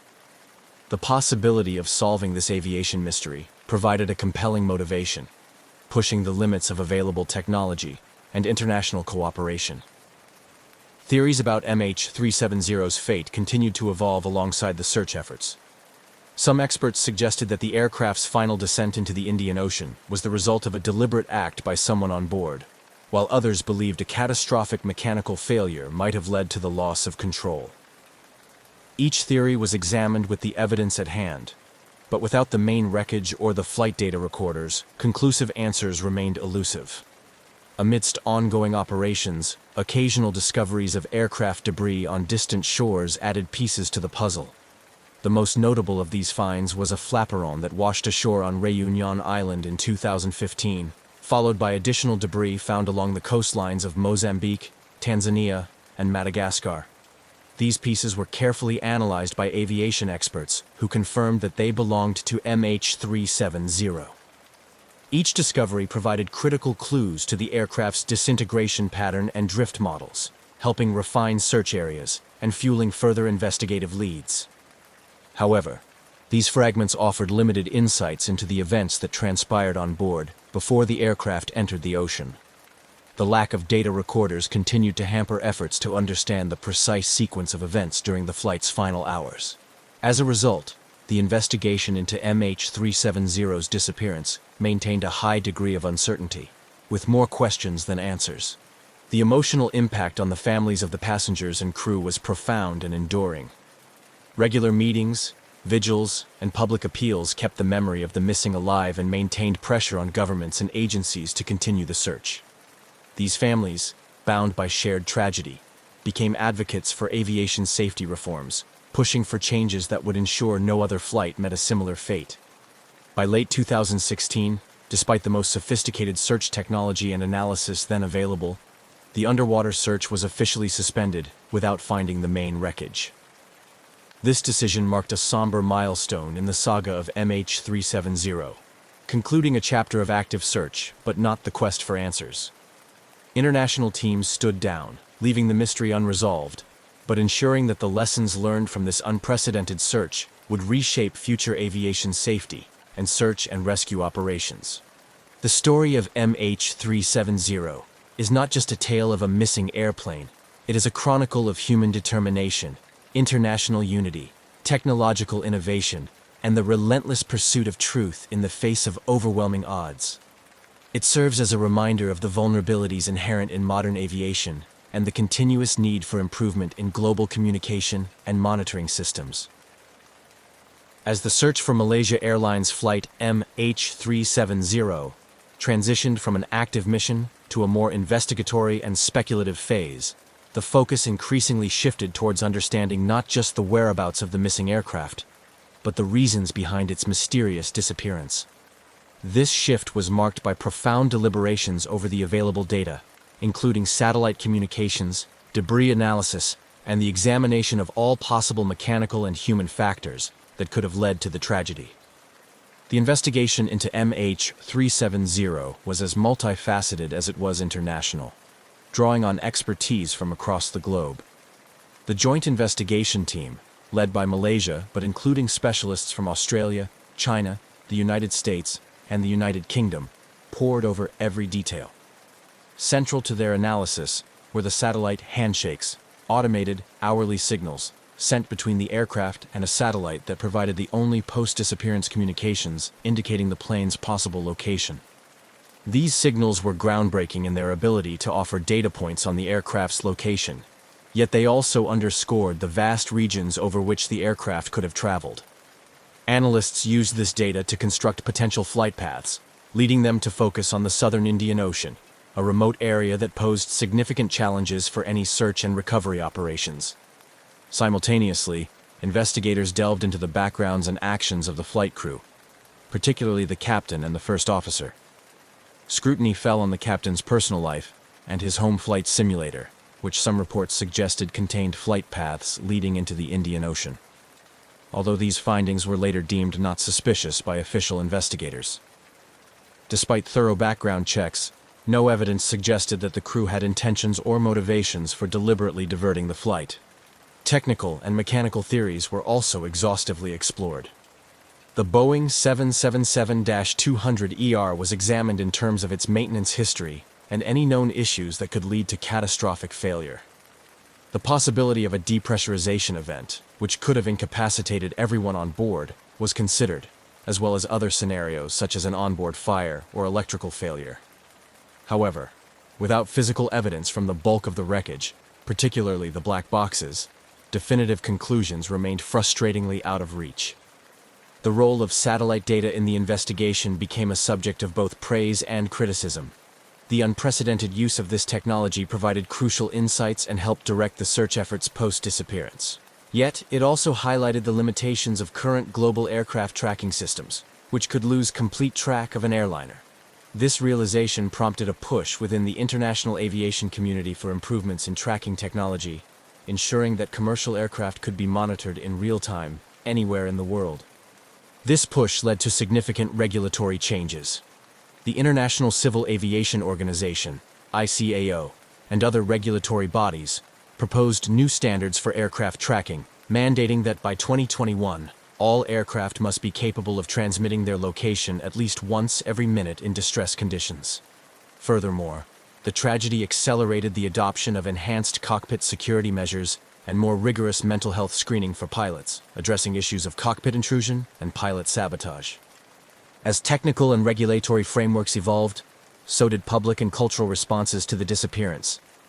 MH370 became a touchstone for art, literature, and media, reflecting societal attempts to come to terms with the unknown. Documentaries and books sought to unravel the mystery, while feature films and fictional accounts explored the human stories intertwined with the disappearance. The emotional resonance of the tragedy also had a profound impact on the families of those aboard MH370. They became vocal advocates for the victims of air disasters, forming support networks that lobbied for changes in aviation policy and continued search efforts. Their persistent presence in the media and at international aviation forums ensured that the lessons from MH370 continued to influence discussions on global aviation safety. The tragedy of Flight MH370 also spurred renewed interest in other unresolved aviation mysteries, drawing parallels and sometimes providing new insights into decades-old disappearances. This collective memory of unresolved loss has permeated the aviation community, serving as a somber reminder of the stakes involved in air travel and the continuous need for vigilance and improvement. As the years passed, the direct search for MH370 may have wound down, but the drive for answers and the impact of the event on aviation practices, regulatory approaches, and international cooperation continued to evolve. The story of Flight MH370, with its profound mysteries and far-reaching consequences, remains a pivotal chapter in aviation history, symbolizing both human vulnerability and resilience in the face of the unfathomable. There's something eerie about a plane with no passengers, a machine meant to carry hundreds of people, now sitting idle, its engines silent, its cabin empty. The Boeing 727-223 at 4 de Fevereiro Airport in Luanda, Angola, had been sitting there for over a year. Unpaid airport fees kept it grounded. No flight attendants bustled through its aisles. No captains checked their instruments. Just dust, settling quietly over the aircraft's faded American Airlines stripes. This particular 727 had seen better days. Built in the 1970s, it once soared across the United States, carrying businessmen, families, and dreamers. But time had stripped it of its prestige. By the early 2000s, it was purchased by an American businessman named Miami-based Keith Irwin, who leased it to an Angolan airline for fuel hauling operations. Its new role? A flying gas station, refueling remote locations where fuel trucks couldn't go. But things weren't going smoothly. The aircraft sat unpaid, unwanted, and unmoving. Mechanics worked on it sporadically, hoping to get it flying again. But bureaucracy and financial troubles kept it stuck on the tarmac. It became just another forgotten plane in an airport full of them. Until one quiet evening in May 2003, when it did something no one expected. Without warning, the 727 powered up. Its once dead engines rumbled to life, sending a low vibration through the concrete beneath it. Airport workers paused, confused. There had been no flight plan filed, no clearance, no crew had officially boarded. Yet, there it was, moving. As the plane began to taxi, its lights remained off. No communication with the tower, no acknowledgement of commands, just the deep growl of its engines as it turned toward the runway. By the time air traffic control realized what was happening, the Boeing 727 was already accelerating. Within seconds, its wheels left the ground, and the massive aircraft soared into the darkening sky. No distress calls, no transponder signals, just silence. One of the world's largest commercial jets had just vanished into thin air, and no one knew why. At least not yet. The sky was beginning to darken over Luanda, the air thick with the lingering warmth of an African evening. The hum of airport activity had started to quiet, but on the runway, something unusual was happening. The Boeing 727, long grounded and collecting dust, was moving. Its engines, once lifeless, now roared with a low, steady rumble. It wasn't scheduled for departure. No flight plan had been filed, no pilots had requested clearance. But here it was, slowly taxiing toward the runway, as if it had a mind of its own. Airport workers turned to watch. Some assumed it was a maintenance check, maybe a simple repositioning. But something felt off. The aircraft's exterior lights remained off, making it difficult to track in the growing darkness. No calls came through the radio. No one in the control tower had authorized the movement. Inside, if there was a pilot at all, they were flying blind. The 727 was a complex machine, typically requiring a 3-person flight crew to operate. A captain, a first officer, and a flight engineer.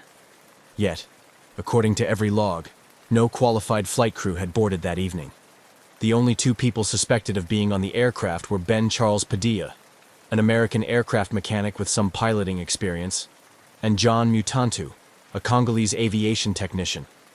Neither was licensed to fly a 727 solo, yet somehow the plane accelerated down the runway. Then, in a rush of displaced air and roaring engines, the massive jet lifted off the ground. Control tower operators scrambled to make contact. "Unidentified aircraft, please respond." Silence. "State your flight number and intentions." Nothing. The aircraft climbed westward, heading toward the Atlantic Ocean. It passed over the coastline, growing smaller and smaller, fading into the horizon. Then, it was gone. No distress calls. No emergency transponder signals. No radar track beyond a certain point. A 200,000-pound aircraft had just disappeared, and the world would never see it again. The night air over Luanda settled into a thick, humid stillness. The Boeing 727 had disappeared beyond the horizon, swallowed by the vast Atlantic. Yet inside the control tower, the confusion lingered like a fog.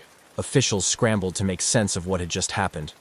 A commercial airliner had taken off with no clearance, no lights, and no communication. That alone was an aviation nightmare.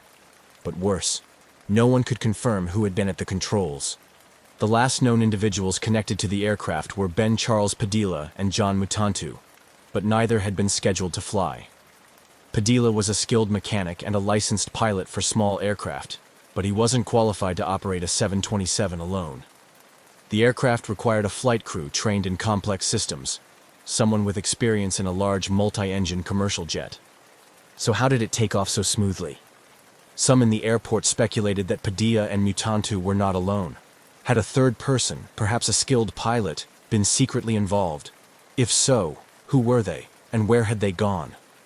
Immediately, officials in Angola reported the missing aircraft.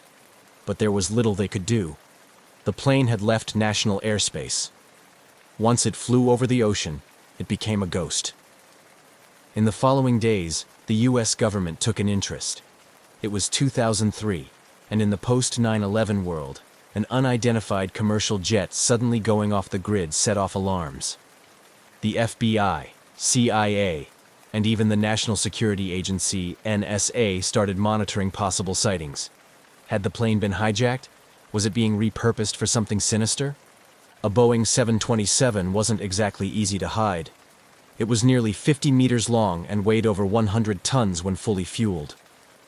Yet, as the days passed, there were no sightings, no distress signals, no reports of a crash. It was as if the plane had never existed. Authorities issued international alerts. Air traffic controllers around the world were told to be on the lookout for any unidentified Boeing 727s. Security was tightened at airports in Africa, South America, and the Middle East. But the missing aircraft never turned up. It had vanished without a trace. The disappearance of the Boeing 727 quickly escalated beyond a local aviation mystery. Within hours, intelligence agencies around the world were paying attention. A fully loaded commercial airliner, capable of carrying 10,000 gallons of fuel, had taken off without authorization, without communication, and without a clear destination. In the post-9/11 era, this was more than just a missing aircraft. It was a potential security threat. If the plane had been stolen, what was its purpose? Was it being repurposed for smuggling? A terrorist attack? A military operation?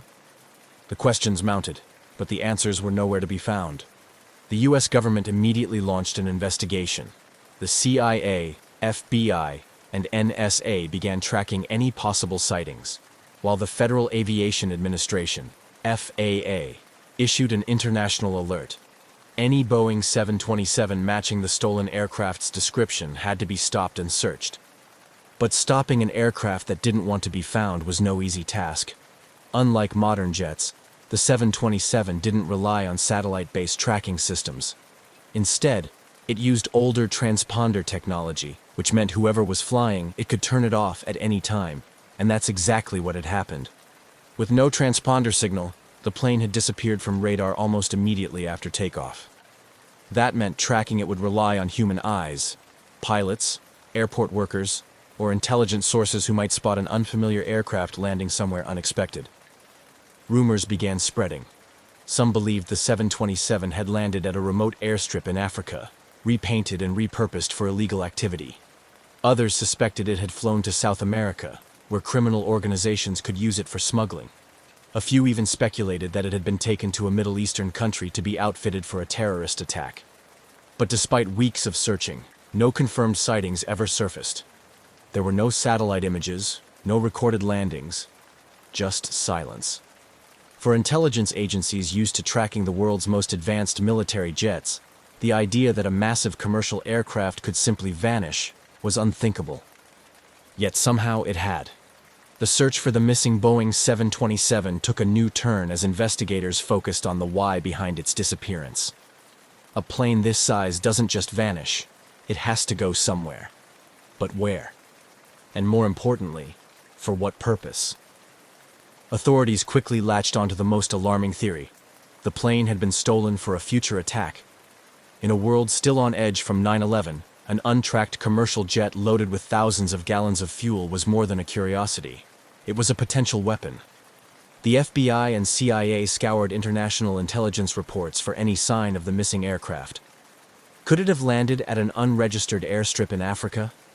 Had it been smuggled into a conflict zone for use in illicit operations? Or worse, had it been modified for an attack? US officials issued a global security alert, warning that the missing 727 could be repainted and disguised as a commercial jet before being used in a terrorist plot. Every airport from South America to the Middle East was ordered to report any unusual, unregistered Boeing 727s. But there was another possibility, one less dramatic but just as puzzling. What if the plane had been stolen for profit? In the early 2000s, Africa's aviation industry was riddled with corruption. Stolen aircraft weren't uncommon, especially in regions where planes were used for illegal operations. Diamond smuggling, arms dealing, and even drug running. A Boeing 727, if properly hidden and repainted, could become an untraceable aircraft. Smugglers could use it for years, operating out of remote airstrips beyond the reach of law enforcement. Intelligence agencies turned their focus toward known criminal networks in Angola, the Democratic Republic of Congo, and South America. Was the plane hidden in a jungle airstrip, making illicit runs between continents? Or had it been dismantled for parts, piece by piece? Leads came in, but none led to the missing plane. No verified sightings, no satellite images, no answers. The idea that a massive, fuel-hungry commercial aircraft could operate in secrecy for this long seemed impossible. Yet, months passed, and still, nothing. It was as if the Boeing had simply ceased to exist. The deeper investigators looked, the stranger the case became. The theories about terrorism or smuggling made sense, but something wasn't adding up. How do you keep a Boeing 727, a plane nearly 50 meters long, hidden for so long. Some believed the aircraft had crashed into the Atlantic shortly after takeoff, possibly due to fuel mismanagement or pilot error. After all, neither Padilla nor Mutantu were certified to fly a 727 alone. If they had tried, the flight could have gone horribly wrong. But if the plane had crashed, where was the wreckage? In aviation history, even deep-sea crashes leave behind something. Floating debris, an oil slick, radio transmissions, something. But in this case, there was nothing. No emergency beacons, no reports of wreckage washing up along the coast. Just silence. Then there was the idea that the plane had been dismantled for parts. A Boeing 727 was valuable, even if it wasn't in prime condition. Its engines alone were worth millions on the black market. If criminals wanted to strip it down and sell it piece by piece, they could. But where? Investigators searched for a hidden airstrip or facility where a 727 could be disassembled. Remote airports in Africa, illegal smuggling hubs in South America, anywhere a plane could be secretly torn apart. But again, nothing. No missing aircraft parts matching the plane's serial numbers ever surfaced. Then came the most bizarre theory. The plane was still flying. Some experts believed the 727 had been repainted and given a fake identity, allowing it to blend into international air traffic. In less regulated parts of the world, paperwork could be forged, flight plans fabricated, and an aircraft's past erased. Reports surfaced of suspicious Boeing 727s spotted in Guinea, Colombia, and even the Middle East. But every lead hit a dead end. None of them could be confirmed as the missing Angola aircraft. The lack of evidence only deepened the mystery. If the aircraft had been stolen for profit, why had it disappeared so completely? If it had crashed, why wasn't there a single trace of it? And if it was still out there, flying under a new identity, who was using it, and for what purpose? Months turned into years, and the missing Boeing 727 became something more than just a stolen plane. It became a legend. The case never truly went cold. There were always whispers, rumors of sightings, and theories that refused to die. A plane of that size couldn't just vanish. Someone, somewhere, had to know something. Then, in 2005, 2 years after the disappearance, an unregistered Boeing 727 was spotted in Guinea, West Africa. The sighting came from a private intelligence source, someone who had been tracking illegal aircraft movements in the region. The plane matched the description of the missing Angola jet. Same model, same modifications, but there was no way to confirm if it was the same aircraft. By the time authorities arrived, the plane was gone. Not long after, a second suspicious 727 was reported, this time in Colombia, a known hub for drug cartels and smuggling operations. Again, the details were vague.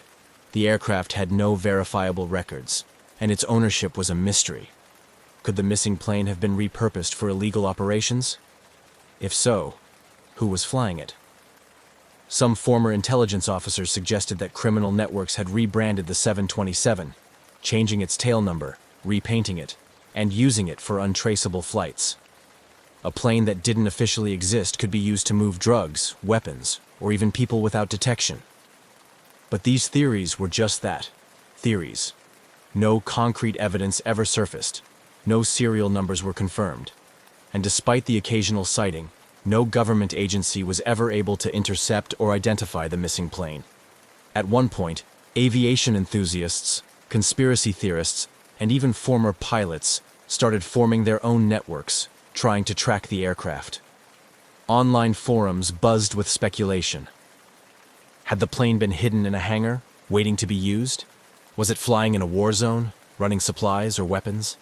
Or had it been quietly destroyed, its parts scattered beyond recognition? Every time a new sighting emerged, hope flickered, but just as quickly, it faded. The Boeing remained a ghost, appearing and disappearing in whispers, but never in reality. The missing Boeing 727 wasn't just a plane anymore. It was a riddle with no answer. For years, aviation experts, intelligence agencies, and amateur sleuths chased rumors, hoping for a break in the case. But despite fleeting sightings and scattered theories, the real question remained. What happened to the two men suspected to be on board?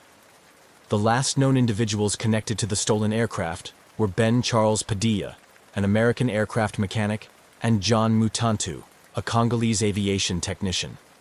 Neither was an experienced commercial pilot, and certainly neither was qualified to fly a 100-ton jet alone. So where did they go? Ben Padilla, the man at the center of the mystery. Of the two men, Ben Charles Padilla was the bigger mystery. A Florida-based aircraft mechanic, Padilla had been in Angola working on the Boeing 727 for months. He was hired to help restore the aircraft to flying condition, which meant he had intimate knowledge of its systems. He wasn't just a mechanic, though. He had some flight experience, though far below what was needed to operate the 727 safely. Padilla's family refused to believe he had stolen the plane on his own. His sister, Benita Padilla Kirkland, insisted that he was not a criminal and had no reason to steal the aircraft. In her eyes, something had gone terribly wrong. Ben had either been forced to take off or had been taken against his will. She believed he was dead. According to Padilla's family, the most plausible scenario was that someone else hijacked the plane, forcing Padilla to fly it before eventually disposing of him. But if that was the case, where was the wreckage? Where was the aircraft? The Mutantu enigma. Less was known about John Mutantu, the Congolese aviation technician also believed to be on board. Mutantu had no piloting experience and had only been working on the aircraft in a maintenance capacity. Unlike Padilla, Mutantu had no family or contacts advocating for him in the search.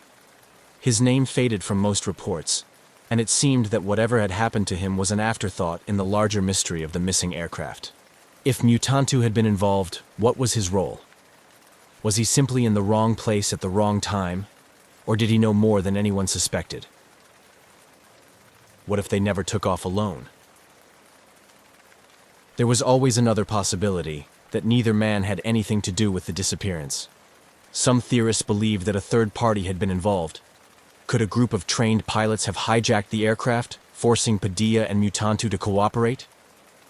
Some details seem to support this idea. The aircraft took off smoothly, with no signs of struggle. It climbed westward into the Atlantic as if following a planned flight path. No distress signals or mayday calls were made. If Padilla had been piloting against his will, why hadn't he found a way to communicate with the tower? Was he already dead before takeoff? Others speculated that the aircraft had already been prepped for theft, and Padilla and Mutantu were mere pawns in a larger operation. If this was an organized crime effort, the true pilots could have been waiting nearby, taking control at the last moment. No bank activity, no calls, no traces. For months, investigators kept tabs on Padilla's finances, phone records, and personal connections.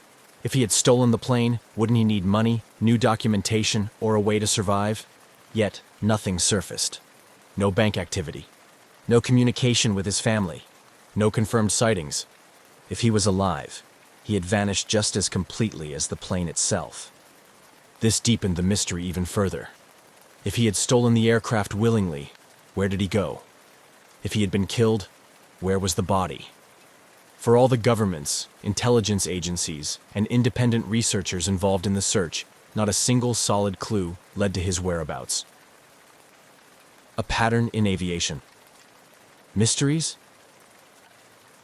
Strangely, this wasn't the first time an aircraft had disappeared so completely.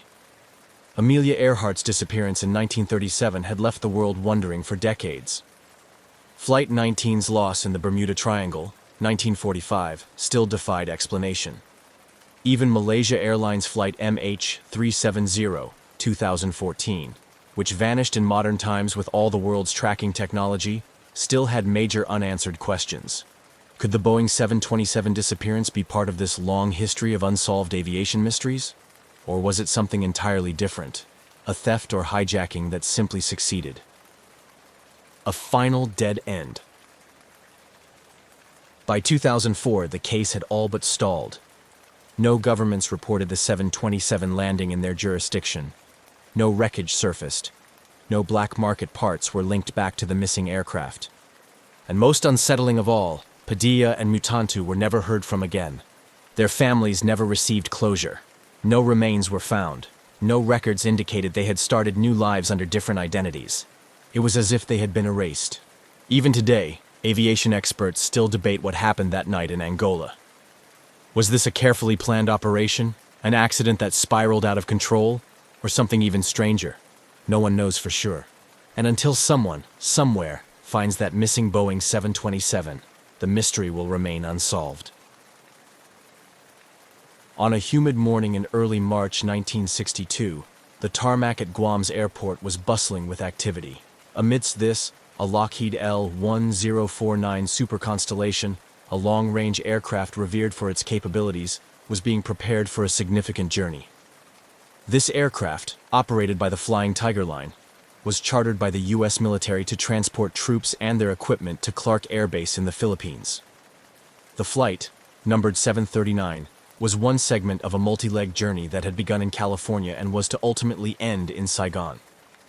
The Lockheed Constellation, known affectionately as the Connie, was a sight to behold with its distinctive triple-tail design and dolphin-shaped fuselage. On this day, it stood ready, its gleaming exterior reflecting the morning sun, as ground crew busily loaded the last of the cargo. The atmosphere was charged with a sense of purpose and urgency, common to military operations, yet there was an undercurrent of casual camaraderie among the crew and passengers. Flight 739 was carrying 93 U.S. soldiers, 3 South Vietnamese, and 11 civilian crew members. The military personnel were mostly engineers and technical specialists, tasked with setting up communication and logistics bases in Vietnam. The flight crew, seasoned and skilled, were well versed in the demands and responsibilities of such important missions. The captain of the flight, an experienced pilot with years of flying with both commercial and military charters, performed a final walk-around inspection of the aircraft. He checked under the wings, examined the tires, and glanced over the engines, ensuring everything was in order before the long overwater flight. His co-pilot and navigator were already inside the cockpit, going through the pre-flight checklist, their voices a mixture of professional focus and occasional light-hearted remarks. Inside the cabin, the flight attendants briefed the soldiers on safety procedures. Although the mood among the troops was generally relaxed, many of them used to the routines of deployment, the flight attendants noted the attentive seriousness with which the soldiers listened to the emergency instructions. In the cargo hold, the last pieces of equipment were secured, the manifest checked and rechecked, to ensure that all was accounted for. Once boarding was complete, the crew closed the doors, and the captain made his way to the cockpit, signaling to the control tower their readiness to depart. Clearance was given, and the engines roared to life, a powerful, reassuring sound to both passengers and crew. The aircraft taxied to the runway, the early morning light casting long shadows on the ground. As the Super Constellation lined up on the runway, the captain made a final announcement over the intercom, his voice calm and confident. He reviewed the flight plan with the passengers, noting the expected flying time and weather conditions, which were favorable. There was a palpable sense of anticipation as the aircraft's engines revved up, the propellers spinning faster until they were just blurs. With a smooth surge forward, the plane began its takeoff roll, quickly gaining speed. The soldiers watched through the windows as Guam's landscape began to blur, the sensation of liftoff bringing a momentary weightlessness that contrasted with the heavy reality of their mission.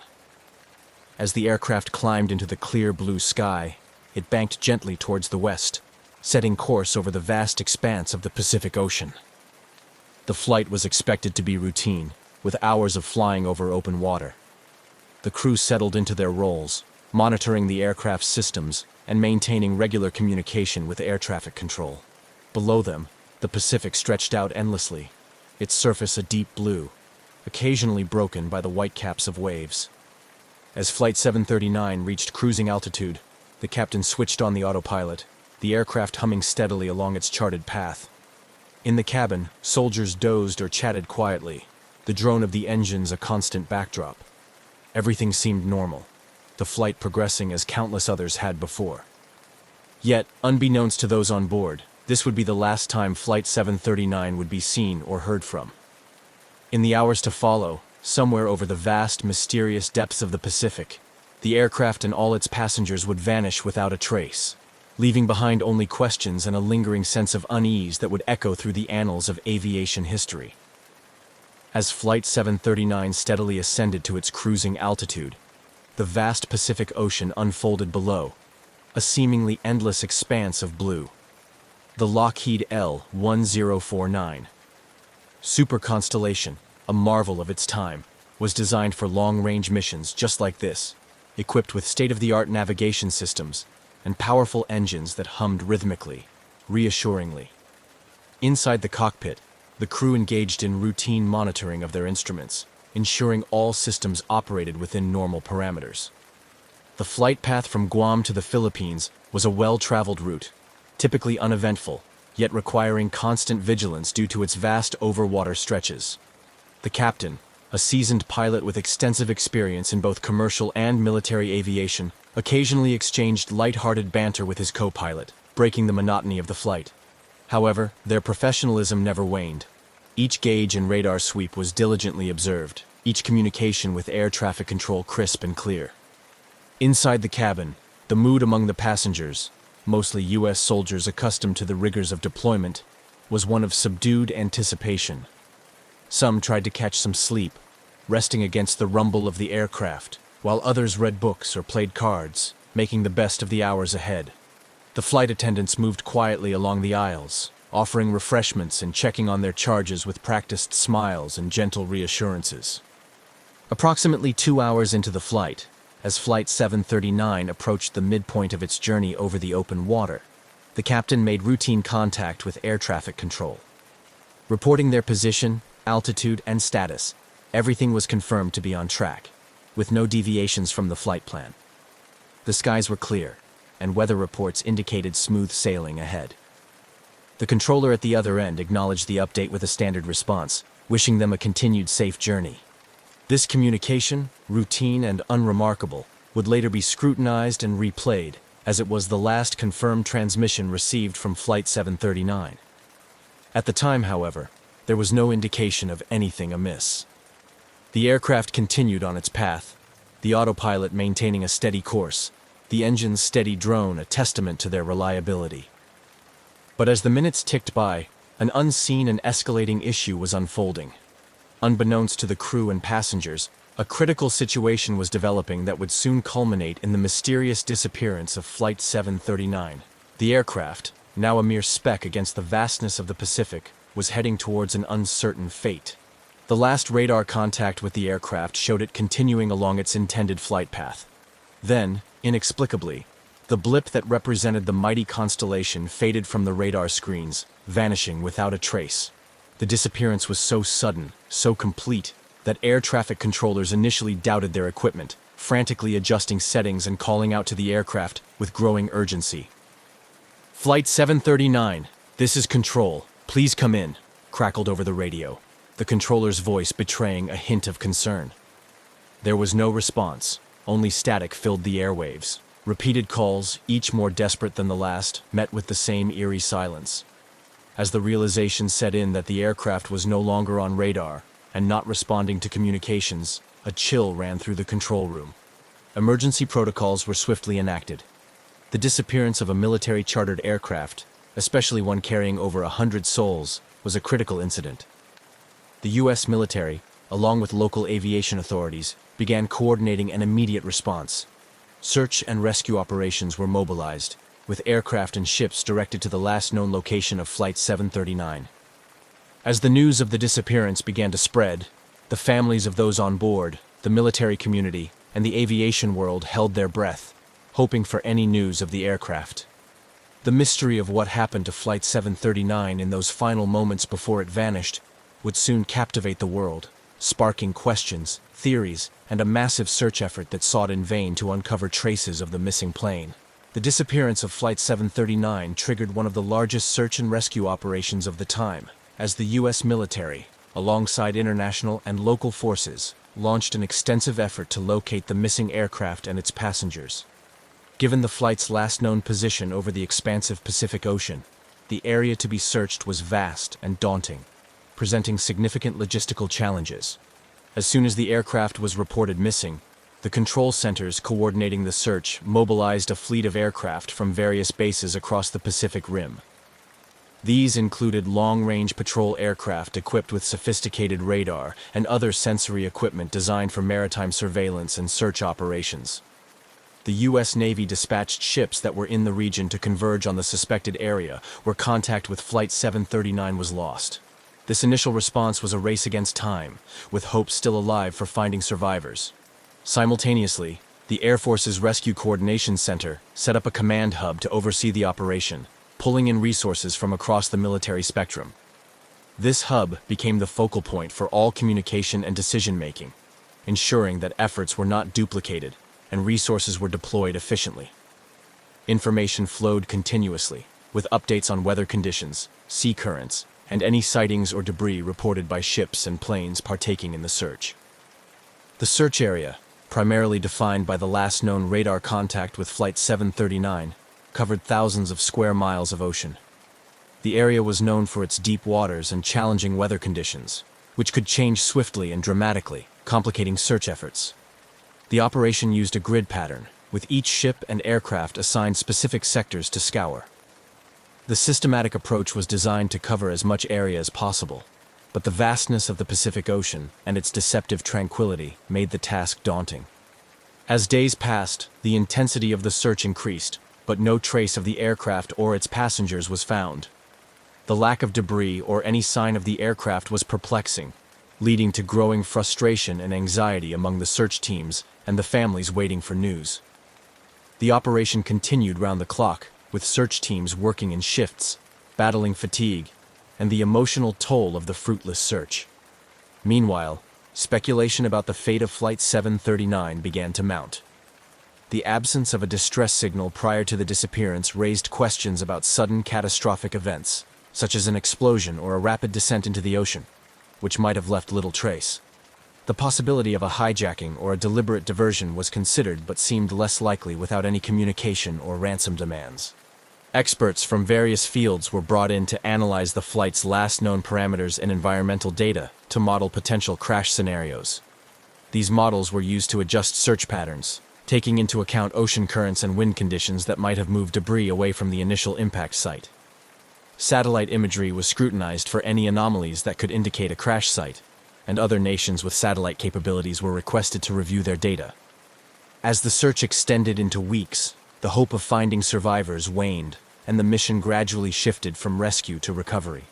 The focus became finding any wreckage that could provide clues to what happened during the final moments of Flight 739.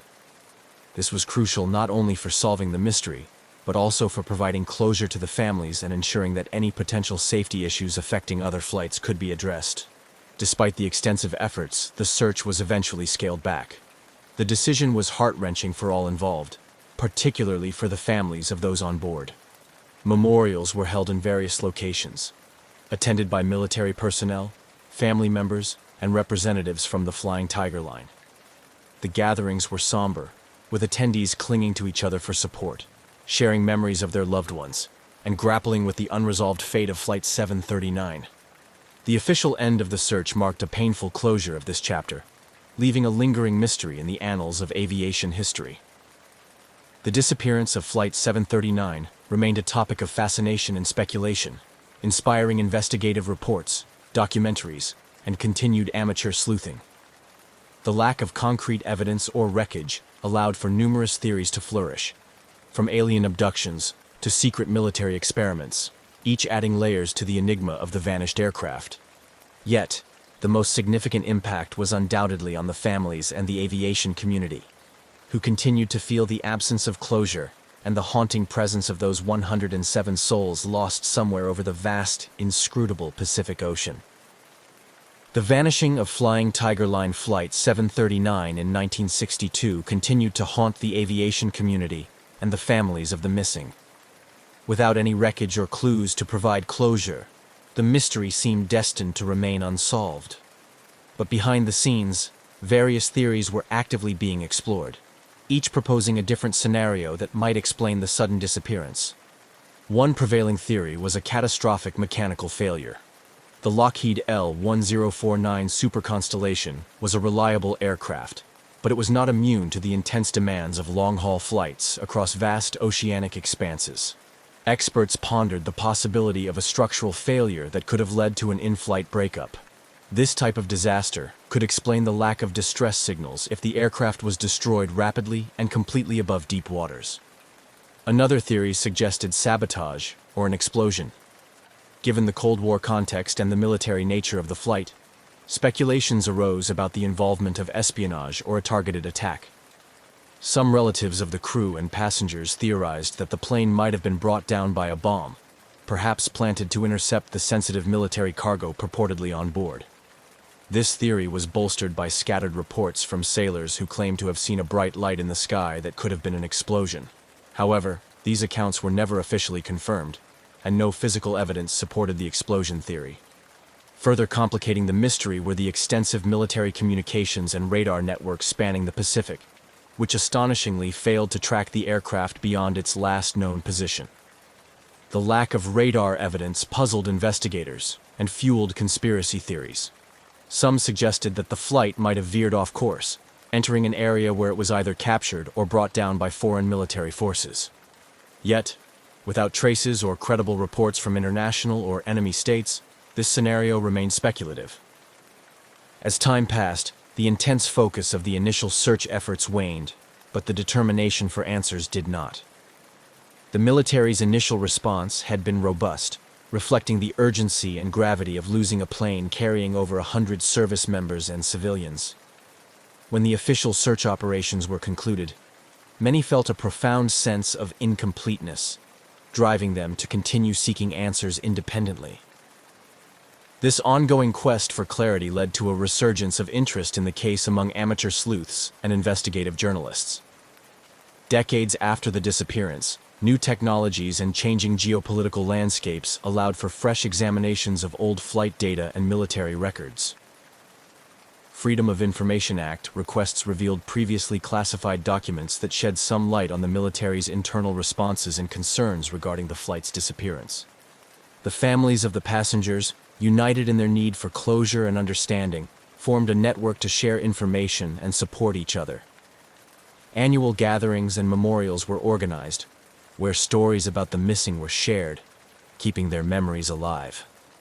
These meetings often served as a forum for exchanging the latest findings and theories, maintaining pressure on the authorities to keep the investigation open. In recent years, advances in underwater technology and satellite imagery have prompted new searches in the Pacific. These efforts are often funded by private entities and supported by volunteers, including retired naval officers and aviation experts. Each new search brought a flurry of media attention, rekindling public interest and, more importantly, offering a glimmer of hope to those still haunted by the loss. Documentary filmmakers and investigative reporters have also played a crucial role in keeping the story in the public eye. Documentaries have delved deep into the technical aspects of the aircraft's design and operation, interviewed former military personnel who were involved in the initial search and rescue operations, and highlighted the personal stories of those left behind.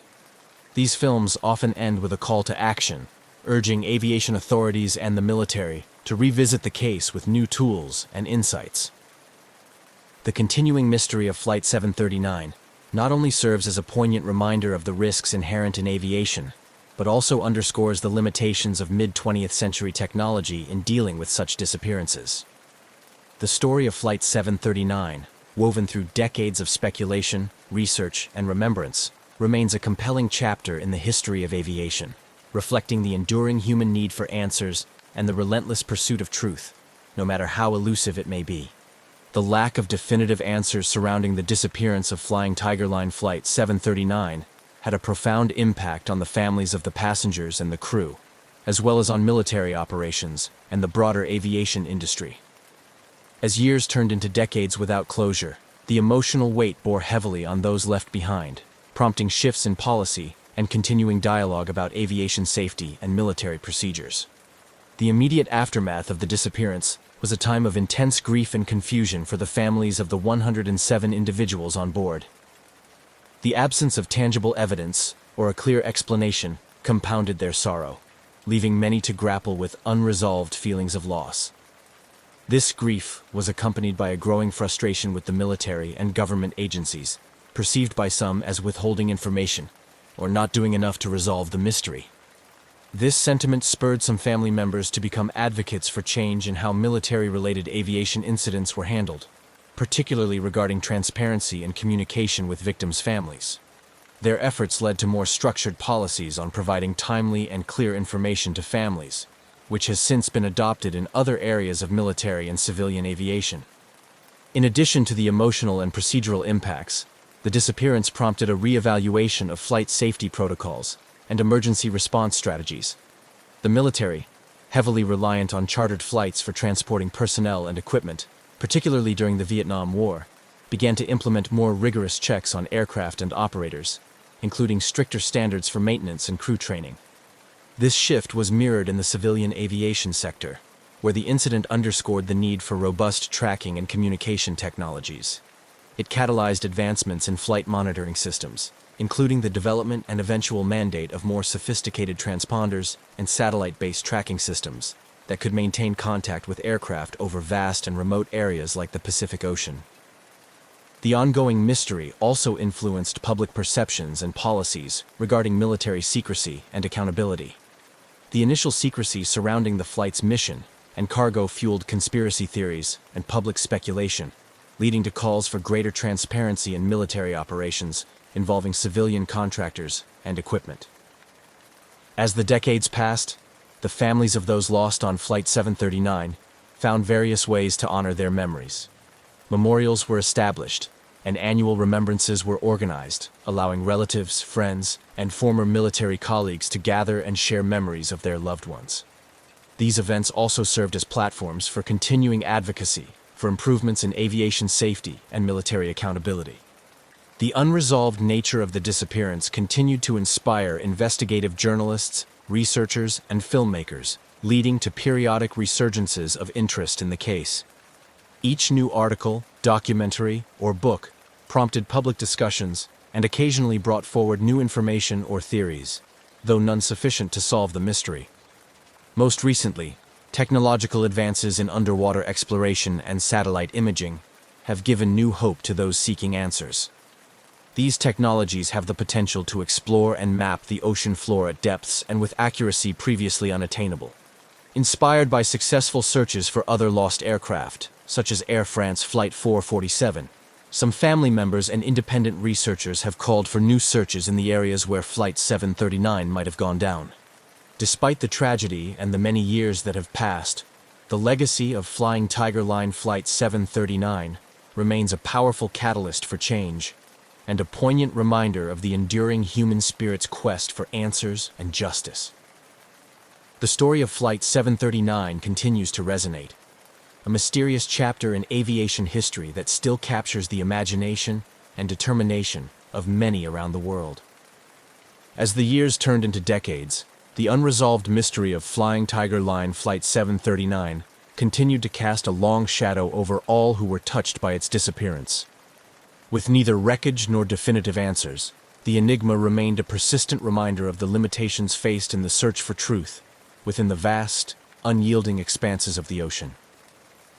The story of Flight 739, fraught with its enduring mystery, has transcended its era to become a symbol of unresolved loss and the pursuit of closure. Families of the missing, united by their shared grief, formed a close-knit community, bound together by the need to keep the memory of their loved ones alive and to seek answers. This community often gathered on anniversaries of the disappearance, creating a space not only to mourn, but also to share updates and continue pressing for action. Despite the passage of time, the call for new searches never completely died down. Advances in technology, particularly in satellite imaging and deep-sea exploration, rekindled hope among the families and the aviation community that someday the site of the crash might be discovered. Inspired by successful recoveries of other lost aircraft, such as the finding of the Titanic and the wreckage of Air France Flight 447 decades after their disappearances, advocates for reopening the case of Flight 739 argued that modern technology could finally offer the means to locate the remains of the aircraft. Efforts to leverage new technologies led to proposals for targeted searches using sophisticated sonar equipment capable of deep-sea mapping, as well as drones that could scan large areas of the ocean floor more efficiently than manned vessels. These proposals garnered attention not only from the families, but also from governmental and private entities that could provide the necessary resources. In the realm of public engagement and media, the story of Flight 739 maintained a captivating allure. Documentaries produced in recent years brought the case back into the public eye, featuring interviews with former military personnel, aviation experts, and family members. These documentaries often explored not just the facts of the case, but also the broader implications of such disappearances on aviation safety and military transparency. Additionally, the mystery inspired authors and filmmakers, leading to the creation of various fictional accounts and conspiracy theories that, while often speculative, kept the conversation alive. These narratives explored themes of Cold War espionage, alien encounters, and even experimental military technology, reflecting the human fascination with unresolved mysteries. Academically, the disappearance of Flight 739 became a case study in international relations and military studies programs, where it was examined in the context of U.S. military logistics during the Vietnam War era and the geopolitical tensions of the time. This scholarly interest helped to maintain a degree of academic attention on the case, ensuring that it remained a part of the discourse on aviation history and military operations. Legal and political advocacy also became a significant part of the legacy of Flight 739. Family members and their supporters often lobbied for changes in laws regarding the military's accountability to civilian families and the transparency of information concerning accidents involving military personnel and equipment. These efforts sometimes led to legislative changes and improved policies regarding family briefings and access to records. As the 60th anniversary of the disappearance approached, the U.S. government released several formally classified documents related to the flight. While much of the information had been redacted, the release of these documents represented a small victory for those who had long advocated for greater transparency. For some families, the documents provided new details that, while not solving the mystery, offered insights into the military's handling of the incident. The ongoing quest for answers about Flight 739 also highlighted broader issues related to the recognition of service personnel and civilians involved in covert or classified operations. This led to discussions about the ways in which such individuals are memorialized and honored, culminating in more inclusive memorials that acknowledge their contributions and sacrifices. Today, the legacy of Flying Tiger Line Flight 739 is multifaceted. It is remembered as a poignant story of loss and the relentless pursuit of truth, a narrative that has impacted aviation safety regulations, military accountability, and the technologies used in search and rescue operations. For the families of those who vanished along with the aircraft, it remains a deeply personal story of waiting and hoping for closure. In a broader sense, the mystery serves as a reminder of the vulnerabilities in human endeavors, particularly in the face of vast and indifferent natural forces like the deep ocean. Yet, it also illustrates the human capacity for resilience, the enduring quest for knowledge, and the unyielding desire to find answers, no matter how elusive they may be. The profound impact of Flying Tiger Line Flight 739's disappearance stretched beyond the immediate shock and continued to resonate through the subsequent years, driving changes and fostering developments across multiple facets of society, from aviation technology to family advocacy and public policy. As the narrative of Flight 739 moved forward, it beckoned a broader contemplation on the themes of memory, technological progress, and the pursuit of closure, a pursuit that never seemed to diminish in intensity or necessity. Even decades after the disappearance, the commitment to finding Flight 739 was reinvigorated by technological advancements that offered new hope. The introduction of autonomous underwater vehicles, AUVs, and more sophisticated side-scan sonar technology provided tools capable of exploring the ocean depths with unprecedented detail and efficiency. Proposals for new search initiatives were drafted, with input from oceanographers, former naval officers, and aviation experts who believed that the aircraft's final resting place could be pinpointed with the right resources and a targeted approach. Family members and advocacy groups, empowered by these technological promises, renewed their calls for action. They organized conferences and engaged with experts in maritime search and recovery to outline feasible search plans. These plans were then presented to governmental and private agencies capable of funding and executing such ambitious undertakings. The dialogue between these families and potential supporters became a testament to the enduring hope that modern technology could finally unravel the mystery that time had not forgotten. The story of Flight 739 also found its way into educational curriculums and cultural reflections, influencing how future generations understood and interacted with the past's unresolved mysteries. Universities and educational institutions developed courses that dealt not only with the technical aspects of aviation, but also with crisis management, historical analysis, and the psychological impact of unresolved tragedies. These academic discussions often used Flight 739 as a case study to explore the complex interplay between technology, human factors, and nature. Culturally, the disappearance influenced artistic expressions across mediums. Playwrights, novelists, and filmmakers drew upon the emotional and mysterious elements of the story to craft works that question the nature of truth, the reliability of memory, and the human response to the unknown. These works contributed to a broader societal engagement with the themes of loss and resolution, illustrating how a single event can continue to inspire and provoke thought across generations.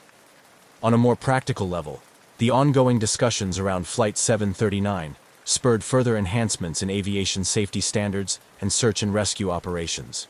The incident underscored the need for robust international cooperation in aviation incidents, leading to stronger protocols for sharing information and resources during multinational search operations. The global aviation community took to heart the lessons learned, or rather, the questions raised, by Flight 739's disappearance. Policymakers, influenced by the advocacy of families and communities connected to the flight, worked to refine laws regarding the military's responsibility to keep families informed and involved in the aftermath of accidents involving military personnel on non-combat missions. These policy changes aim to ensure transparency and accountability, preventing any future family from experiencing the same prolonged anguish of not knowing. As the years turned into a full circle of commemorations, various memorials and events were established to honor the memories of those lost on Flight 739. These acts of remembrance served as poignant reminders of the individuals behind the mystery, highlighting their lives and legacies rather than allowing them to be overshadowed by the circumstances of their disappearance. Through these memorials, the families found not only spaces of mourning, but also of celebration of the lives that had touched theirs so deeply. New memorials were dedicated, and annual gatherings were held, not just as rituals of remembrance, but as ongoing affirmations of the community's commitment to finding answers. Each ceremony, each plaque unveiled, and each story shared added layers to the collective memory of the event, ensuring that the narrative of Flight 739 would remain a living, evolving part of the historical and cultural landscape. Through these multifaceted legacies, the story of flying Tigerline Flight 739 continues to resonate. It serves as a powerful narrative about the limits of human endeavor against nature's immensity, the relentless pursuit of technological advancement to conquer these limits, and the undying human spirit's need for resolution and understanding.